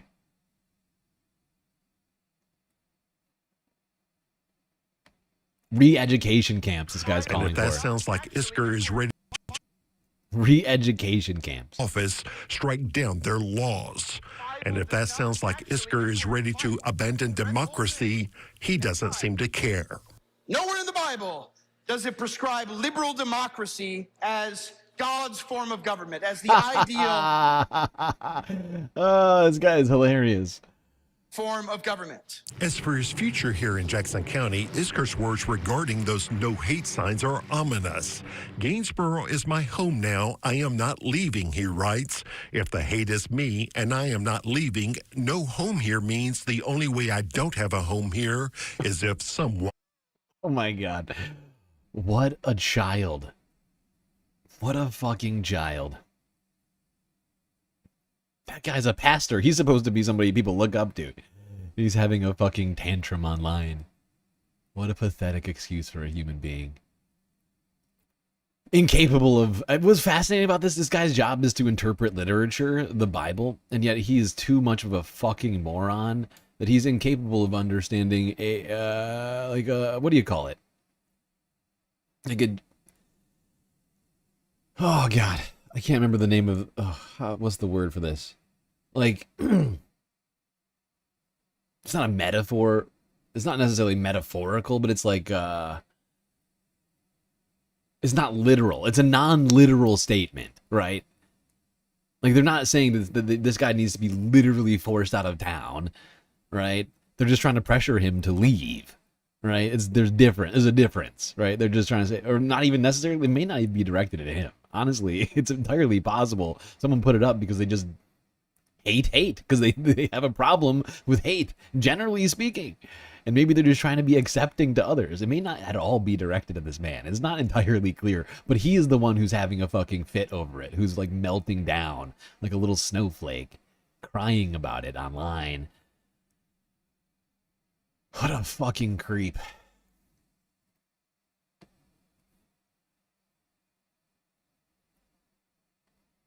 That's one thing, though, these people are completely incapable of is like, and it seems intentional sometimes, like they're just not capable of seeing non-literal things non-literally. Like they have to take everything literally. It's a little neurospicy, if you ask me. But yeah, no, like nobody's, like it's just insane. It's out of control.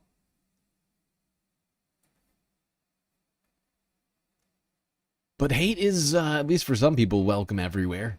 Even in LA, where a man was spotted drawing a swastika on a sidewalk outside of a Beverly Hills school. We're following breaking news out of Beverly Hills right now. There is heightened security presence around all schools after a man was spotted drawing a swastika near El Rodeo Elementary. This is a blurred image of the sidewalk where that image was drawn. Of course, this is right before the Jewish High Holy Days begin. The school district telling NBC4 the sidewalk is now cleaned up. Shocking, disappointed. These things, unfortunately, today in our society are not uncommon, but we as a school district, as a community in Beverly Hills, we don't tolerate it. Now, we have reached out to police as far as what they know about. But hey, don't think that the United States has the de facto claim to Nazism. Oh no, not at all. Our northern neighbors apparently also engaging in some visible Nazi propaganda. Let's go to Canada. CTV News from yesterday. Swastika in St. Thomas Lawn.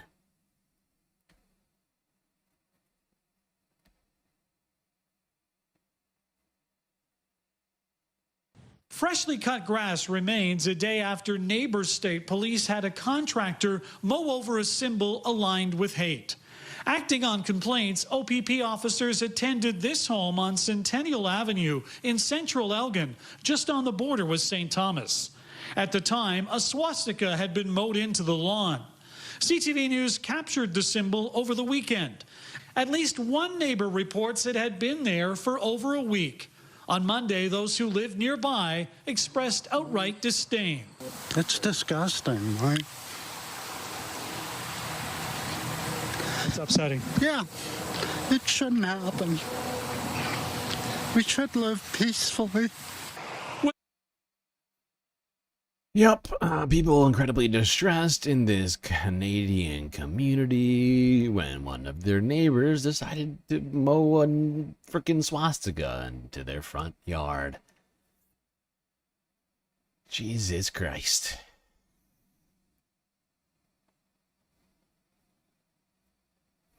Sasha G with a sweet, sweet super chat. Intolerance of intolerance. The greatest crime. Right to jail, right away. Illegal. Thank you, Sasha. That gets us to 6 of 10 or 1 of 5, depending on how you want to see it. Still got like, what, like 35 minutes to complete the goal? 40 minutes, actually. 41 minutes specifically. Okay. That's good.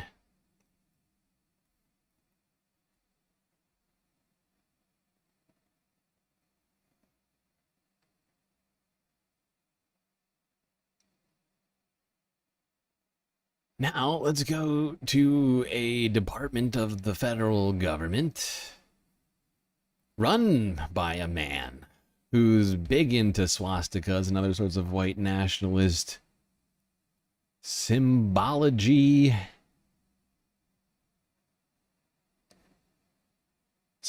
whatever it is. CBS News 1 day ago details on new Pentagon journalist restrictions.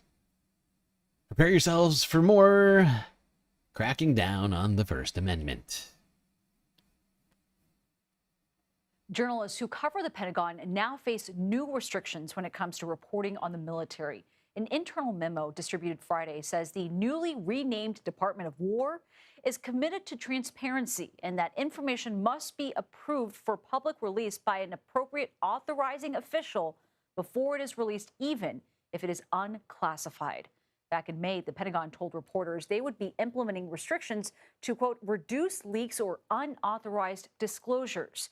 It also began requiring journalists to be escorted through the building. For more on this, let's bring in CBS News senior national security correspondent Charlie D'Agata, who's...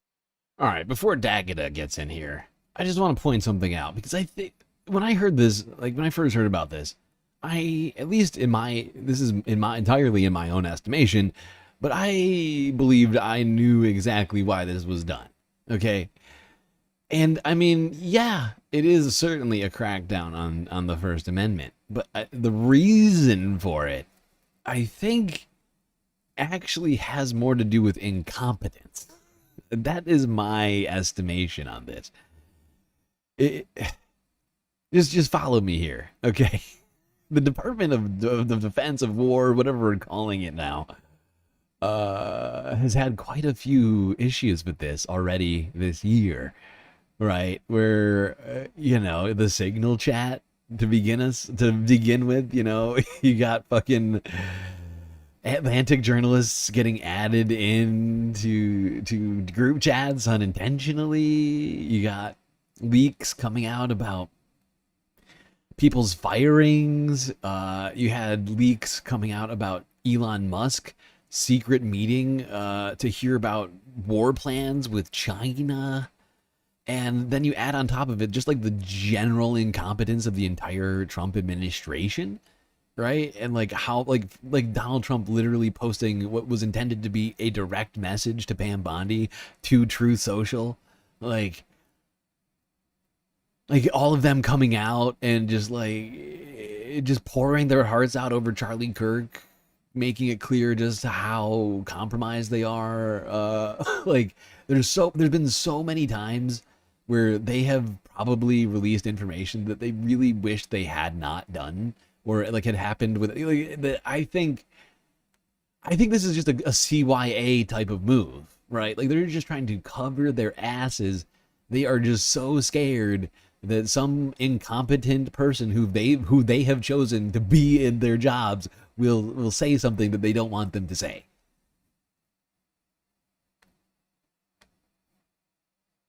Plenty of time. Like you got Kash Patel. I mean, like think about who's in charge of these things, right? It's a bunch of fucking idiots who don't know what their jobs actually are. Kash Patel literally putting out the FBI's nascent theories about things, like how the crime was committed, before the actual, like before the trial has even actually started. Like, think about that. Like, this is where we're at right now, right? It's still a ridiculous crackdown on free speech. The reason for it doesn't justify why it's happening. I mean, incompetence should not be a justification for anything in government. Let's be real. Out. Charlie, what are you hearing internally there, and how are your colleagues reacting to all of this? Well, Nancy, here's a 17-page memo that we are asked to sign. So I'm not at liberty to speak, obviously, on behalf of my colleagues, but I could just tell you that I just passed a veteran Pentagon correspondent leaving the building, carrying frames and awards, saying they're leaving their office after almost 20 years. They're saying it's over. And Secretary Hegseth sent out a post on X when this was announced, saying, look, wear a badge and follow the rules or go home. Well, we wear that badge. It's here. I can't show you it because Pete clearly doesn't seem to understand how a government's supposed to work, or just is adamantly opposed to how it's working, or supposed to work. But the press does not run the Pentagon. The people do. If you don't have the press at the Pentagon telling us what they're hearing, people won't know what's happening at the Pentagon, and therefore won't be able to run what's happening at the Pentagon. You know, his claim, if the people, and the people are, of course, not the government, really, like aside from the elected officials, right? You know, Pete's an appointed official, so he's not the people. He's just the bureaucracy. He's just a bureaucrat. And if the people can't get the information that they're supposed to have, how are they to run the Pentagon, as Pete claims they're doing? Also, I don't feel like I'm running the Pentagon right now, so that's a problem. If we're supposed to be running the Pentagon, it's not being run in the way that I would like, and I think a lot of people would like. So there's clearly a disconnect here. can't show it on TV, but there is no place that I can walk to outside this office where I can't wear this badge. I can't even go to the bathroom across the hall. But if we sign this new agreement and abide by the rules, this conversation that you and I are having right now will not happen. Not now, not ever, Not never. going to do it. Wouldn't And be reporters who prudent at don't this sign that juncture. agreement will, abiding to the new rules, will have their credentials, these credentials, yanked anyway. And they state in part that journalists can no longer gather information, even if it's unclassified, unless it's been authorized, as you said, in the lead into this, by an appropriate authorizing official. So essentially, what we're talking about right now, under the rules, these new rules, I would have to run past the DOD or the DOW, if they want to call it that, in order for you and I to have a conversation. So major ramification. Yeah, it looks like Charlie's job is done. Looks like all the war correspondents are now going to be official spokespeople for the Pentagon. That's effectively what this creates, right? This creates a situation where every journalist who covers the Pentagon, who has the credentials to cover the Pentagon, are no longer actual journalists. They're just mouthpieces for the Pentagon because they have to run by every word that they're going to say about the Pentagon before actually saying it. So it's just anything that we hear out of the Pentagon now, we must take with the largest grain of salt possible, including from the media. Pretty wild when you think about it. The only way that people are allowed to know what's happening at the Pentagon is if the Pentagon basically tells us directly, because that's all this is, right? Like you could really, they should just revoke the press passes of all. I think the reason why they're not, of course, is because they're trying to make it seem like what they're doing is legitimate, but of course it's not legitimate. And anybody who signs this thing is signing away their journalistic integrity, literally. Like not figuratively. Literally, you are signing it over and saying, you can decide for me what I'm going to say on my journalistic outlet, right?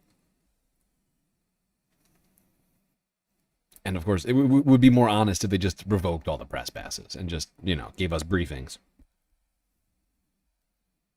without any journalists present. That would just make a lot more sense.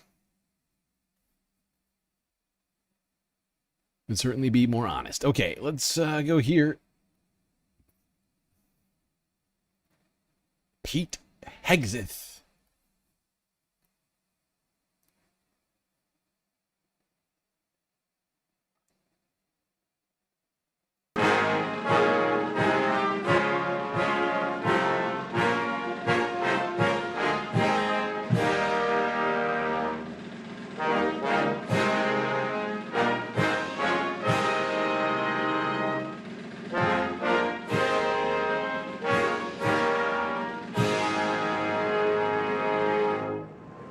This guy's such a fucking weirdo. He's trying to be like Trump. You know, oh, I'll salute the Star Spangled Banner like a fucking creep.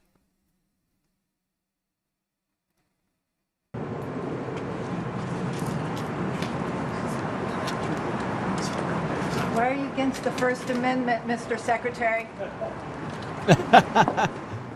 He thought that was funny. Why am I against the First Amendment? Because people keep using the First Amendment to criticize the dear Supreme Leader, Donald Trump, and it's incredibly rude. How dare they do that? Right to jail, right away.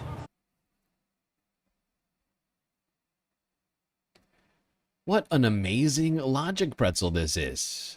Certainly is, Omega Star. Really. I'm getting all twisted up over here.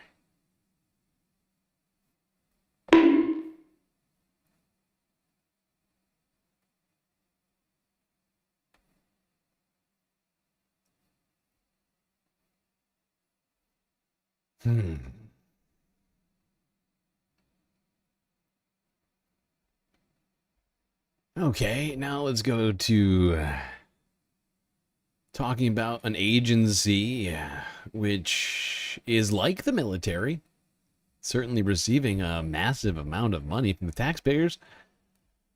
Of course, you know what I'm talking about. I'm talking about Immigration and Customs Enforcement. ICE. The internal secret police / quasi-military of Donald Trump. Let's talk about corruption. How's that sound?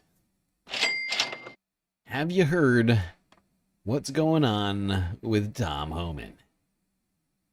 Because apparently he's been literally taking bags of cash.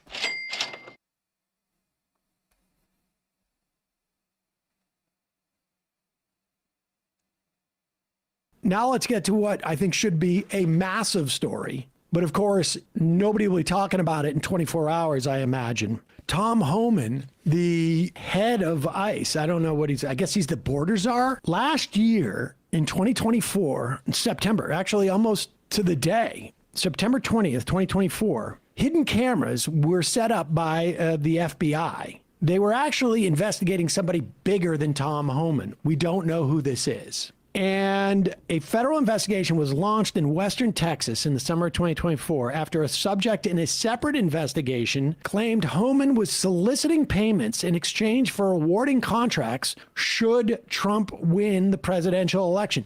You'll recall, certainly by the fall, but certainly.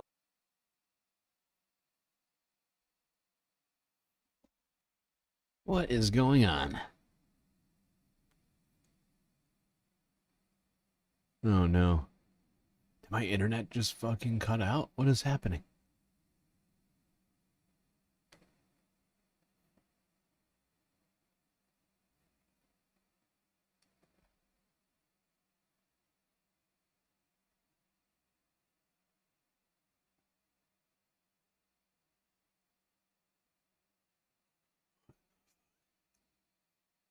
Okay, no, it's not internet, I don't think.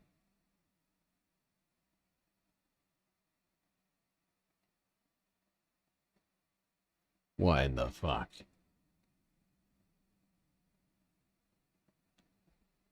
Oh my god, the lag is so bad today. I think that's what it is. My machine is just fucking dying right now. What is the problem, dude?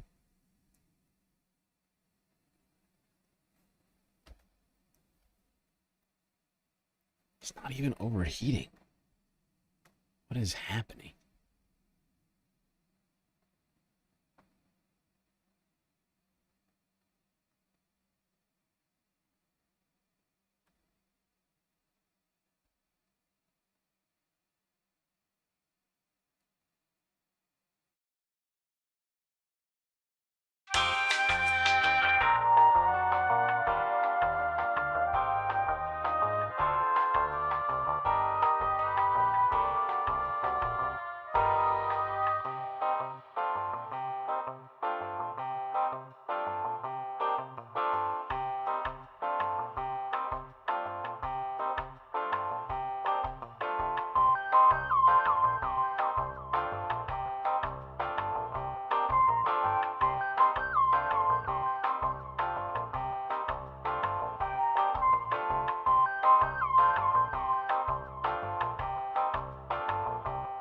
All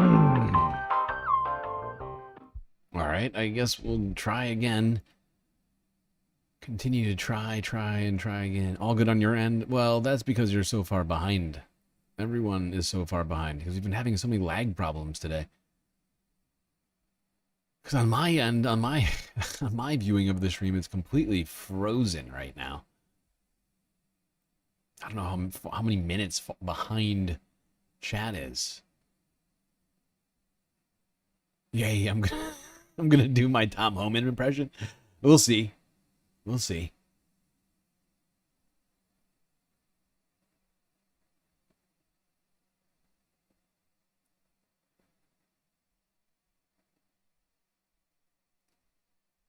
Over the summer, Tom Homan was marched out every other day by the Trump administration and was saying, I'm going to come back and I'm going to be the ICE head and I'm going to deport all sorts of people. I mean, he was bragging about it. And I think he was even named by Trump in like a shadow cabinet. I don't know if it was at this point. This is according to an internal Justice Department summary of the probe reviewed by MSNBC and people familiar with the case. The U.S. Attorney's Office in the Western District of Integrity section to join in its ongoing probe into the border czar and former acting director of Immigration and Customs Enforcement, Tom Homan, and others based on evidence of payment from an FBI undercover agents in exchange for facilitating future contracts related to border enforcement. Illegal. They have hidden video camera recordings. Wow. Now, I understand it, like there'd be some room if it was just audio because it's Tom Homan.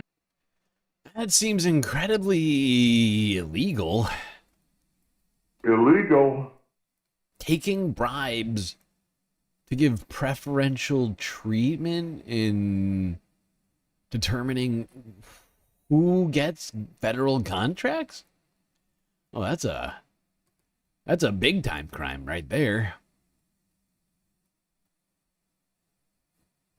And it's, you know, here's your 50 grand. Could have been home and could have been a garbage disposal. I wonder what the statute is on this.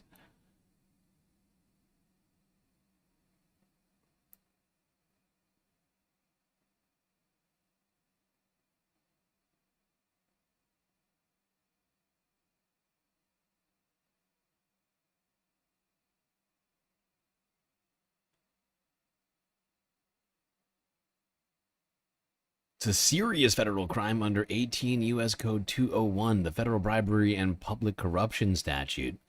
Penalties can include significant prison time, right to jail, right away, large fines, and disqualification from office. In addition to federal law, state statutes also prohibit and penalize bribery. Conviction can lead up to 15 years in prison and a fine of up to $250,000, or 3 times the value of the bribe, whichever is greater. Which means that it would be $250,000. And disqualification from holding federal office. Ugh. Illegal. Exactly. Undercover FBI agents posing as contractors communicated and met several times last summer with a business colleague who introduced them to Homan, and with Homan himself, who indicated he would facilitate securing contracts for them in exchange for money once he was in office. This is according to documents and the people familiar with the case. Let's play and then when Trump filled in, FBI agents and department prosecutors took no further steps in the final months of 2024.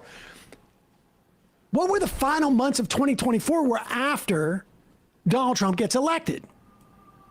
Yeah. And, at which point, I mean, at that time, basically everybody and their mother who was paying any attention to it knew that Tom Homan had been floated as being the future border czar. I mean, shit, Tom was out there saying it. Federal FBI and I will be the future border czar very soon. What we don't understand is that Donald Trump is a perfect man. He just wants to save America. and I will be the great border czar. Justice Department agents believe they had a strong criminal case against Homan for conspiracy to commit bribery based on videotaping him accepting cash and his apparent promise to assist in contracts, according to 4 people familiar with the probe. Homan could have been charged with a crime then, legal experts say, but his case was unusual. He was not a public official, and Trump was not president at the time he accepted money in the FBI's undercover sting. So his actions didn't clearly fit under a standard bribery charge. That's it.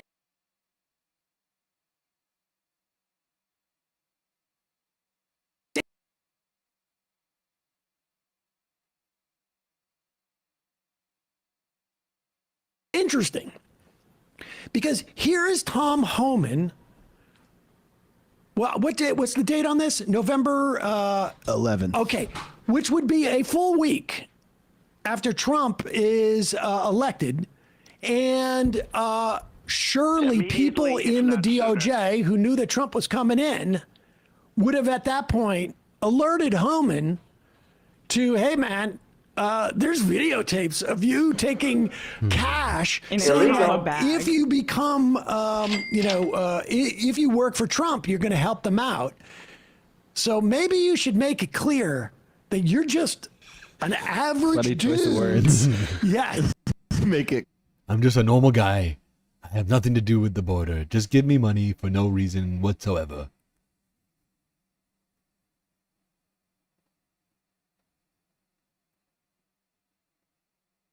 Now, some people in chat seem to be predicting what's going to happen with this.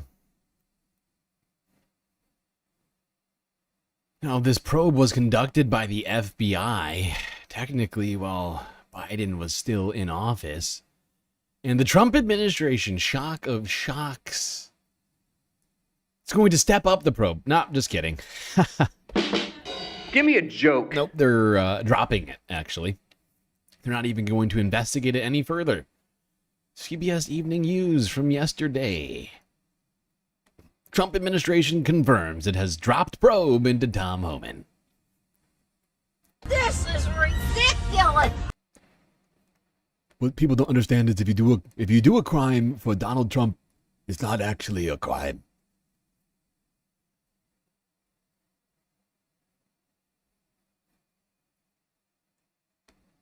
The week is off to a turbulent start at the Justice Department. The Trump administration confirms it has dropped a Biden-era investigation into Tom Homan, who had been accused of taking a bribe last year before the election and before he was named border czar. At the same time, Justice correspondent Scott McFarland reports the president is publicly demanding prosecutions of some of his top political. You got to be extra dumb to get charged for bribery in the United States? No, you're right, because there's so many legal ways to bribe people in this country. Or even having done something that could be construed as bribery. You really got to be an extra big idiot. And that's Tom Homan for you. That is the man who's going to keep the homeland safe. A man too stupid to know that in the United States there's other ways to avoid this kind of a thing. No big deal. I'll take the cash. Just give me a bag. It's fine.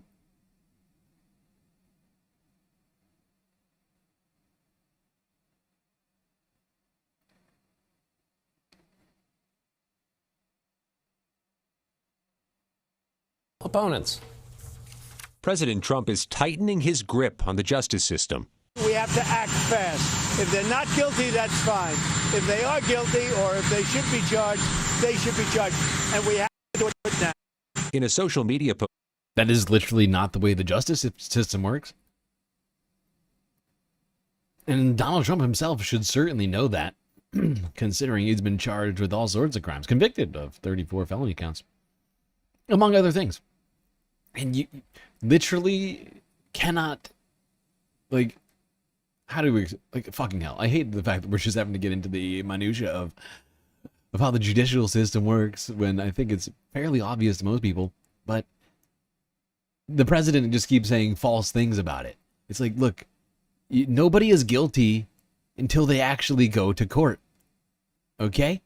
That's just how that works. Literally.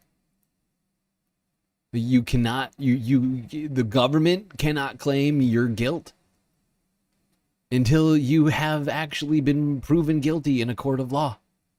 Anything that happens before the verdict can't be, you can't like decide to prosecute someone because you think they're guilty, right? Or, well, I mean, you can't make the claim that someone is guilty without having, like, as the government, you literally cannot do it. But what does Donald Trump give? Does not give a shit about the Constitution. Or if they should be charged, they should be charged. And we have to do it now. In a social media post this weekend, he urged Attorney General Pam Bondi to serve justice against 3 of the president's high-profile critics. Former FBI Director James Comey, New York Attorney General Letitia James, and California Senator Adam Schiff. All 3 have denied misconduct, including allegations James and Schiff engaged in mortgage fraud. The president said the quiet part out loud. He directed DOJ to pursue his enemies, and that's antithetical to the rule of law. Stacey Young is a former Department of Justice civil rights official who resigned shortly after the start of Trump's second term. She said those people can't be targeted without a case. There's an absolute bar on prosecuting a case unless the prosecutor believes that there is evidence sufficient to convict. To convict. Meanwhile, CBS News has learned the administration dropped a criminal investigation of Trump's border czar, Tom Homan. Homan was probed during the Biden administration for accepting $50,000 in cash last September in return for promises of government action if Trump won the election. The transaction, according to reports from multiple outlets, was caught on video, part of an FBI sting operation. Good afternoon, everyone. Press Secretary Caroline. This is so incredibly, blatantly, transparently corrupt and illegal. It is incredible to me how these supposed law and order Republicans can watch by and say nothing. Like there's never going to be a time when this comes back up. Like, why didn't you say anything to the Trump administration when it came out that Tom Homan accepted a $50,000 bribe? Because, of course, all of those same people who are not saying anything about any of this right now are the same people who spent years talking about Hunter Biden and Burisma and the supposed, money that he was accepting from that company, from that Ukrainian company. That it was literally the only thing these people would talk about for years. I mean, I'm, of course, being a little bit verbose, perhaps exaggerating a bit, but you get what I'm saying. Like, there wasn't a week that went by for I don't know how long where we were just hearing Hunter Biden, laptop, Burisma, Hunter Biden, laptop, Burisma, laptop from hell. Like, it was literally a goddamn chorus in the wings, constantly just going off and off. Laptop, Burisma. Like, it just, and now, oh, no big deal. No big deal. I don't care. Actually, government corruption is good. It's fine. Never gonna bring it up again. Because that's the thing. When these guys try and bring things up like this, we have to be prepared to throw this shit right back in their faces. We have to have lists prepared for when Republicans try to complain, when and if Democrats ever take back the House, the government, the majority, they're going to do the same thing that they did last time. They're going to be like, oh, but what about the norms and the rules and the regulations and the Constitution and the deficit? And it's like, did you forget what you were doing? Do you not remember what you were up to for the entire Trump administration?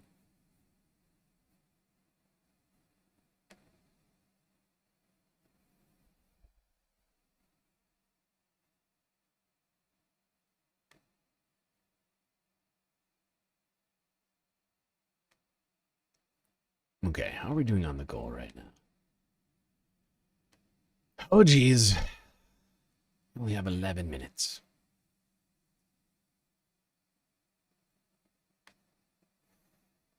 Yeah, what's incredible about that bribe is that was taxpayer money. It was $50,000 in taxpayer money that the FBI gave to Tom Homan and is now not going to investigate him for. It's really quite a reversal. And I don't expect us to be getting any sort of refunds on that money.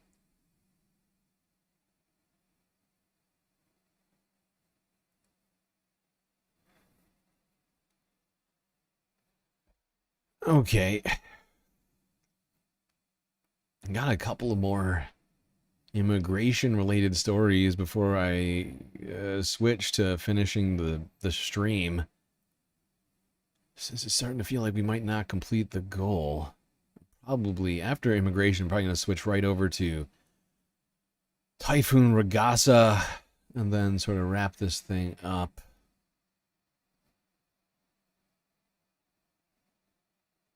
But this next story, honestly, is... it's not shocking to me at all. It was actually kind of, like, it was almost like I was expecting it. When I saw it, I was like, of course, here we are. But the other thing that I haven't seen yet, that I think I might need to actually make a video on, because I'm not sure, nobody else seems to be doing it, because I haven't seen a single clip of this anywhere.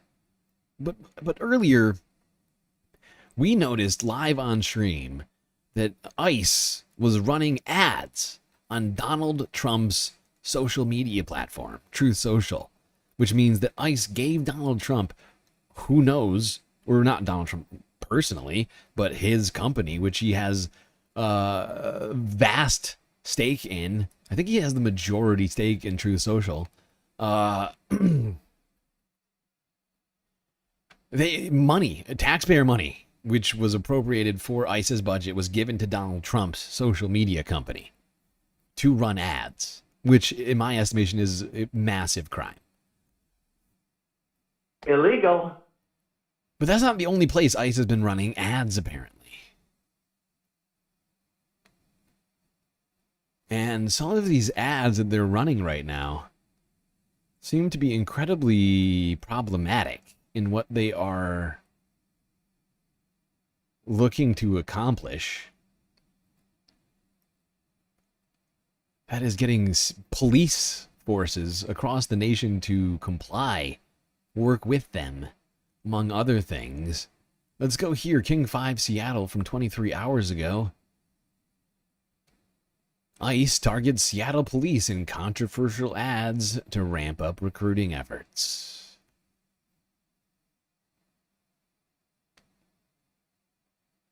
Join ICE and help us catch the worst of the worst. Former King County Sheriff John Urquhart says when he saw this ad, he almost spit out his coffee. His first reaction was sarcasm. I'm not working. Where do I sign up? You know, they've got a good signing bonus, up to $50,000. That's not bad. Urquhart says ICE's Jesus pitch could make fucking staff Christ. shortages worse. Oh my God. 50,000. I love how this 75-year-old man, hey, that's not bad. I could work that job. I could go. I'd love to go. I could go and wrestle up some immigrants. As long as I don't break a hip, that's a bone. To $50,000. That's not bad. Urquhart says ICE's pitch could make staffing shortages worse at the local level. The sheriff's office, my old department, is down about 100 officers.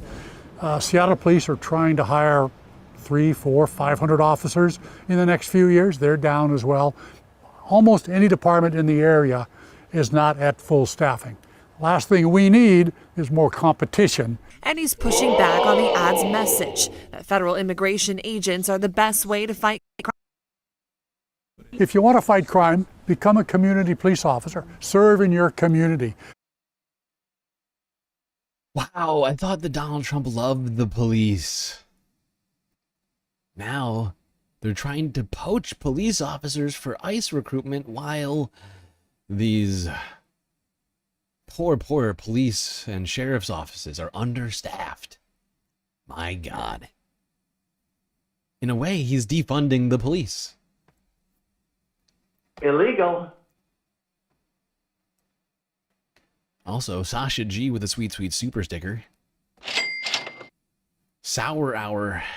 Trumpets engaged.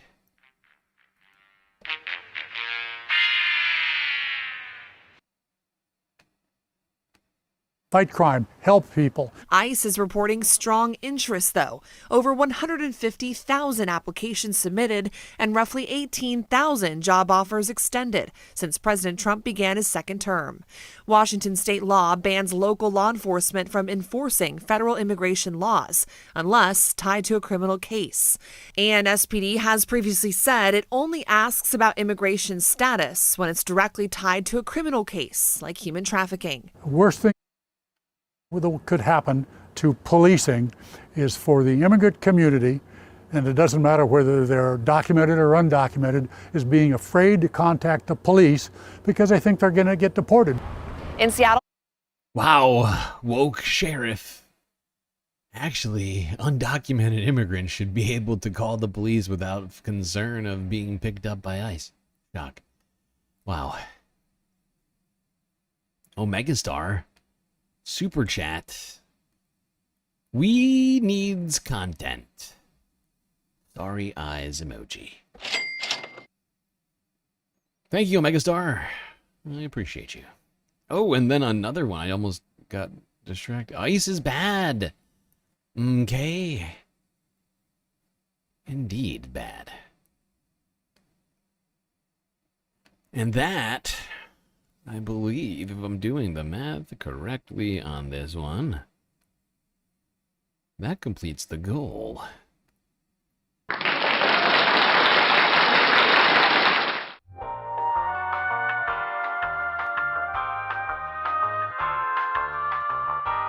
Well, there you have it, people. Bask in the glory. The great confetti party of 2025. Okay, why am I lagging on this one now? Jesus Christ. It's incredibly rude.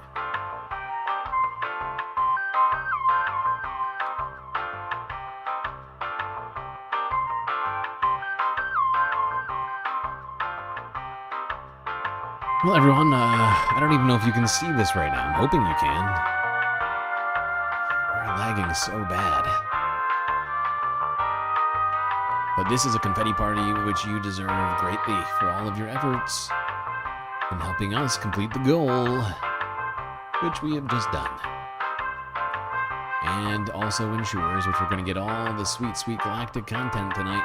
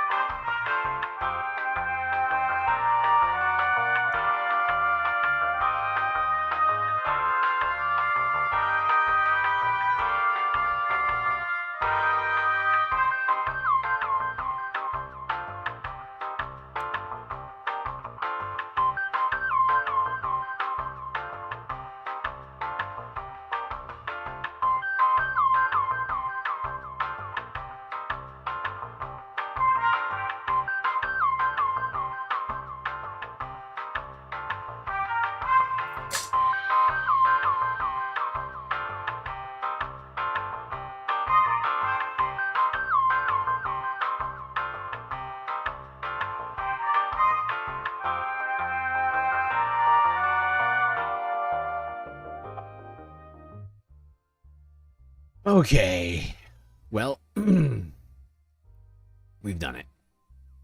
We've completed the goal, ensuring that we get all the sweet, sweet space content tonight. Just want to say thank you to everybody who contributed to the goal. I don't have a Mackie impression.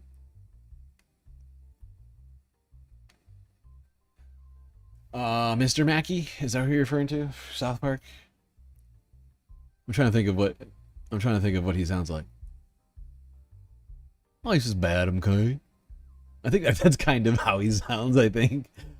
Oh, he's just real bad, okay? You don't want to do that. You're going to want to find something else to do with your time. How was that? Did that do it for you? Have I achieved a level of mackiness in that impression that is acceptable to you? I do hope so. Okay, well, we're not done talking about these ICE ads, because they're not just targeting Seattle police, they're also targeting police in Denver. And I find this strategy honestly to be fucking insane. It's almost like they're trying to replace the police with ICE. Oh my god, is that what they're... Why is this the first time I'm thinking of this right now? Are they trying to replace the police forces with ICE? All right, Clara, thanks. You've probably seen them by... Are Republicans about to defund the police and then replace them with ICE? Is that really what's about to happen? I'm just seeing the writing on the wall here, but the fact that they're literally creating ads that are going to remove police officers from different municipalities, I just don't see another way to interpret it now. Now that I've seen it, I can't unsee it. The Republicans are defunding the police. Oh, it's for real. Blue lives matter. Unless we need some people to work at ICE. And then actually, no big deal. These commercials calling on law enforcement officials to ditch their jobs to go to work for U.S. Immigration and Customs Enforcement. These have been running nonstop. ICE is running ads hoping to attract police and deputies in Democratic cities, including Denver. All right, investigative reporter Natalie Chuck in the studio tonight. These are getting quite a response here. They are, and they are airing right here on Denver 7, you all. And the people at home, you all are noticing. We've gotten emails from many of you who have seen these ads and shared your opinions with us. These commercials are also airing on other local news stations here in Denver. And it's important for us to note that news and sales do operate independently. So the news department here at Denver 7 really has no say in the commercials that we play on our station. Now tonight, we are digging into how local law enforcement is reacting and if ICE's tactic is working. Attention Denver law enforcement. Right away, it does grab your attention. To keep your family, your city safe. But it's safe to say this is not your typical advertisement. U.S. Immigration and Customs Enforcement targeting Denver's law enforcement agents, asking them to join ICE. In a matter of 30 seconds, the ad shows the city skyline and suggests Denver's officers are being asked to stand down. I understand why they're doing it because recruiting is such a challenge. Josh Vasconcellos is the vice president of the Denver Police Protective Association, the union representing the city's police department. You're telling the police departments to stand down. It's incredible. Keep your city safe by not doing your jobs. Incredible. This is really, I mean, just wow. Yeah, I think Bad Lefty's right. They seem to hate black and brown people more than they hate crime. I thought they really didn't like crime, and now they're trying to remove law enforcement from their jobs, keeping the city safe. Fascinating. It's almost like they're pro-crime. Illegal. So recruiting nationally has been a challenge for all law enforcement agencies. The video is not just running in Denver. It's targeting other cities President Donald Trump has deemed sanctuary cities as seen in the ad, including Chicago and Los Angeles. All three have come under fire from the president for immigration policies. It's all over the country. It's all over the country. Did they even say Seattle just now? I don't think they did. So Chicago, Los Angeles, what did you say? San Diego? Sacramento? What was it? Trump has deemed sanctuary cities as seen in the ad, including Chicago and Los Angeles. Right, Chicago, Los Angeles, Denver, also Seattle. Okay, just wow. Okay, so the Mackie impression was in fact adequate to chat. Okay, that's good. That's good. I'm glad I wouldn't want to disappoint. Not when everyone is clamoring for a goddamn Mr. Mackey impression.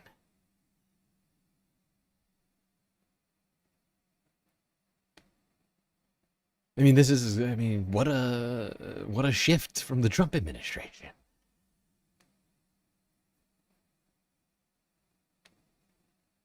Actually, screw crime. No big deal. I mean, honestly, not that shocking when you think about it. When the president himself has been convicted of committing 3 dozen felonies, And a lot of other people in this administration have done some very questionable things. Tom Homan taking bribes. You know what? Fuck crime. Let's just go after the brown people. That's basically what it feels like. You know, I know we've been saying we're going after the crime, but we don't care. Actually, it's just the immigrants. We don't care if you get robbed or murdered or whatever else in your city. We just need to get rid of the immigrants. It's our number one priority, actually. And it's got nothing to do with crime. It's got fuck all. It's got fuck all to do with crime. We don't care if there's not a single officer on the streets of your city. As long as it's filled with ICE agents picking up brown people and throwing them into detention camps. Who needs police? That's the new Republican motto. Who needs police? Write that down. Write that down for later. That's going to come in handy. All right, while we're talking about immigration, let's go here to NBC Bay Area and discuss some of the very confusing changes happening to the H-1B visa, which is causing a bit of chaos in multiple immigrant communities.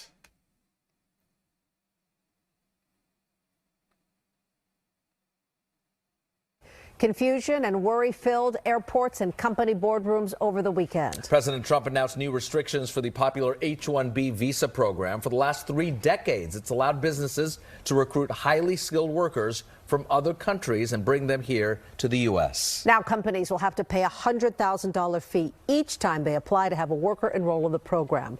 Up until recently, the fee was between $2,000 and $5,000. That price hike took effect over the weekend, 2 days after the White House announced the changes. It wasn't immediately clear whether the country's roughly 730,000 current H-1B visa holders would be included. Yeah, that's not great. Increasing the fee for H-1Bs by 50 times? By somewhere between 20 and 50 times? That's insane. That is like... Holy shit. I'm sorry, I just gotta do the math real quick here. What is...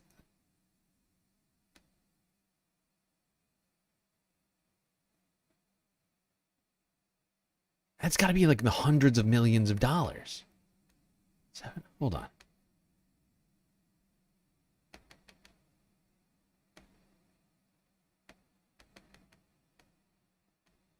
Oh my God. 100,000. Okay, no, it's, wait, $73 million. Right? Am I doing that right? Wait. No. Billion? Wait, billion, 73 billion. I was way off. $73 billion. Jesus Christ. And this is just think about this for a second, but that is, you know who's going to have to pay that, right?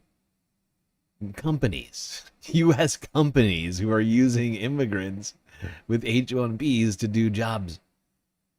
Oh boy. Well, looks like there may be very well a lot of job openings all of a sudden. That is an insane jump. From $2,000 to $5,000 to $100,000.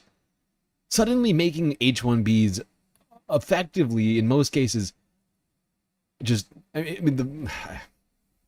just wildly more expensive than American workers. I mean, hey, to some degree it's going to be good for Americans, but it's going to be terrible for all these companies that are going to have to find new workers or are going to have to pay these massive fees to keep the current workers they have there, as well as, of course, the fucking immigrants who are left in purgatory right now in some sort of, limbo, not knowing whether or not they're going to have that job, whether or not they're going to be in the United States this time next month, next week, whatever. I mean, Jesus Christ.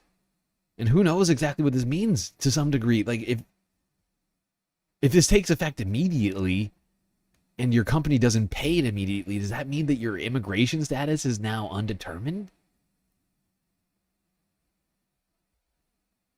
I think that is what it means.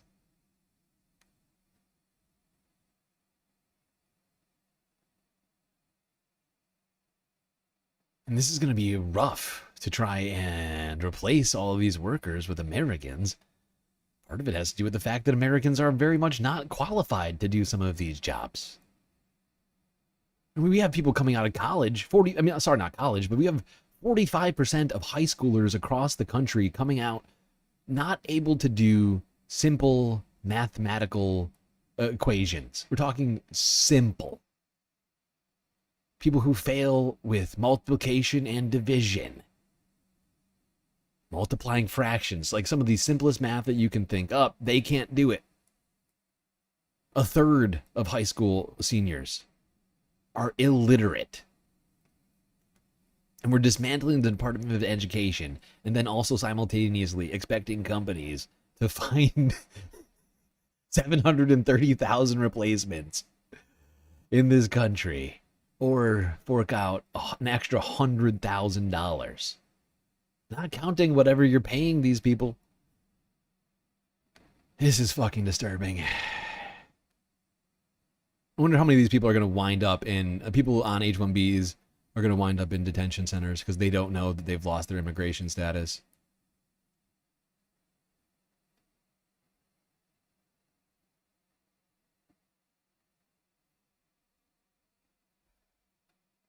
All right, let's go to California for some moderately okay news.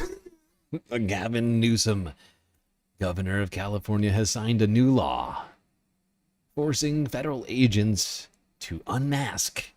Immediately, if not sooner.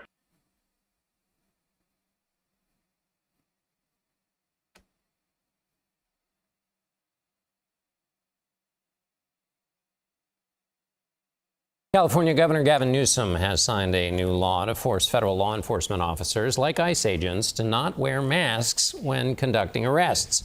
The governor claims unmasking the agents is about community safety, but CBS's Elise Preston reports the federal government is calling the law unenforceable. Video after video has shown masked federal agents carrying out immigration raids, creating fear throughout Southern California. State Senator Sasha Renee Perez. We don't know who is and isn't an ICE agent, and that is creating a lot of concern and a lot of disturbance for our community. In another showdown between the state and federal government, we have the right to stand up and push back. California Governor Gavin Newsom signed into law the No Secret Police Act, requiring law enforcement agents to show their face. ICE, unmask. What are you afraid of? If you're going to go out. How much do you figure these guys are getting paid? Not agents to show. Shut it. Signed into law the no. These guys right here. They're paying dudes to run social media campaigns for ICE. Look, this guy's got a film camera going here.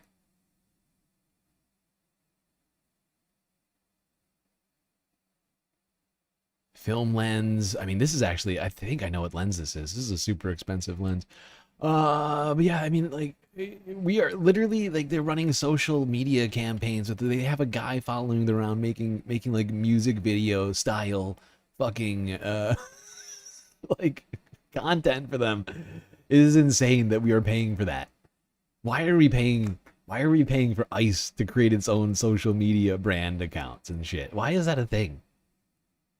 Why are we paying for ICE to do this? It is nonsense.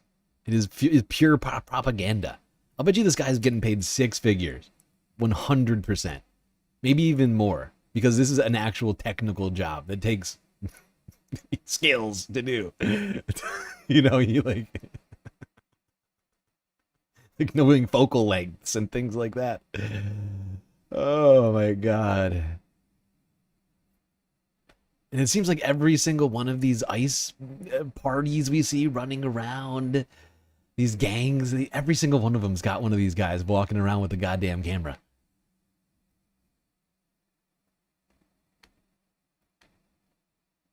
Secret Police Act, requiring law enforcement agents to show their face. ICE, unmask. What are you afraid of? If you're going to go out and you're going to do enforcement, provide an ID. Tell us which agency you represent. Today, this from acting U.S. Attorney Bill Asaley. We're not going to follow it. The law has no force or effect on federal agencies. California has no. Immediately, if not sooner. Donald Trump gets rid of Seeger, the guy unwilling to go too far. And then they find this guy.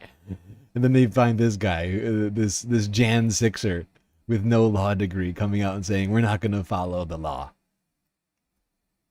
This is ridiculous. We're not gonna follow the law. Doesn't apply to us. This is insanity. Oh God. I'm just glad that each ICE platoon gets its own personal propagandist. What would we do without those sweet, sweet montages they've been posting? With the dad rock behind it, you know what I mean? Like, come on. We wouldn't be able to get through the day knowing we don't have access to that content. That's worth it. That is worth it. He's making a TikTok. Yep, that's right. We're probably paying like, I don't know, $150 to like $250,000 per platoon for a personal propagandist to shoot TikToks.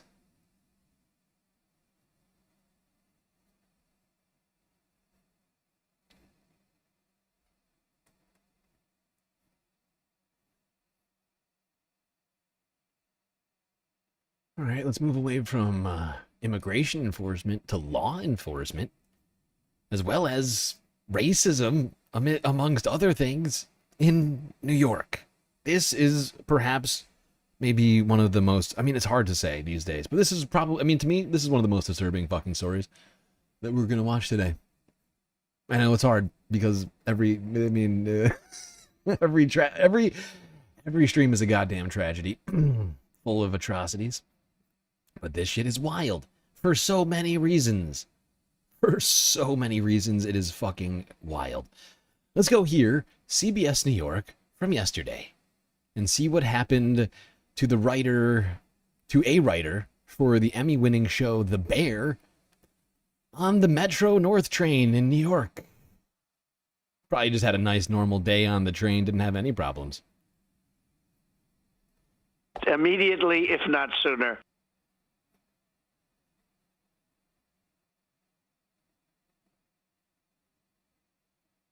A writer for the Emmy award-winning show The Bear claims he was unfairly kicked off a Metro North train, and he shared this video on his social media.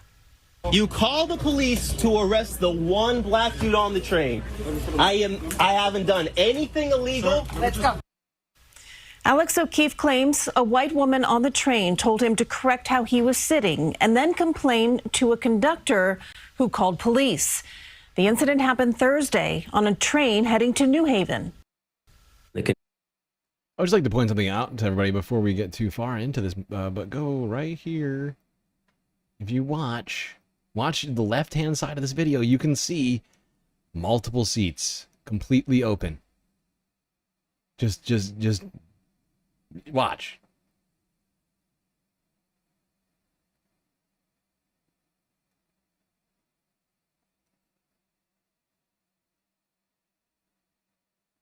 To arrest the one black dude on. Look, bam, 2 wide open seats with nobody in them.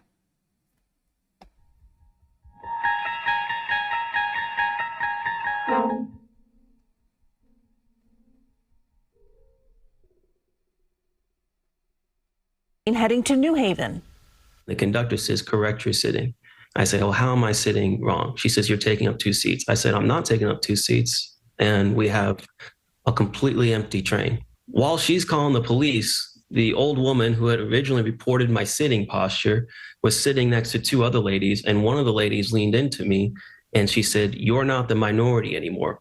You call the police. MTA police say that they asked O'Keefe to get off the train and honestly, that last thing is I know some of you may be confused on why I would think this, but that last thing that said is actually the most fucking disturbing thing of the entire video. It's not this Karen. It's not this Karen going to the conductor. I mean, that's a problem. Don't get me wrong. It's fucking ridiculous. You know, that woman's clearly a fucking racist bitch. But like this statement that she makes, or that this other woman makes, because there's multiple women in this story, right? Hold on. Correct your sitting. I say, oh, how am I sitting wrong? She says, you're taking up 2 seats. I said, I'm not taking up 2 seats. And we have a completely empty train. While she's calling the police, the old woman who had originally reported my sitting posture was sitting next to 2 other ladies. And one of the ladies leaned into me and she said, you're not the minority anymore.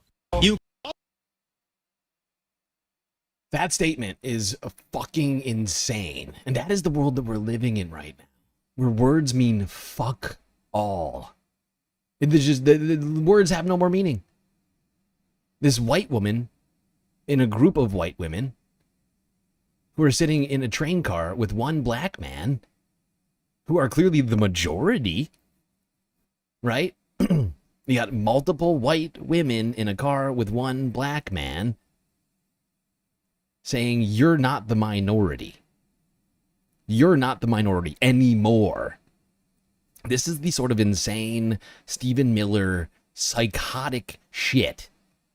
Stuff that just that destroys all reality, right? And just is this like incredible, just like fascist language that just denies the reality of the situation and turns victims into oppressors, oppressors into victims. And that woman felt emboldened to lean into him and say, you're not the minority anymore. That she felt it acceptable for her to do such a thing in this context. In any context, to be honest, is fucking insane.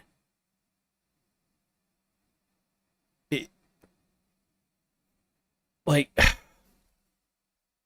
how are we to live in a society where words no longer mean anything, and the worst people on the planet, and then specifically in this country, are being emboldened by the government to behave in this way? Because I can tell you, almost guarantee, I don't know this woman, but the reason she feels emboldened to do this is because of people like Donald Trump, Stephen Miller, Charlie Kirk, everything that's going on right now.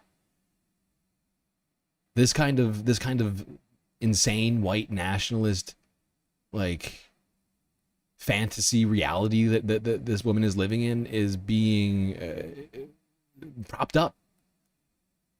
It's being propped up by everybody in our fucking government right now.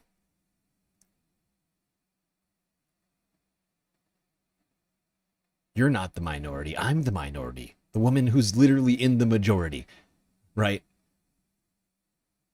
Like, it just, that's the thing about it. It's double speak. It's 1984 Orwellian shit that woman just said to that man. You're not the minority anymore. When her and her friends are literally in the majority, in the train car that they're in the society that we're in.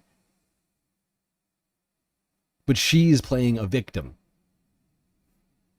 when she's anything but. She's harassing they're harassing black people on trains for just existing.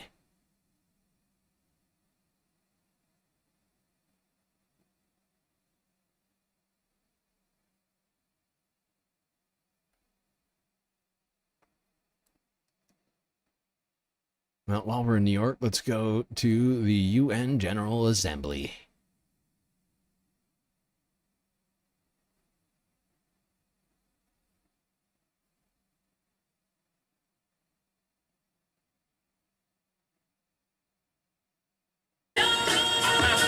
Security at the 80th UN General Assembly will be tighter than ever.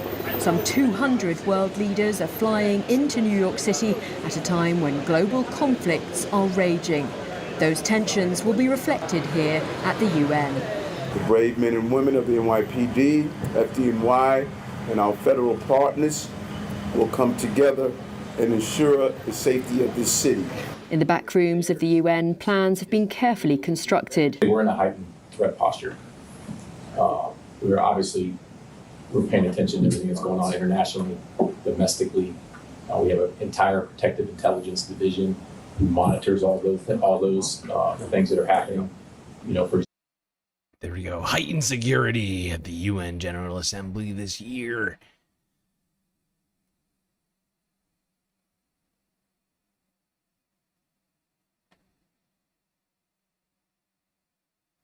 Here's Donald Trump arriving in New York.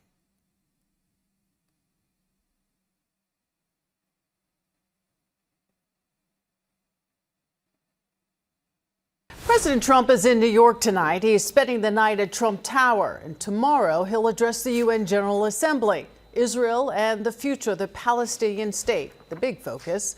Eyewitness News reporter Lucy Yang with details.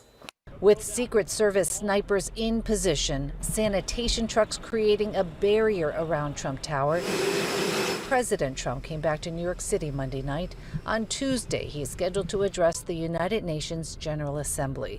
While on Air Force One, Trump discussed the ongoing war in Gaza. I'd like to see a diplomatic solution. There's a lot of anger and a lot of hatred, you know that. And there has been for a lot of years. Lot of years. Very nasty. Fucking wild.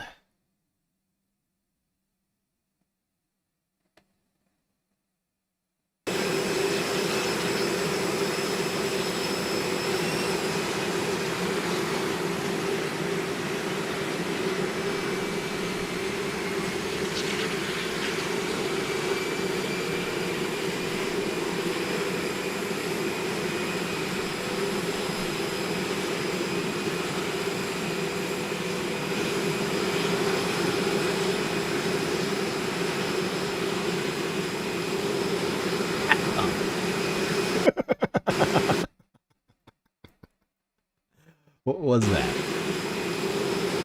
The low pump. I'm not fully pumped, just middle pump. Not a lot of energy right now, so you're gonna get about a midsection level pump. Fist pump. There we go. Enjoy that pump.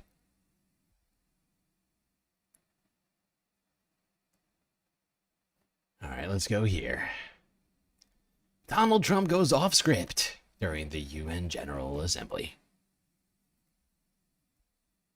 This was a much more emboldened President Trump than the first speech he made there at the UN during his first term. You heard them there early on essentially trashing the UN and pointing fingers and admonishing some of the countries there in the room, telling some of them that their countries are going to hell in terms of migration. You also you also heard him talk about Palestinian statehood and break from some U.S. allies who are recognizing Palestinian statehood. He said doing so would be rewarding Hamas. He also talked about the war in Ukraine, saying that he thought he could end it because of his relationship with Putin.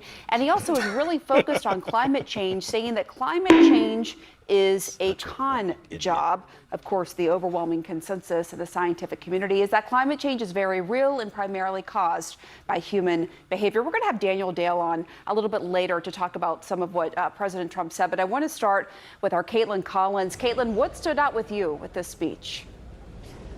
Well, Pam, obviously that went way beyond the allotted time limit for any I don't know world leader to why, come but that eyebrow raise from Caitlin was fucking perfect.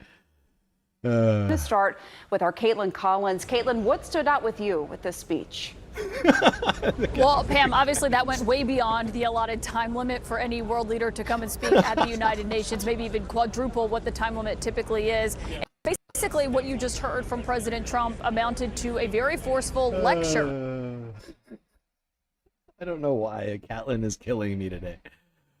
Oh, God. To start that statement off with that sly ass eyebrow raise, and then being like, actually the president spoke for super long, like longer than anybody actually is usually allowed to speak, but it seems like nobody tried to stop him.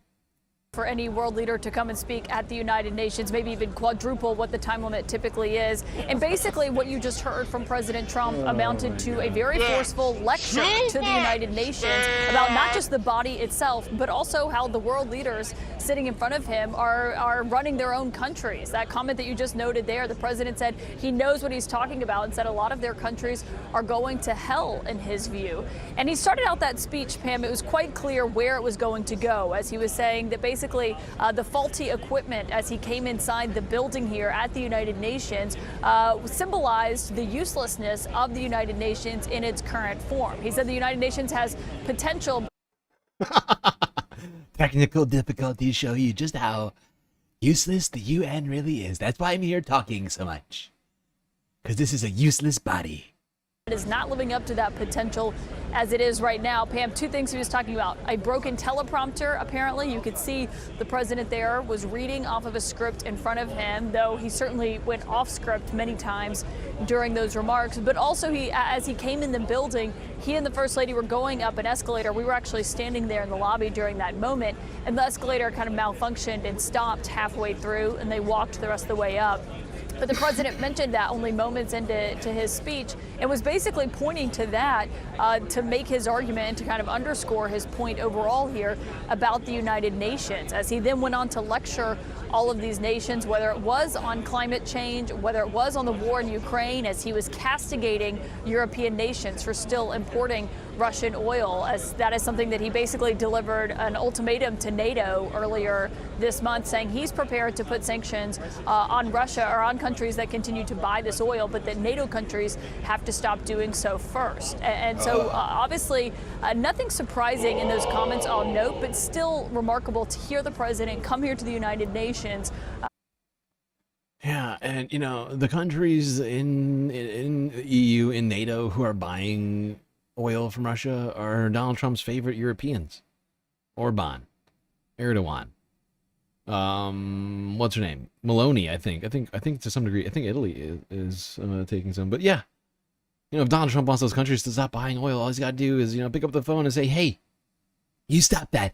Very nasty, Orban. Don't make me come over there and obliterate Istanbul. I'll do it."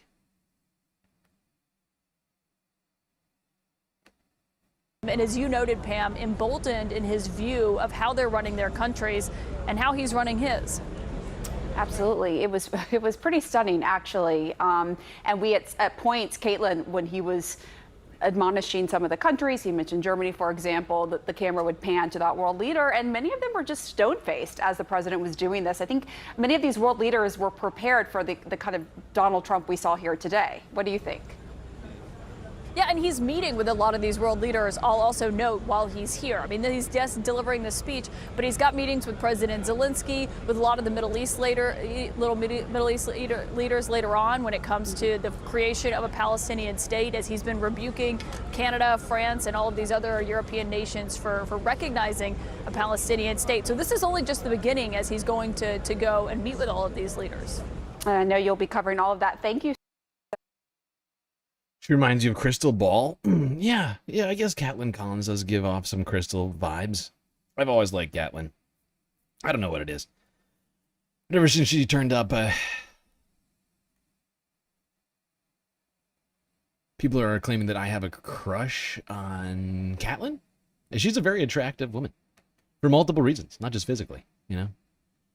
She's a professional, competent woman.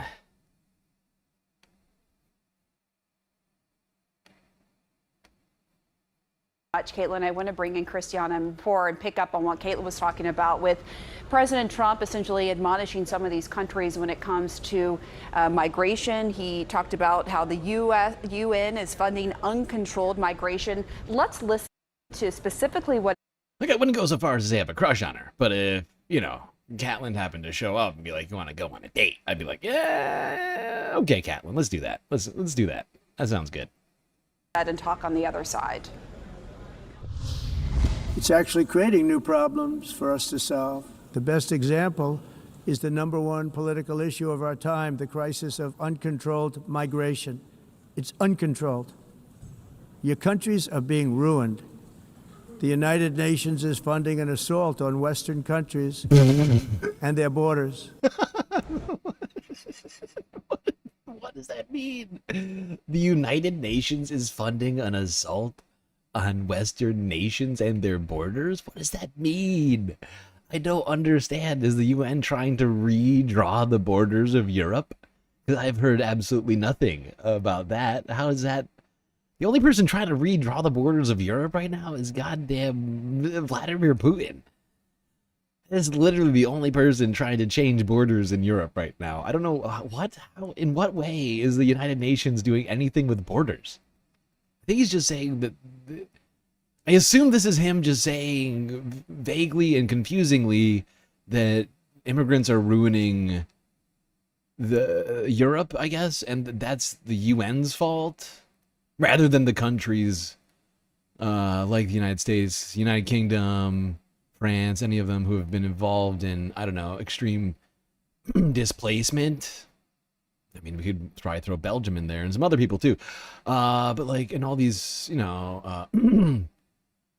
global South countries where Western nations have run around and ravaged, pillaged, disenfranchised people, let alone climate change. Like, I just don't understand how the UN is doing anything to the borders. I'm just at a loss. It's just one of the most nonsense statements ever.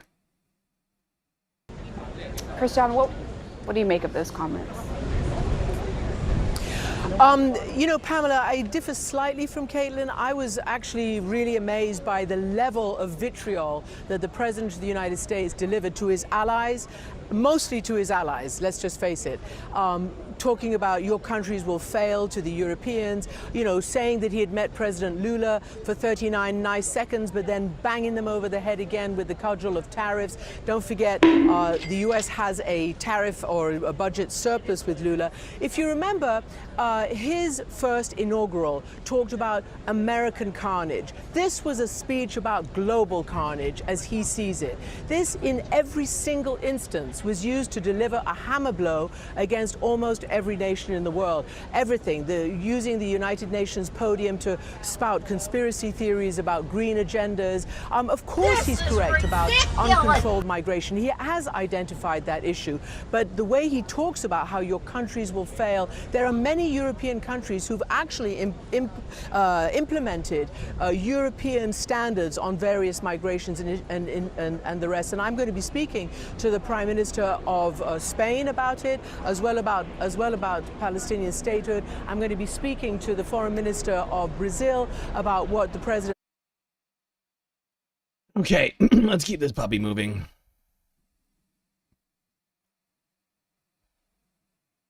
Not one person sitting in that room is taking this clown seriously. Let's hope so.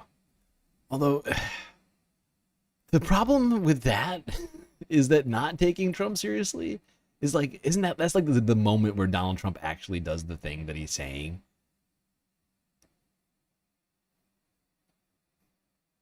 But yeah, let's hope people aren't taking him too seriously.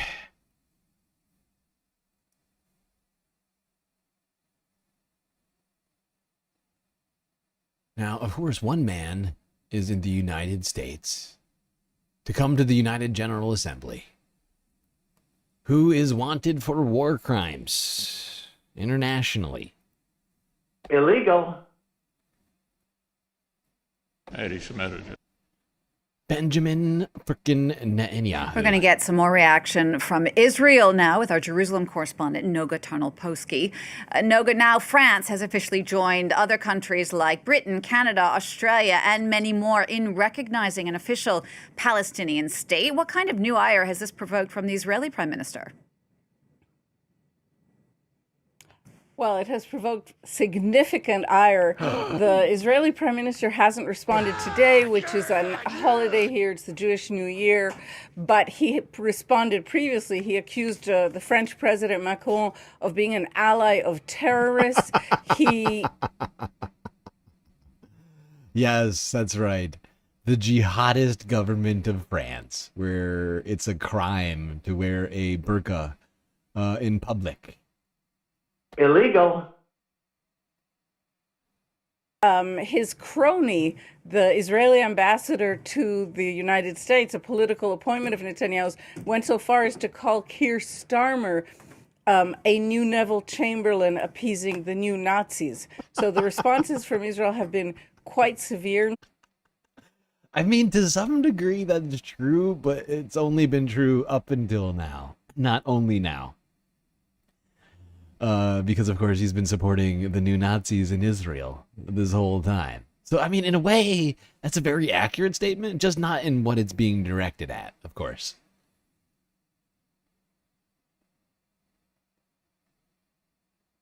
Israeli media, however, is referring to all of this diplomatic movement as a diplomatic tsunami, as a tsunami.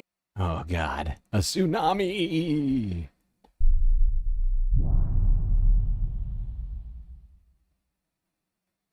Anyways, war criminal Benjamin Netanyahu is currently in the United States planning to meet with Donald Trump to tell him why recognizing the state of Palestine is so bad. Why he should probably, I don't know, nuke Britain and France now that they've recognized Palestine. I mean, I don't know exactly what Benjamin Netanyahu is going to tell him, but there's also claims that Benjamin Netanyahu is going to be trying to get explicit green light from the United States while here on the annexation of the West Bank, even though it's against international law.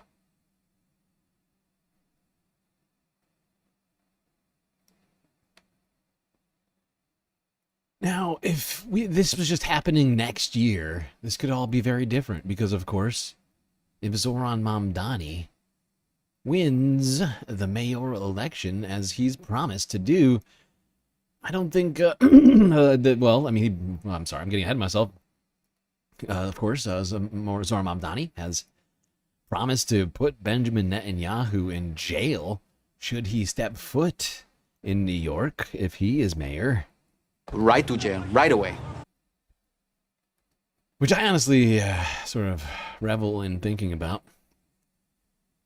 And since Zoran Mamdani in the New York, the New York mayoral race is, well, it's hit the final countdown. We are almost exactly 1 month away from voting day. I'm going to start covering this stuff, not just on Sunday Fundays. So get ready for that. Get ready for that, chat. We're going to be covering Zoran stuff midweek now.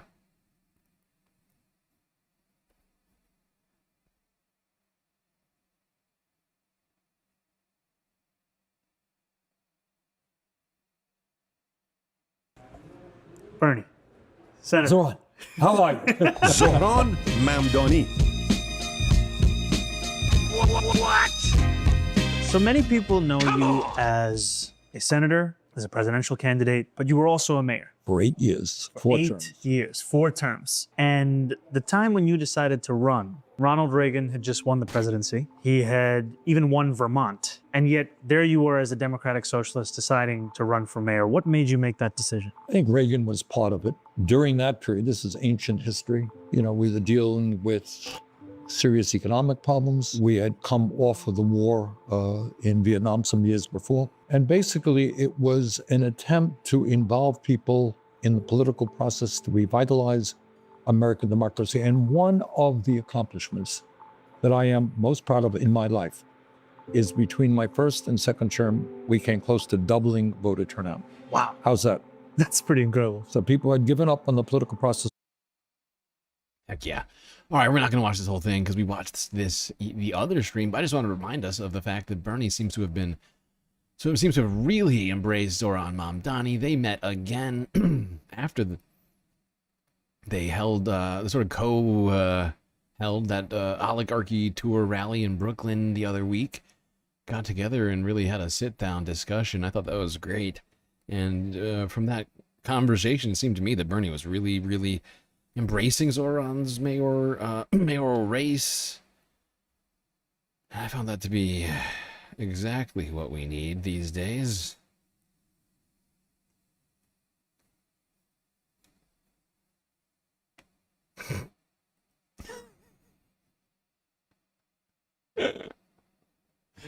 Oh my God.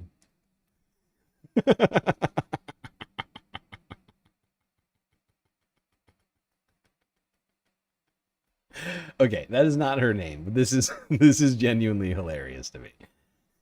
Caitlin Connors with a sweet, sweet super chat. Hi, StreamLord, I hear you have a crush on me. Want to go on a date? Aww. Okay, Caitlin, you got me. P.S. That's not how you spell her name. It's Caitlin Collins.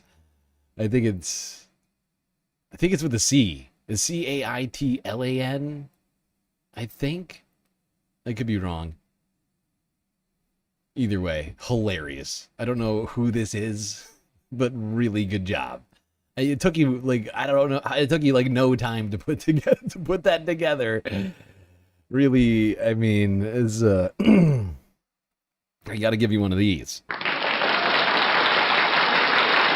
Because I'm genuinely impressed by the speed at which you put that together. It shows just how much effort went into this one. God damn, that's well played.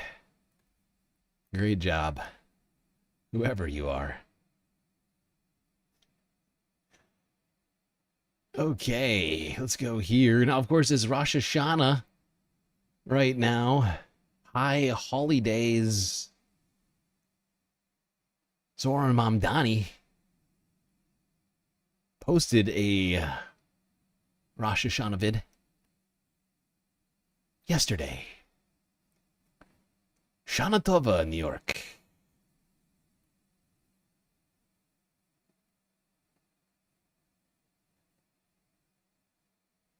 As the sun goes down tonight, the days of awe begin for our Jewish friends and neighbors. Yamim Noraim.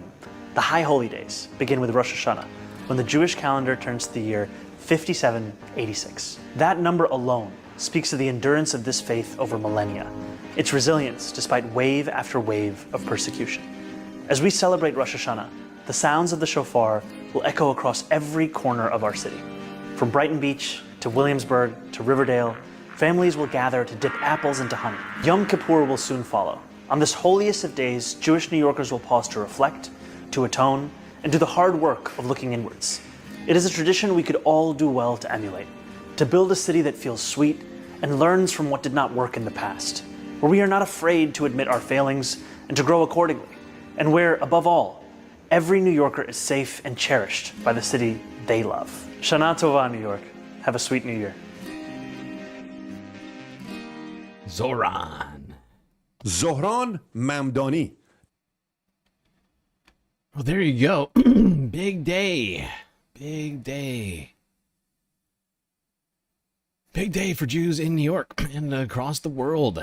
Rosh Hashanah, the Jewish New Year. High holidays. Very important to most practicing Jews.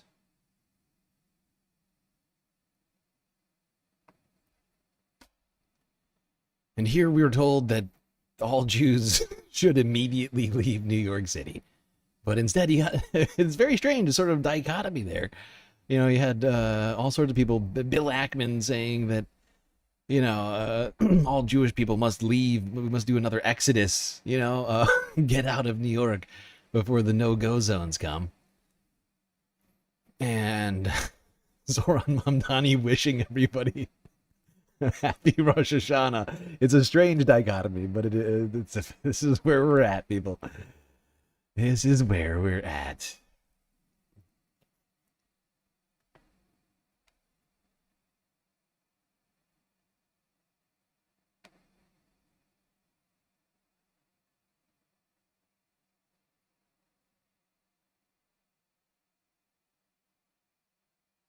Fuck, the pic that you took had the name spelled right. Ah, foiled by your own petard. Your speed led to easily solvable mistakes, Caitlin. You know, and if you had taken just one moment longer, perhaps I wouldn't have been as impressed, but might have been more effective. I might have been tricked. I'd be like, oh my God, Caitlin Collins is here. All right, let's go here. Oh my fucking God. I forgot to do this. I need to clip this when we're done today. I got like multiple clips waiting that I gotta clip out and just like post out to the world. This one is fucking insane. Like don't get me wrong. This isn't really a departure so much as it is like like taking it to the next level. But Chuck Schumer has decided to lean in to not doing anything in a way I think is perhaps bucking the trend of any past Chuck Schumers nothingness. He was asked by Dana Bash about whether or not he's going to endorse Zoran Mamdani. Any guesses in chat as to what Chuck Schumer said to Dana about whether or not he's going to endorse Zoran? Any guesses? Prepare yourselves. Because there's multiple things about this next clip that are hilarious. Okay, here we go.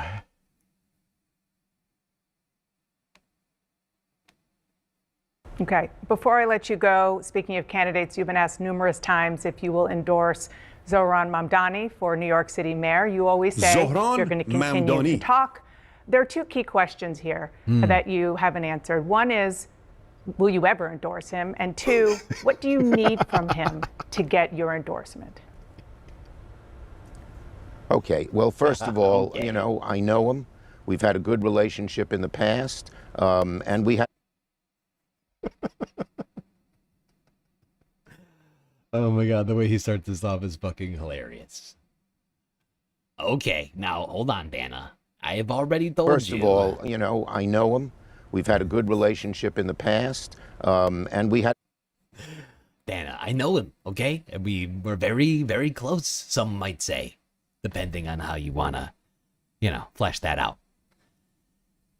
But not close enough for me to endorse. And I don't know why you're asking me this question again.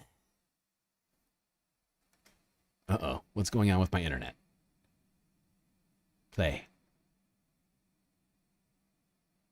Play. Do not play.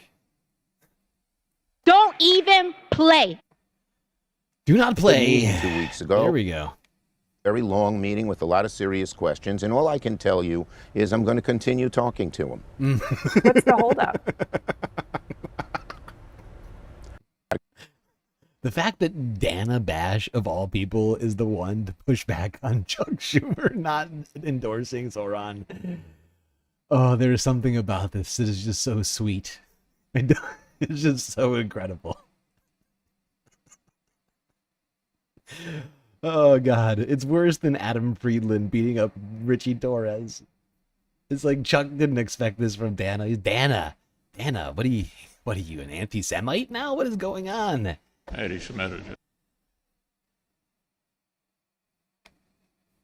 You talking to him, and that's what I'm going to do. I'm going to keep Is part of talking. the calculus that if you endorse a Democratic socialist, you're worried it will be damaging to your party, maybe even your chances of winning back the Senate? I'm going to continue talking to him. Dana, you can ask me again. That fake forced smile of Chuck is getting worse and worse and worse as it goes on. It's incredible. It is. It's fucking incredible. Look how awkward this fucking smile is from Chuck right now. He is forcing this smile so hard. He is so upset that Dana is asking him this question, and he's trying his best. I'm gonna keep talking. I'm just gonna keep talking and talking and talking until election day, and then once election day comes, I won't have to endorse because the election will be over, and I will have succeeded in doing absolutely nothing. Be damaging to your party, maybe even your chances of winning back the Senate? I'm going to continue talking to him. Dana, you can ask me again. All right. Had to try, Senator. I really appreciate it. Thank you so much for coming on this morning.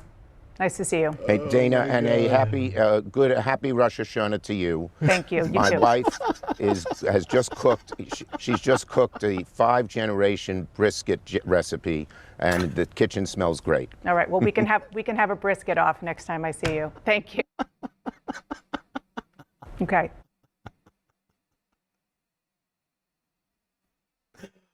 The fact that Chuck ends that with, "Oh, and happy Rosh Hashanah to you, Dana. I didn't hear anything from you. No, you're not gonna." Why, no Shana Tova to your Uncle Chuck? I mean, what exactly did I do to upset you so much, Dana? I mean, are you not a Jew? Have you turned into a anti-Semite all of a sudden? What is going on? Why are you asking me about Zoran? This is all very rude. I don't understand why it is you feel it necessary to ask me about this. I'll tell you, and I'll tell you again and again and again. I'm going to keep talking, okay? I'm going to keep talking to Zoran. I'm not going to endorse him. I'm going to talk. I'm going to talk and talk and talk until everybody is so fucking bored they just want to shoot themselves.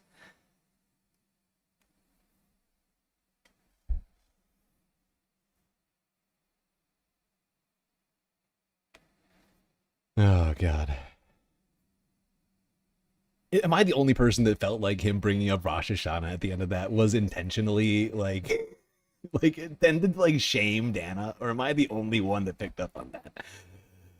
Because that's what it felt like to me. It was like, Dana, why are you being an anti-Semite? It's Rosh Hashanah.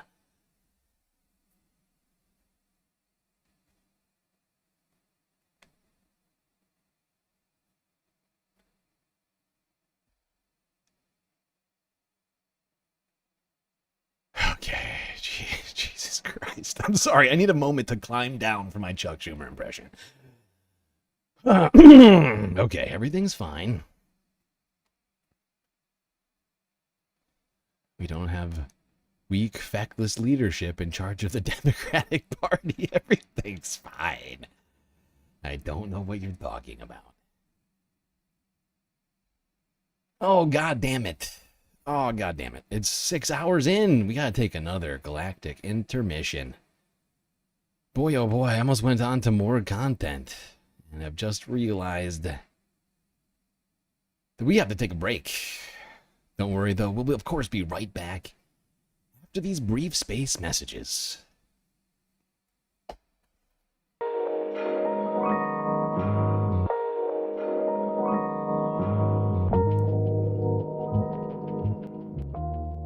All right, everybody, I hope you're enjoying the stream so far. If you haven't already, hit the like button and don't forget to subscribe.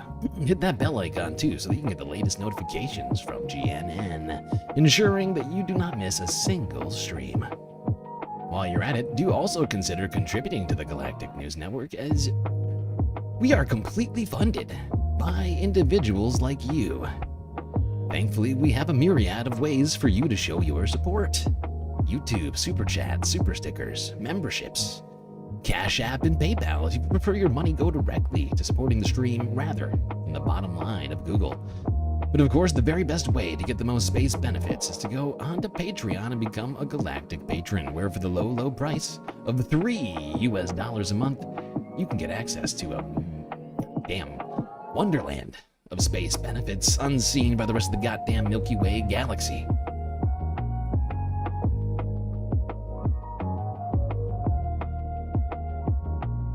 I won't even tell you what the benefits are. You know what they are. And if you don't, click the link in the chat or in my bio to find out what awaits you on Patreon. All right, everybody, enjoy the break. Grab yourselves a drink, maybe a snack, and I will be right back.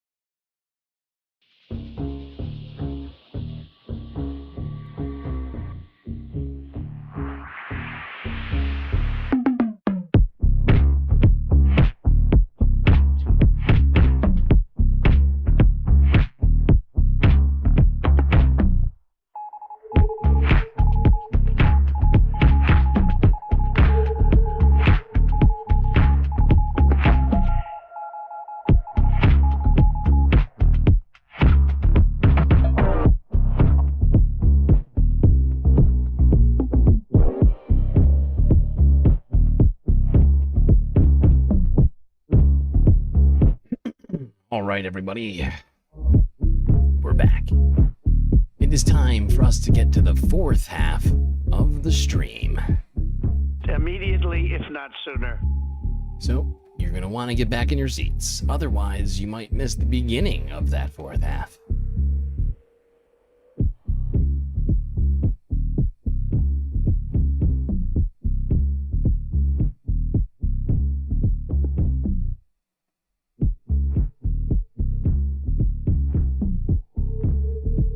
Okay, what do we got left on the list? God damn.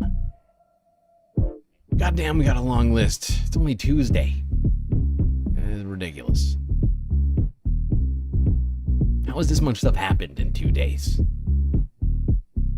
Come on. Come on!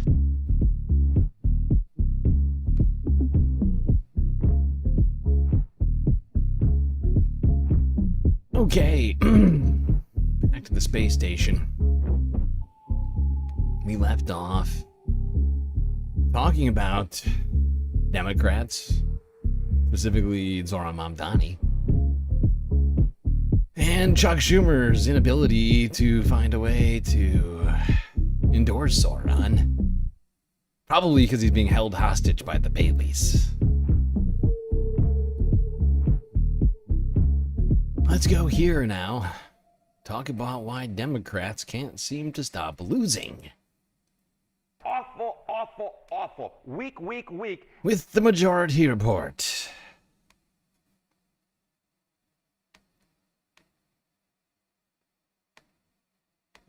So we were talking about the utter bankruptcy of Democratic leadership.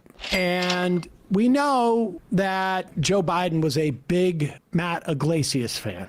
And apparently, many of the Democratic leadership have been looking to Ezra Klein, both in terms of what he writes, but also like literally in person. The word is like a lot of these people call Ezra Klein for advice. Words of affirmation. They have big conferences with abundance funded things. And again, you know, we talked about this the other day in this same interview with Ross Douthat about his description of what was going on in the Democratic, like interacine, sort of center left arguments. It's really just, even within the context of the Democratic Party, he mischaracterized one side of it. It's not just a question of like oligarchs and big money goes away and everything gets fine. It's obviously like that is just a major obstacle to things, to government actually doing things. The major obstacle. And by the way, this was like what liberals were saying. Like, I mean, this was very, very standard boilerplate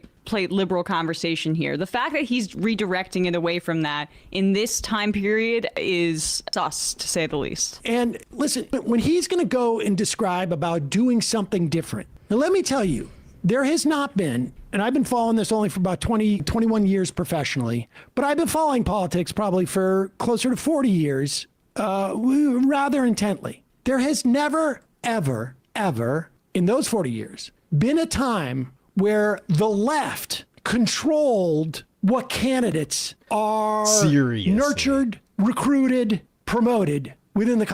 Yeah, when did that happen? What decade was that, where the left was in control of the Democratic Party? I'd love to know.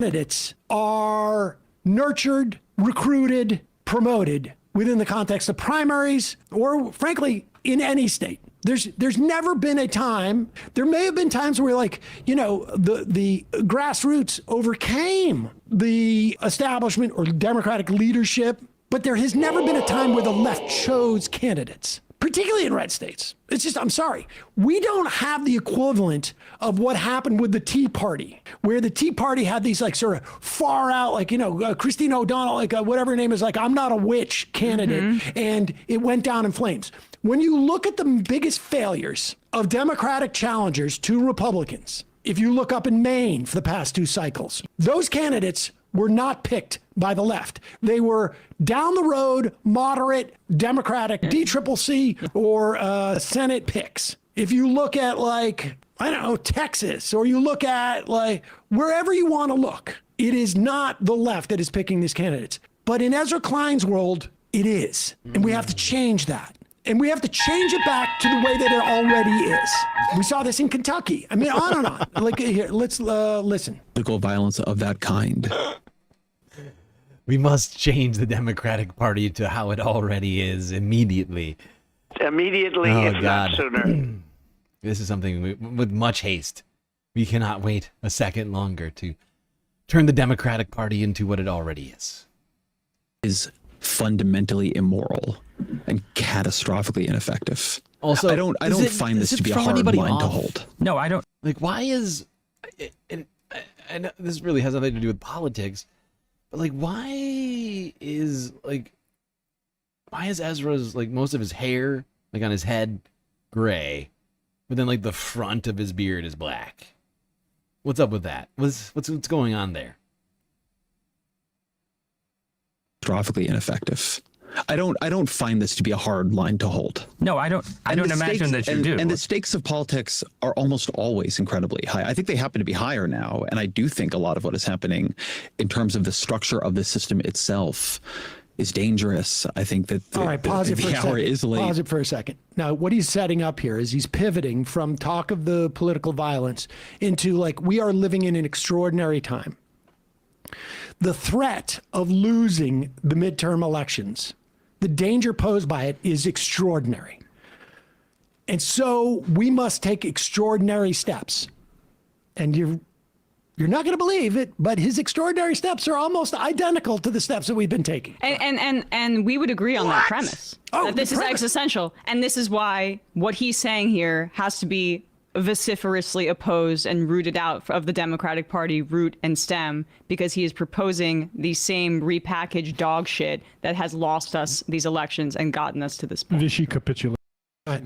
In many ways, and that a lot of the people who embrace alarm don't embrace what I think obviously follows from that alarm, which is the willingness to make strategic and political decisions you find personally discomforting, even though they are obviously more likely to help you win. Pause it. Okay, here's this is very clear. ridiculous. The way that this guy argues is all in the adverbs and the adjectives. Obviously clear. It naturally follows. Yep. No, that is not the case. There is absolutely nothing obvious about what he is saying. Because we have time and time again historically seen that what he's about to offer that is so obvious. Now, I agree with the idea that, yes, you need to do things that make you feel uncomfortable. But ask yourself, when you look at, like, who is going to win the mayoralty in New York? I understand New York is not, you can't transplant New York to, Ohio but. Yeah, and I find it fascinating because, like, he doesn't take the moment, this moment while talking about all the uncomfortable things that Democrats have to do to win races. He doesn't say, one of the uncomfortable things that you need to do is maybe embrace a nationalized healthcare system, or maybe embrace the existence of immigrants in this country, or embrace trans people, rather than, sort of throwing them under the bus. There's plenty of things. I don't know, say being pro-Palestinian, or certainly, at the very least, being against the genocide that Israel is conducting. At the very least, maybe stop sending bombs to Israel. There's an uncomfortable position that Democrats could take that they aren't taking. But look at who is not making the uncomfortable decisions. It is the Democratic leadership. Yeah. And they're going down with the ship. Right. Okay, so I just want to set this up because everything he's like, this is obvious. Everything is obvious. He's saying, this is obvious. This is obvious. He is trying to paint the people who are going to disagree with what he's about to say and suggest as so ideologically captured that they can't think rationally. over emotional, morally pluralistic, that kind of thing. Like, Yes. it's not framed, to your point, as uncomfortable to not endorse a guy who's Muslim, who is associated with DSA. What he's about to say here, this is so obvious, he's going to say, but the problem is an emotional problem. Go ahead. And political decisions you find personally discomforting, even though they are obviously more likely to help you win, right? Taking political positions that'll make it more likely to win Senate seats in Kansas and Ohio and Missouri. Trying to open your coalition to people you didn't want it open to before, running pro-life Democrats. And one of my biggest frustrations with many people whose politics I otherwise share. Don't you mean anti-abortion Democrats, Ezra? Wow. Yeah, we need more people. We need more Democrats in office who are against abortion. What the fuck is this idiot saying right now? Really? We need to be running more anti-abortion Democrats? Is this a joke? What? This guy's getting paid money for this? Like an actual salary? Like this is his podcast is part of New York Times. I don't know exactly how they're affiliated, but I'm assuming he's getting funding, perhaps sharing office space with them. One would assume. It's incredible. They are giving him money for this take. Wow. Yeah, we need more anti-abortion Democrats, says Ezra Klein. Is that's the exact opposite of any opinion anybody in the Democratic Party should be espousing. This guy should just be a Republican. Like, just leave. Just leave. If this is who you are, like, just stop pretending you're a Republican. If you talk about pro anti-abortion, holy shit, anti-abortion Democrats, says Ezra Klein. That is such a mystifying take. At a moment when I think so many people on the left, maybe not like in media, but like I see it. Like I see people. I personally have also been one of the people saying that we need to codify Roe v. Wade. And he's talking about putting people in the House and in Congress who are anti-abortion but are Democrats, so it wouldn't even be a guaranteed vote in such legislation. That is fucking insane. Wow. Who knew? Ezra Klein, misogynist. I mean, this woman is dangerous, ladies and gentlemen. Unwillingness to match the seriousness of your politics to the seriousness of your alarm. Okay, now right there, okay. Honestly, that is... If you're alarmed... I don't get offended too often. If you're alarmed, you're unserious. If you're alarmed, you're unserious. If you're alarmed by, I don't know, Stephen Miller reciting Goebbels speeches at Turning Point USA, you're unserious. If you're alarmed that Donald Trump is actively cracking down on free speech, you're unserious. If you're, what does that mean? If you're being alarmed is somehow like proportionally related to your lack of seriousness is fucking insane. That dude is just, oh my God. He needs to stop having this job. Just embrace it. Just go hang out with Sam Harris, okay? That's what Ezra Klein is. He's Sam Harris. He's young, a slightly younger Sam Harris. He's not even that much younger. I think he's like maybe 10 years younger than Sam Harris. I actually don't know how old Sam Harris is now that I'm saying it out loud. Either way. Slightly more boring. Sam Harris acolyte Ezra Klein. Actually, he's a little bit younger. He's 15 years younger than... He's not that much older than me. He's like 5 years older than me. This is ridiculous.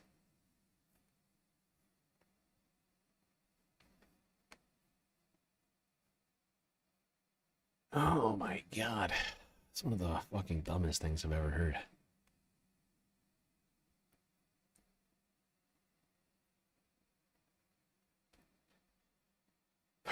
Okay. Let's move on. And the fact is Ezra, we need to do something about Ezra. I don't know what to do about Ezra, but we got to do something. We have to make him as toxic as possible. Because he is going to infect untold number numbers of liberal-brained idiots out there. And somehow we need to quadruple down, I guess, on the same strategy the Democrats have been running since before 2016, essentially. In fact, go further to the right, you know, and it's fucking mind-boggling.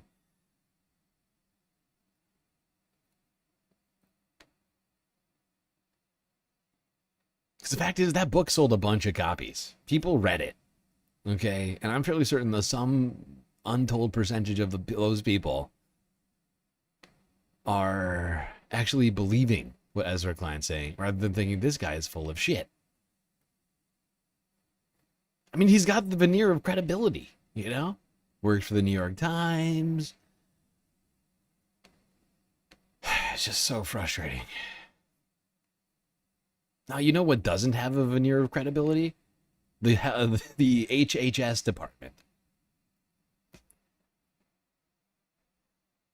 The same HHS which yesterday announced, without any real evidence, any real causal evidence, that taking Tylenol turns children into autistic children.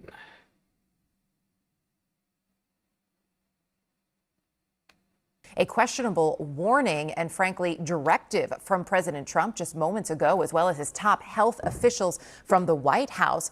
The president saying, quote, Tylenol is not good, don't take it. For a little bit more of what we are hearing on these announcements. Don't take it. Let's listen. Wow. Effective immediately, the FDA will be notifying physicians. What's incredible about this is that no one with any expertise in this had a hand in it. Just keep that, just think about that for a second, okay? Like, RFK Jr. and some other people who don't have any qualifications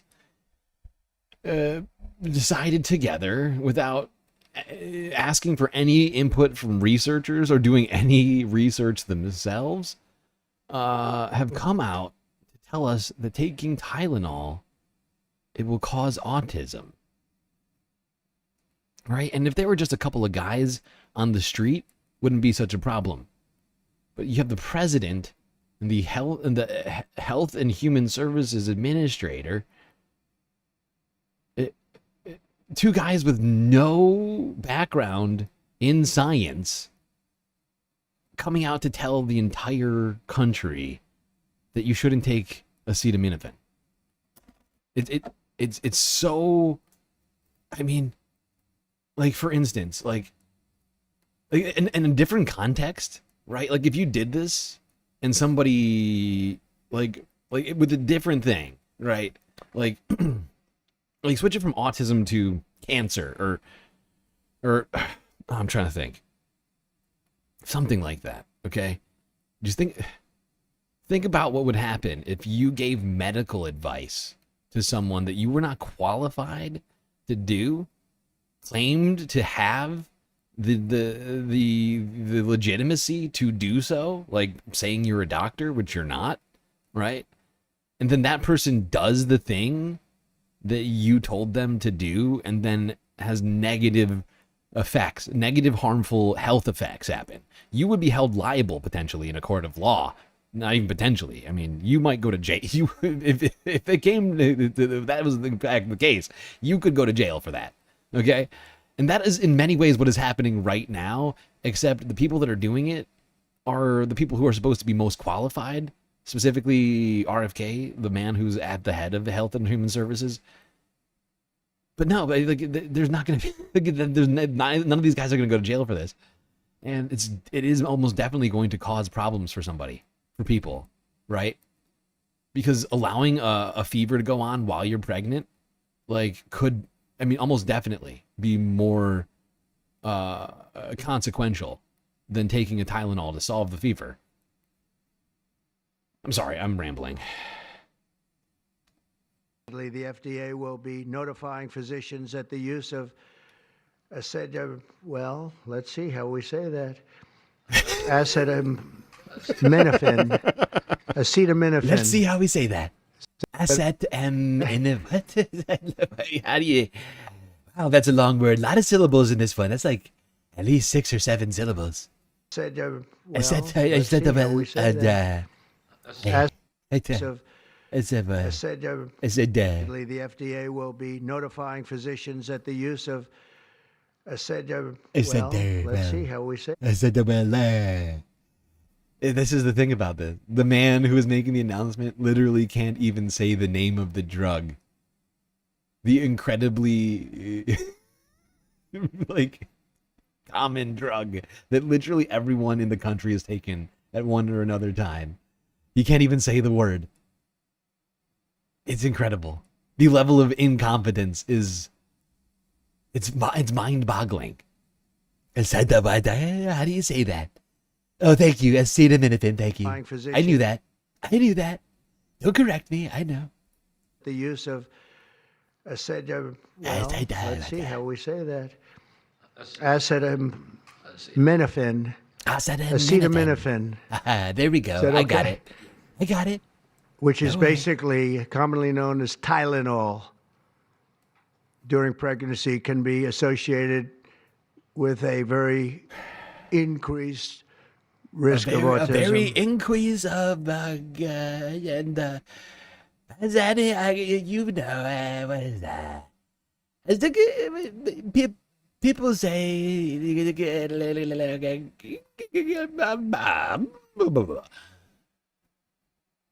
dude, this man is straight up going through fucking Alzheimer's right now, making announcements on things he doesn't have any fucking knowledge of.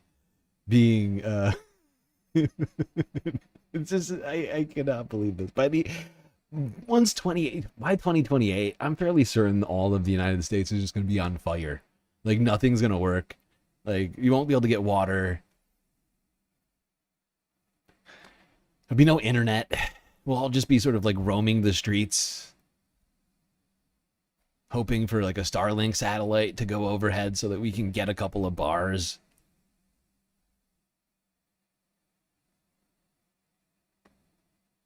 Like half of us will have like COVID, the other half will have measles. A third half will have both COVID and measles. So taking Tylenol is not good. The president there just moments ago, as you heard him, alongside him, HHS Secretary Robert F. Kennedy Jr., as well as CMS Administrator Dr. Mehmet Oz and others, all claiming as well there is a link that they say they have found between autism in children and the pain relief for acetaminophen. Yeah, except if you actually look at the study, it doesn't actually say that there is a definitive causal link between Tylenol and autism. Unfortunately for these delusional fucking idiots, and for America, people everywhere, gullible people especially, who believe the president when he says things.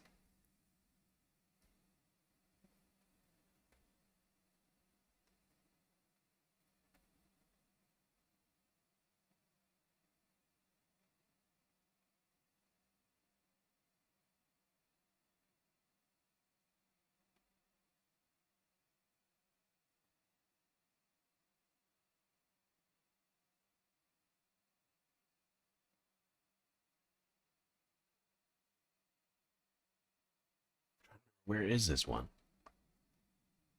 I could have sworn it was in this, but maybe it's in the next video?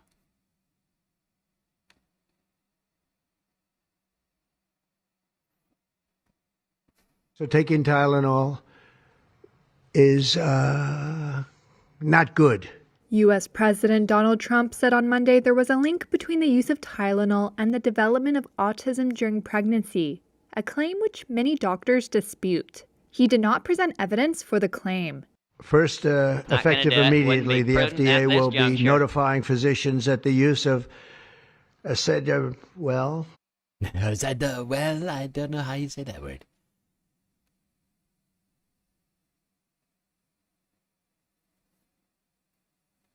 We have a demented, unintelligent person running the United States of America. All right, is this the one? I'm hoping this is the one. because I had a clip earlier in here of one of the people who was at the There's really nothing head, new that is coming out, who was like in charge of this study. And that's really the one I wanted to watch, and I just cannot figure out. as a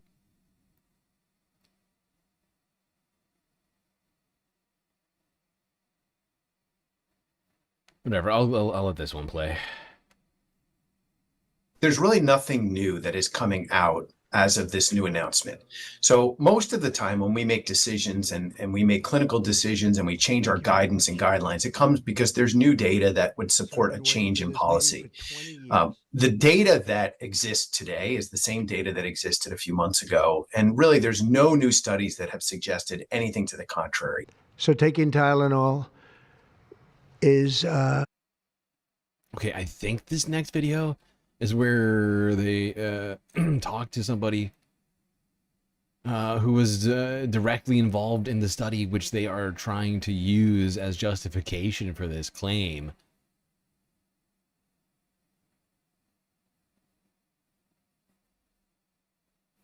Global news.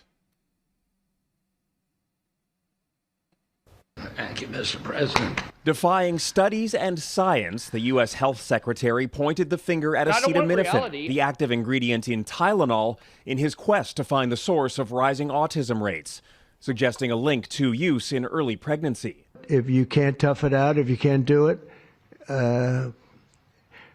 that's what you're going to have to do. You'll take a Tylenol, but it'll be very sparingly.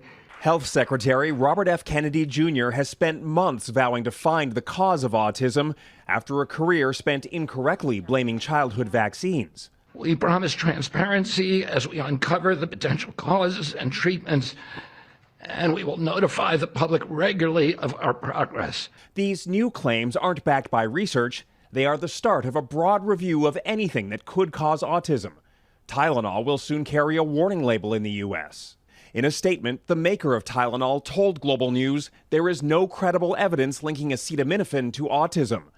A 2024 study published in the Journal of the American Medical Association found acetaminophen use during pregnancy was not associated with children's risk of autism, ADHD, or intellectual disability. I think it's doing a real disservice to pregnant individuals, but also people who have kids with autism.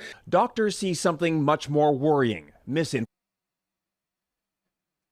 Yeah, I mean, all the evidence points away from this being the cause of autism, but they don't care. I think part of the reason why they're just throwing this out here is because they promised to, by this month that they would have an answer to what causes autism. So I think they just said, fuck it, just pick something and just tell them, because we can't look like we're not getting this done. Doesn't matter if it's right. Just say it. Just get out there and say it.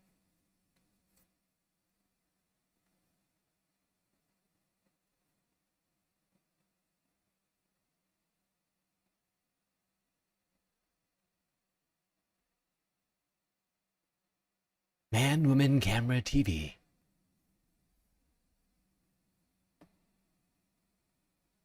A lot of people can't even do that. Okay, what happened to this video? I could have sworn I had a video in here. And it's gone. I don't know what... Did it get taken down? Probably got taken down or something. They're like, the Trump administration must have gone after them. I don't get it. It's gone. I had a video in here of... Oh my god, it's gone. This is wild.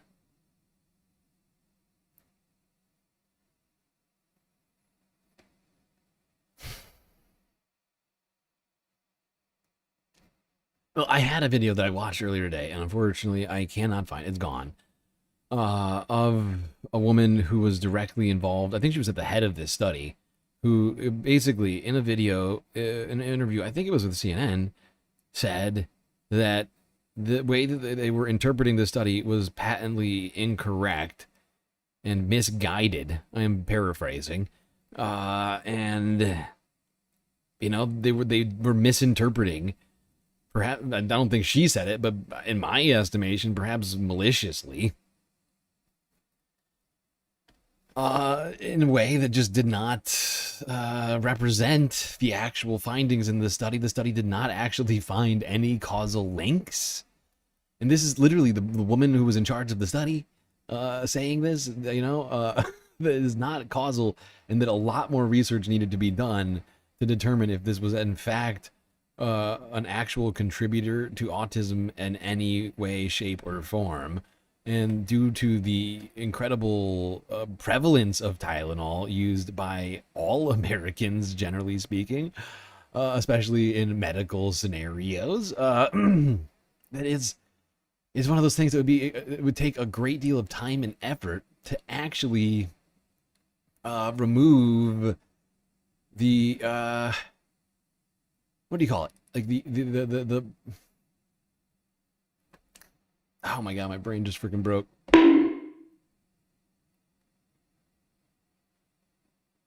To like whatever, to create the necessary environment for a test to like for enough to get enough research, and then this thing would take a great deal of money and time and effort. Something which, of course, the Trump administration has been taking away from all research institutions in the country, right? Like, if you wanted to prove that Tylenol caused autism, you would need a robust research sector in the United States, and literally Donald Trump is taking funding away from research universities, and research scientists are leaving the United States in droves. So now it's going to be even harder, theoretically, to test for anything like this, to come up with the actual facts, to do studies. You know, there's like a lot of specifics in how studies are run, right? To weed out any potential unexpected or even expected factors in a study like this, right?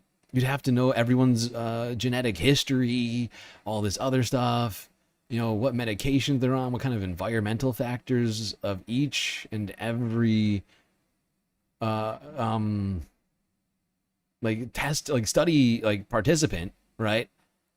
And then there's like a whole bunch of other stuff you would have to do within that study to be able to actually get decent results.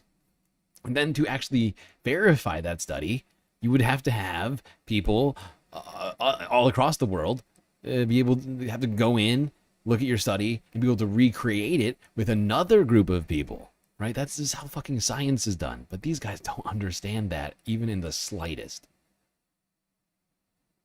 And it is fucking mind-boggling that these are the people in charge of our government. It's incredibly fucking dangerous. At some point, it's going to lead to some real problems.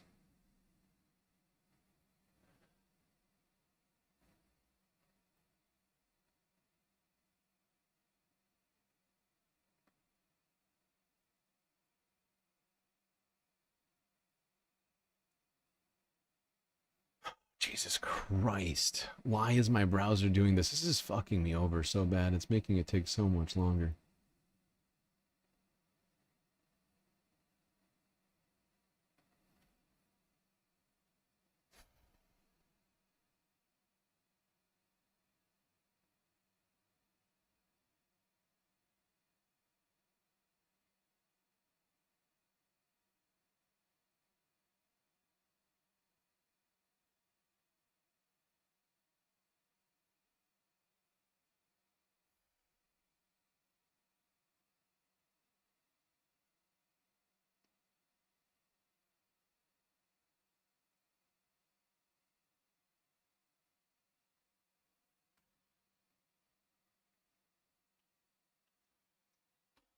Well, I don't know, people.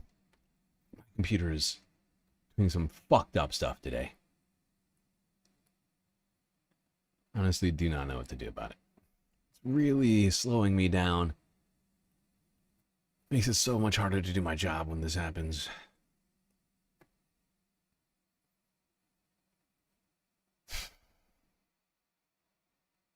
I have no explanation for why this is being so fucking difficult with me today.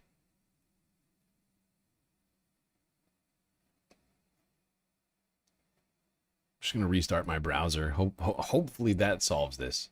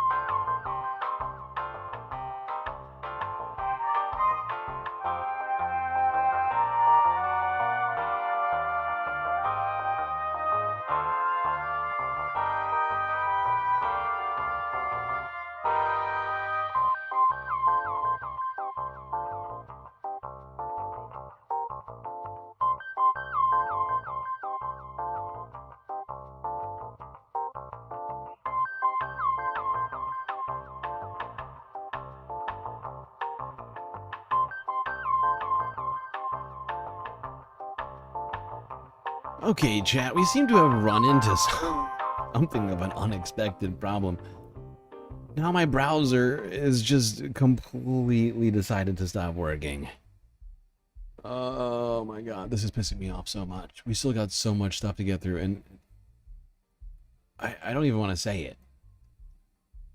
But I might have to, like, restart the stream. Or just, like, end it and do this tomorrow, do the rest of this tomorrow. Because literally my browser is just not working. And we can't do the stream without my browser working. Oh my god. Oh, this is gonna piss me off.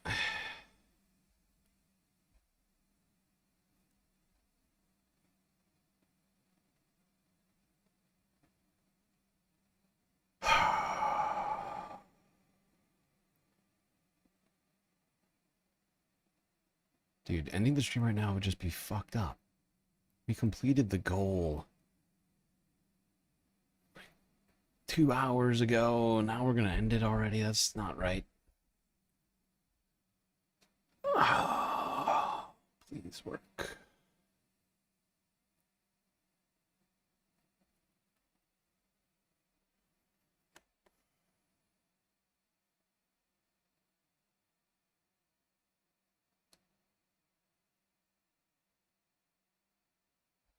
Oh, Christ. This is the worst. I don't even know what to do. I guess I could run on a different browser, but this is just acting so fucked up. And we've tried with other browsers and they always work worse than this one. So I know that intrinsically there's just no way that's going to be better. Come on. Just work.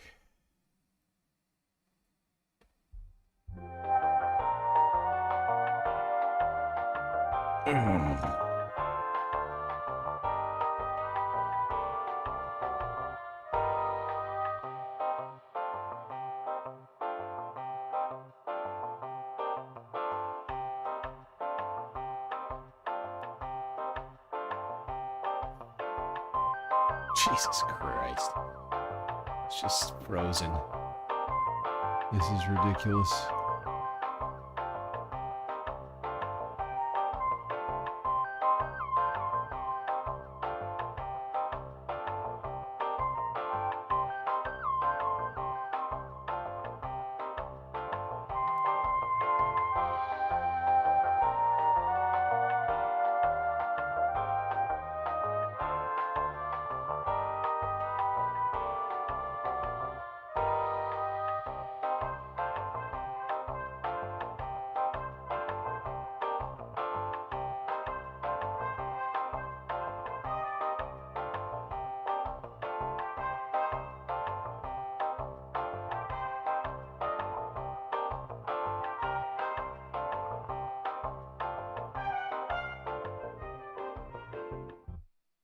Okay, I think I fixed it.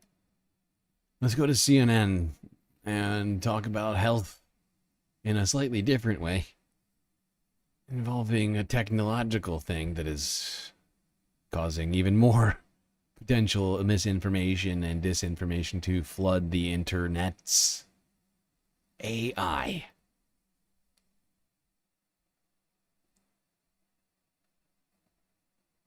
Welcome back to Terms of Service. I'm Claire Duffy. I'm here today with a special guest, Dr. Sanjay Gupta.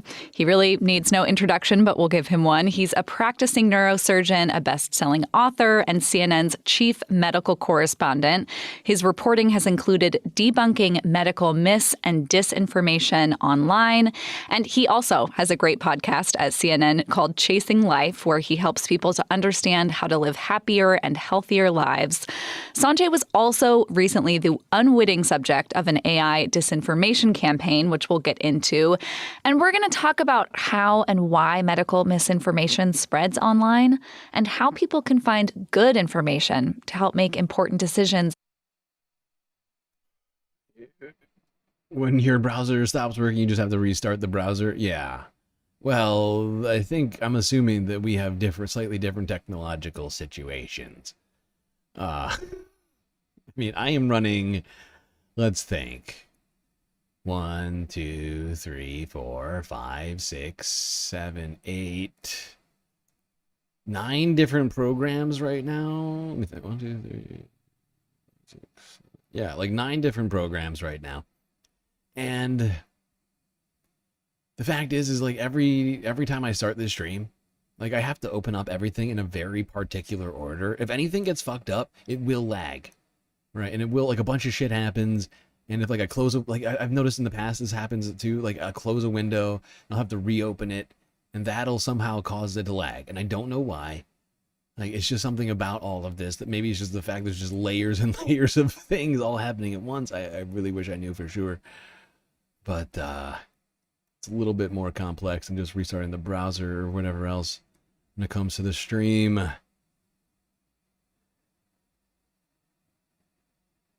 About their health. Dr. Sanjay Gupta, thank you so much for doing this. What a pleasure, Clara. Thanks for having me. I'm a big fan of your podcast. Well, thank you. It's same to you. So the medical... You two are fucking colleagues. What are you talking about? I'm a big fan of your podcast. You work at the same place. You both work at CNN. What are you talking about? But yeah, like, I think part of it has to do with the fact that all these programs are like sort of interconnected, right? They're all borrowing this or that thing from each other. Audio, video, doing little things to it.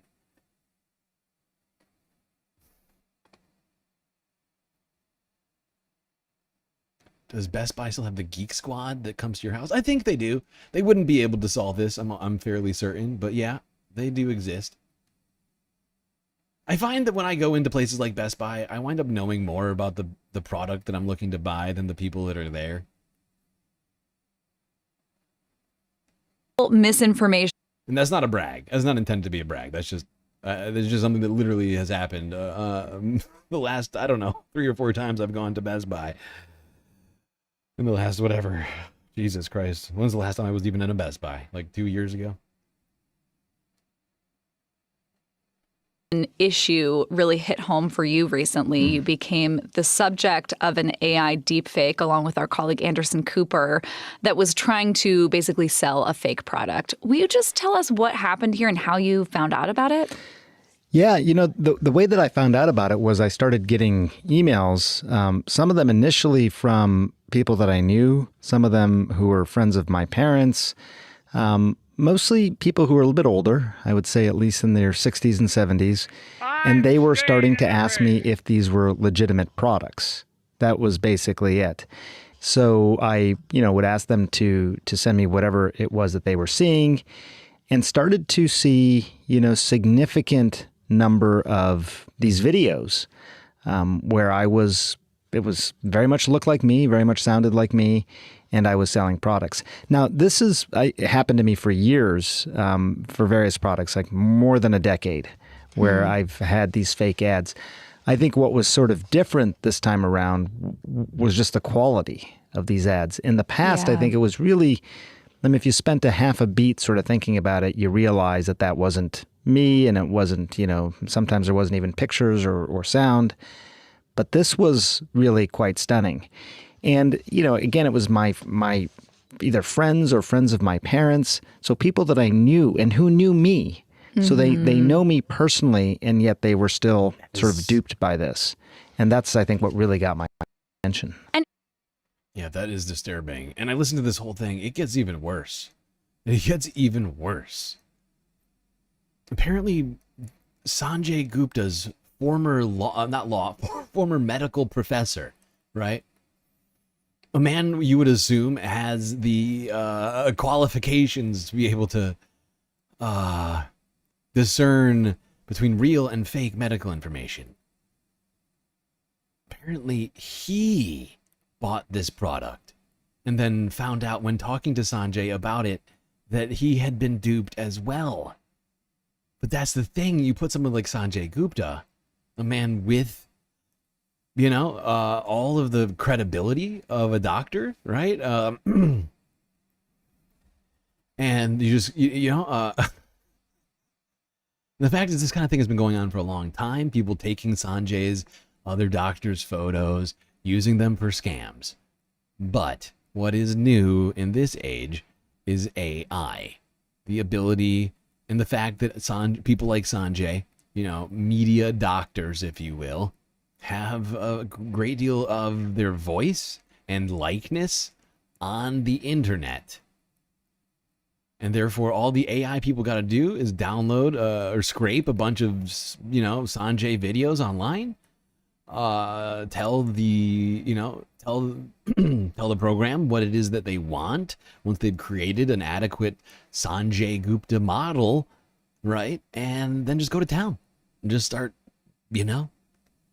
bombing people with fake shit. And some of it's just pure scams. Like apparently some people have been like basically just saying, "Oh, buy this great product, blah blah blah blah blah," and then they never send it to you. They just don't give you anything. Like it's wild. It is wild. This is the world we're living in now, where it's difficult to trust what's right in front of you. Kind of disturbing when you think about it.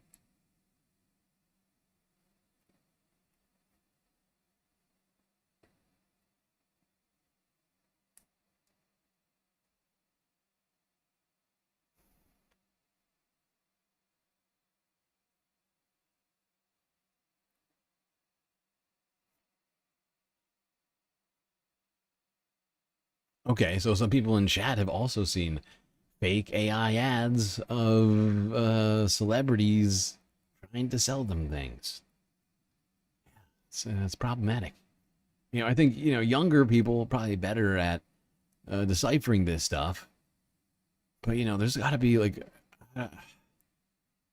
there's a generation of people out there who do not know just how powerful AI is. They're just going about their life right now as if it just basically doesn't exist. And I think are fairly likely to be duped by this sort of thing. And it's very troubling to me. Was it the salt thing? Yeah, I think it was the salt thing. Or at least it was like at least one of the things they talked about. I think they talked about multiple different products during this. But yeah, the salt thing was one of it. One of them.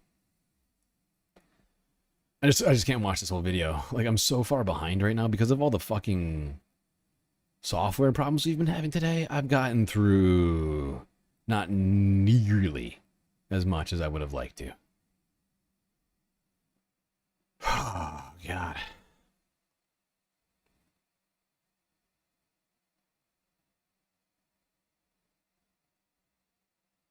All right, let's go here now.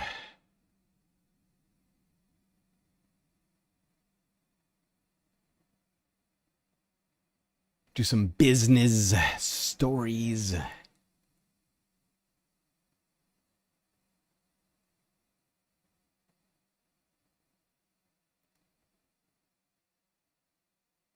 Here's Reuters from yesterday, and by yesterday I do mean Wednesday. Not Wednesday, Tuesday. No, wait. Which day was this, actually? This was Monday. I take it all back. I forgot what day it is. For some reason, I thought it was like Thursday. All three major U.S. stock in... It's totally Tuesday, isn't it? Or was Tuesday when I started this stream. Okay, so Monday. Reuters. Wall Street indexes post record closing highs again. Tech stocks roar higher. All three major U.S. stock indexes registered record closing highs for a third straight session on Monday, with the Dow gaining more than 0.1%, the S&P 500 adding over 0.4%, and the Nasdaq climbing 0.7%. After last week's quarter percentage point rate cut by the Federal Reserve, some central bank officials on Monday expressed doubt over the need for further cuts. Potential inflationary pressures from President Trump's tariffs are just one reason investors should remain cautious in this bull market, said Dean Smith, chief strategist and portfolio manager at Folio Beyond. The fact that the entire environment can change really quickly on the basis of, a couple of tweets coming from the president or someone in his administration. No, don't do it again. Oh my God. You're shitting me. Oh my God, this browser is just, it's revolting. I don't mean it's disgusting. I mean, it's, I think it's on strike. It's literally keeps doing this.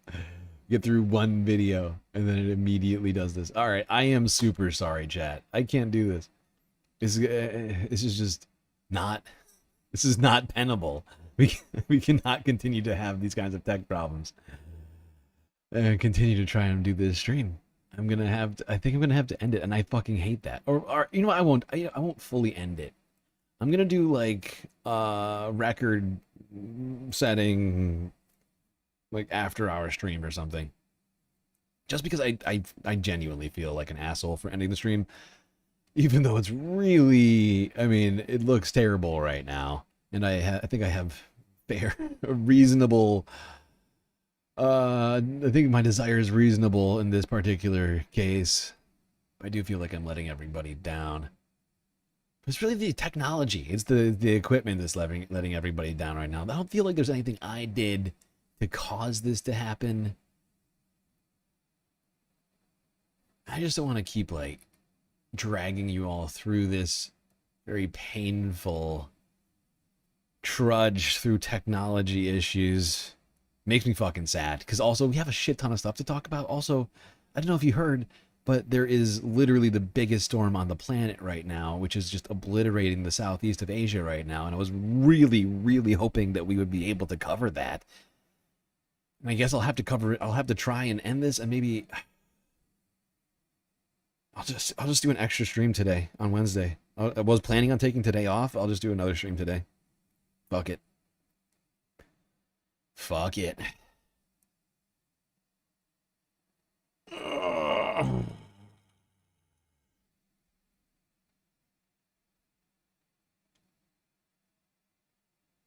I'm very sorry, everyone. Awful, awful, awful. Weak, weak, weak. Yes, you're right. Awful and weak. I will try to make it up with an extra stream this week. Which means I'll try and do Wednesday, Thursday, Friday, Saturday, Sunday. Straight through the rest of the week. Just for this complete failure.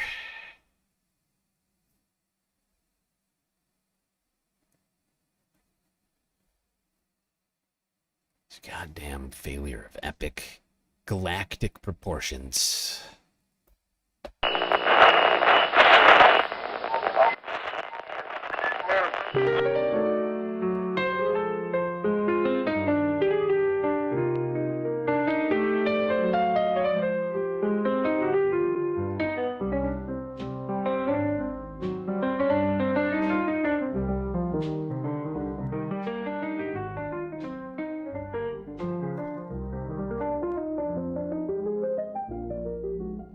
Well,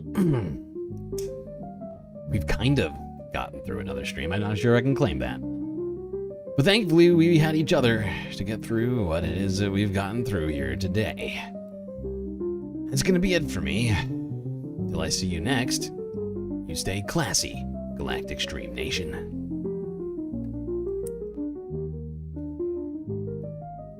Can't forget this.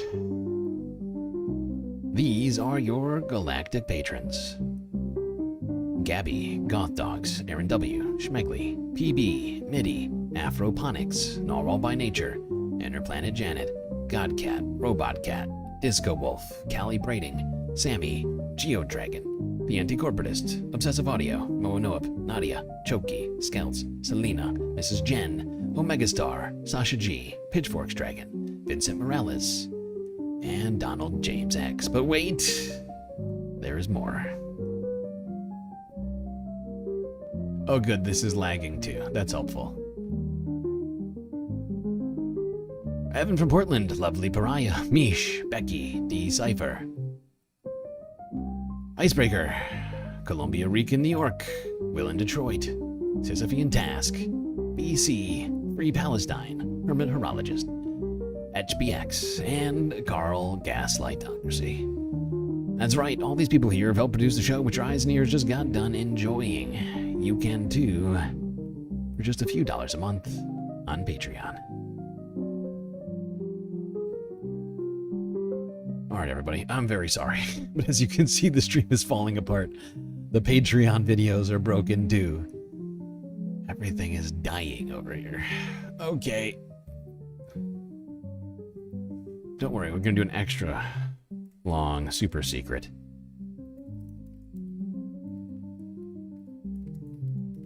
Late night, after hours.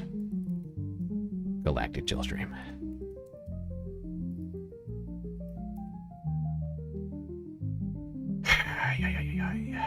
This is very annoying to me.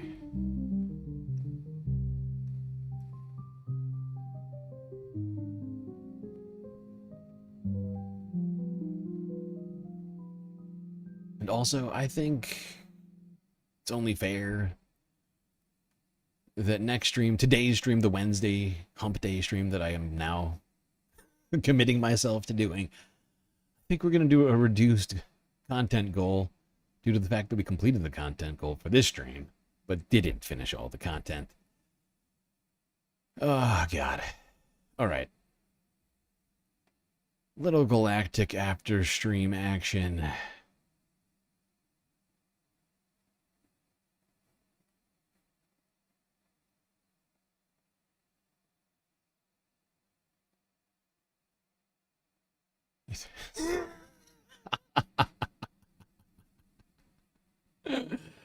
Christopher DeBlante thinks that I'm faking stream lag problems so I can get ready for my date with Miss Collins.